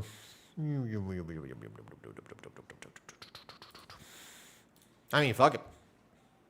I probably just make a guide video right now. I don't mind. I think that if I was going to start putting out guides this week, I would do... I have the Guardian Druid guide, which to be fair, I want to keep that on Patreon and members for a little bit longer. I can make a prop pally guide. I think prop pally is often misunderstood. I could make a little prop pally guide potentially. What item do I have on that is... Oh, it's my shield. Okay. Well, let's look at the Discord now. So what I would do is I would go like this. More min-max build going into Season 2. I think will be instruments. I think you will choose between imbued and readout, depending on the key, potentially. I think that Spell Ward will probably be played. Although I suppose you could choose if you wanted to drop it for Searing. So those are your two main options in the front area. And aside from that, you might... I have a feeling that if you don't play Soulless, I don't know if you're for sure going to want to path through Sanctuary. I think 5% DR is too good to pass up, but I also see a world where you basically just avoid Consecrate. Like, I kind of see a world where you could play something like this, and I weirdly don't think it would be that bad. What do you think, Caesar? This is a cook, but if you have no Soulless, and you have no Vision of Sanctity, and you have no Consecration in Flames, and they never fix your Mastery, it's one talent point that doesn't really make a lot of sense. You would avoid the actual Consecrate talents, but if you have none of the Consecrate talents, Consecrate doesn't hit that hard. Divine Guidance being fixed so that it cleaves allies passively without having to worry about the positional awareness over it is interesting. I also think that with the Reflection of Radiance nerf, people weren't really trying Templar, but I would be curious about Templar with higher crit. Like with min-max gear, I'd be kind of curious about Templar, but I think Lightsmith will still be better because Tempered is still good even after the nerf they did to it in Season 1, and there's a lot of benefits to Lightsmith that go outside of Templar. But first and foremost, you're definitely going to play, I think, Spell Ward, and this makes sense. I am unsure about this talent. I also think that there will be some prop pallies that do degenerate shit like this. Like, I feel like there are some people who might start dropping some defensive stuff for just, like, an extra point in Tears Enforcer. Because, like, technically speaking, I guess you would have to play through one of these. I do have there are some tanks that do this, but I think is very bait, and there's not a lot of very value talents anymore. So I think that this is give or take the build. But I could see somebody wanting to go through Tears, even though it's tiny, tiny, tiny. I think that this is give or take the build, but going into the left part here, you're obviously, I think you play Righteous Protector. There aren't that many differences now that Sentinel's been baked into Wings. I'm pretty sure you would still just play Inspiration. I do think that Divine Guidance is worth it, although Consecrate on my PTR testing was just really not a lot of damage. And without Soulless, it felt kind of lackluster. Like if you're playing Instrument here, though. Yeah, but it also costs a global. And if I was to make a prop pally guide, one of the main things I would talk about is how to better prioritize your globals. Like, in my opinion, I feel like that is it's a massive contributing factor.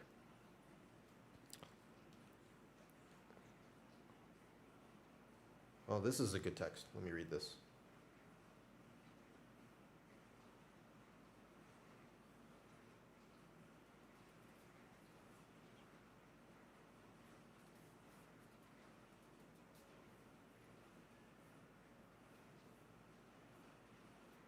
Great.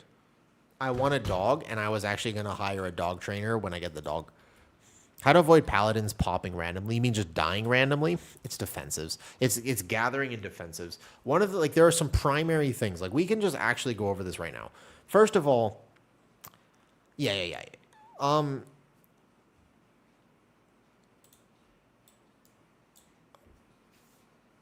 think that at least tonight, I start with just an actual prop pally guide. I'm just debating on how min-maxed I want to make it. God, there was a time when Weak Wars existed where you would actually track your resonance and there was a weak aura that tracked resonance so that you didn't overcap on bulwark, and you actually wanted to fill that global with judgment instead of shield back in the day. But like that starts to get into a level of min-max that people just do not have to think about. Yeah, it does, because Caesar, like, I swear to God, like, I have to stress some basic things. Yeah. There's always there's always be casting, but there's goddamn so many pallies just walk like this. So many pallies just go, I'm getting clapped. And it's the saddest thing. Especially next season when you lose Sanctified. I've just lost like 8 seconds of Sentinel, and I cannot express to you how many pallies do this even in a plus 20. Where it's like, this is not your gathering defensives. Please do not Sentinel early. Like, for the love of everything that is holy in this world, do not Sentinel to gather. Like, you Sentinel when the mobs are actually grouped on you, please, for the love of God.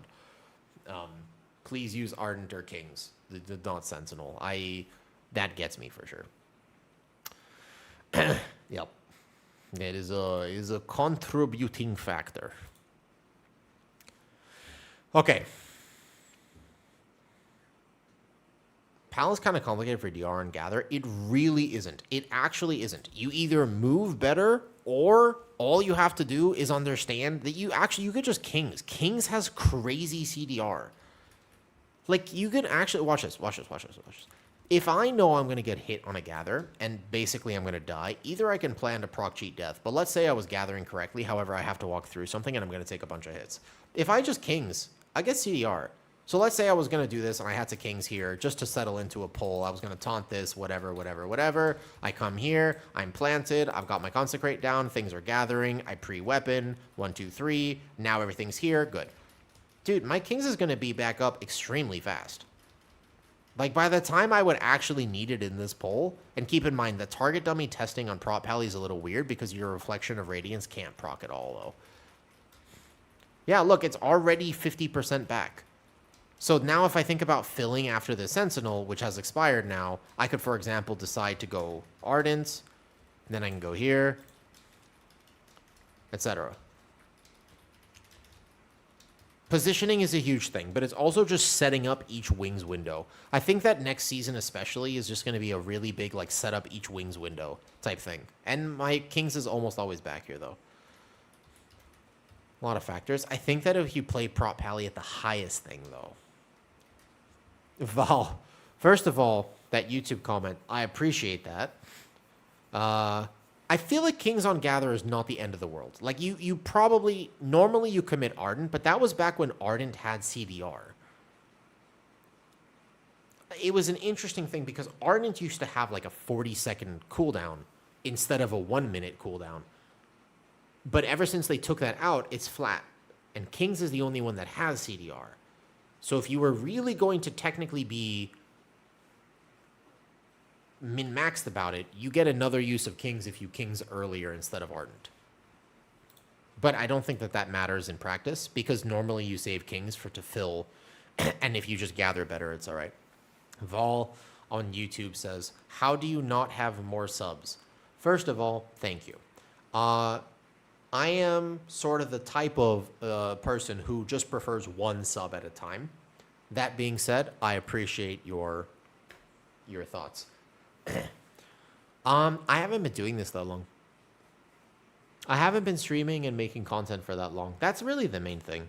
Like, at the end of the day, I actually think time has a massive contributing factor.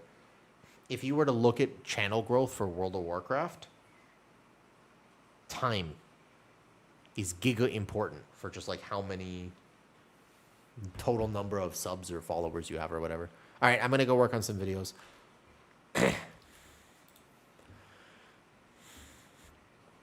Yep. That wasn't the joke there, Wiz. There was a different joke that I was saying. Thank you. Yeah, I'm going to get distracted and actually not follow through on any of these videos. So we'll finish up the Discord stuff, and over this week, I'll be setting up a whole bunch of cool stuff. It was your joke, I see. Well played. I'm sorry I didn't recognize your joke there. But yeah, I'll be on I don't know how much I'll stream this week. It's kind of the down week, so I'll be back more. We'll see. If I have time, I'll probably do like short streams, and we'll continue updating. My whole thing this week is I want to set up a bunch of stuff. If I can manage to set up more, then when the actual season starts, I want to just game. Caesar, are you gaming next season? Do you have a team to play with? How are you operating next season?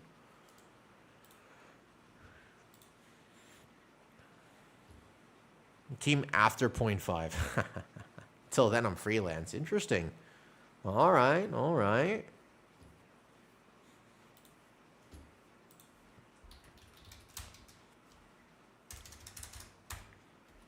Well,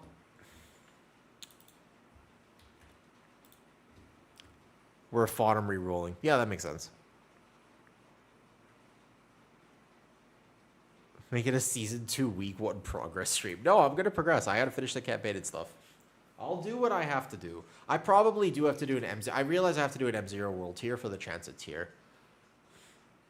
That's the real problem, I think. I have to do it for the transit tier and vault. It's not for the item level, it's to fill out the vault. As a non-raider, I think I have to.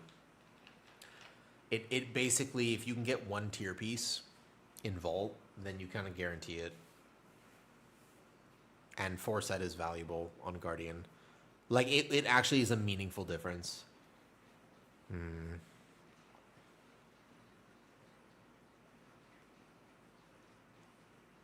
Okay. Biggest thing is that there was actually an entire conversation today that I really liked about whether or not you should macro your iron first / macro at all. I thought that conversation was good. I kind of want to clip that and potentially make that a video as well. Consider it. Anyways, let me see who's on. 3, 2, 1, bam. Boggs is on. Let's go raid Bog.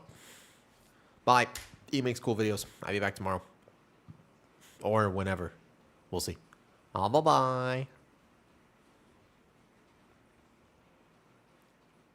He's Australian, by the way. Just fair warning.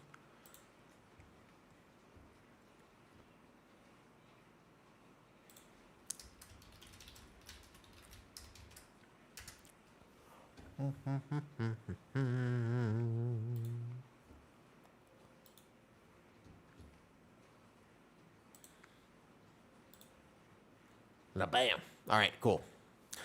Now, I saw your talking video on No One Wants to Tank. It was awesome. Thank you, Vol. I appreciate it. Truthfully, I do actually just believe inherently, hopefully, I'd like to believe that if I just keep doing things and keep trying to help people, that eventually the streaming thing will kind of work out and be a greater part of my life. It's a massive part of my life already. I want to see if I can obviously get it to be more successful so that I have more time to make videos. At the end of the day, that's what it comes down to. If I make X amount of money from it, I can put X amount of time. If I don't make as much, then I have to consider that time, and then I have to manage my time better. But hopefully, I'm glad people like my stuff. It makes me happy that people like my videos. That being said, I'm gone for today. I'm going to work on something.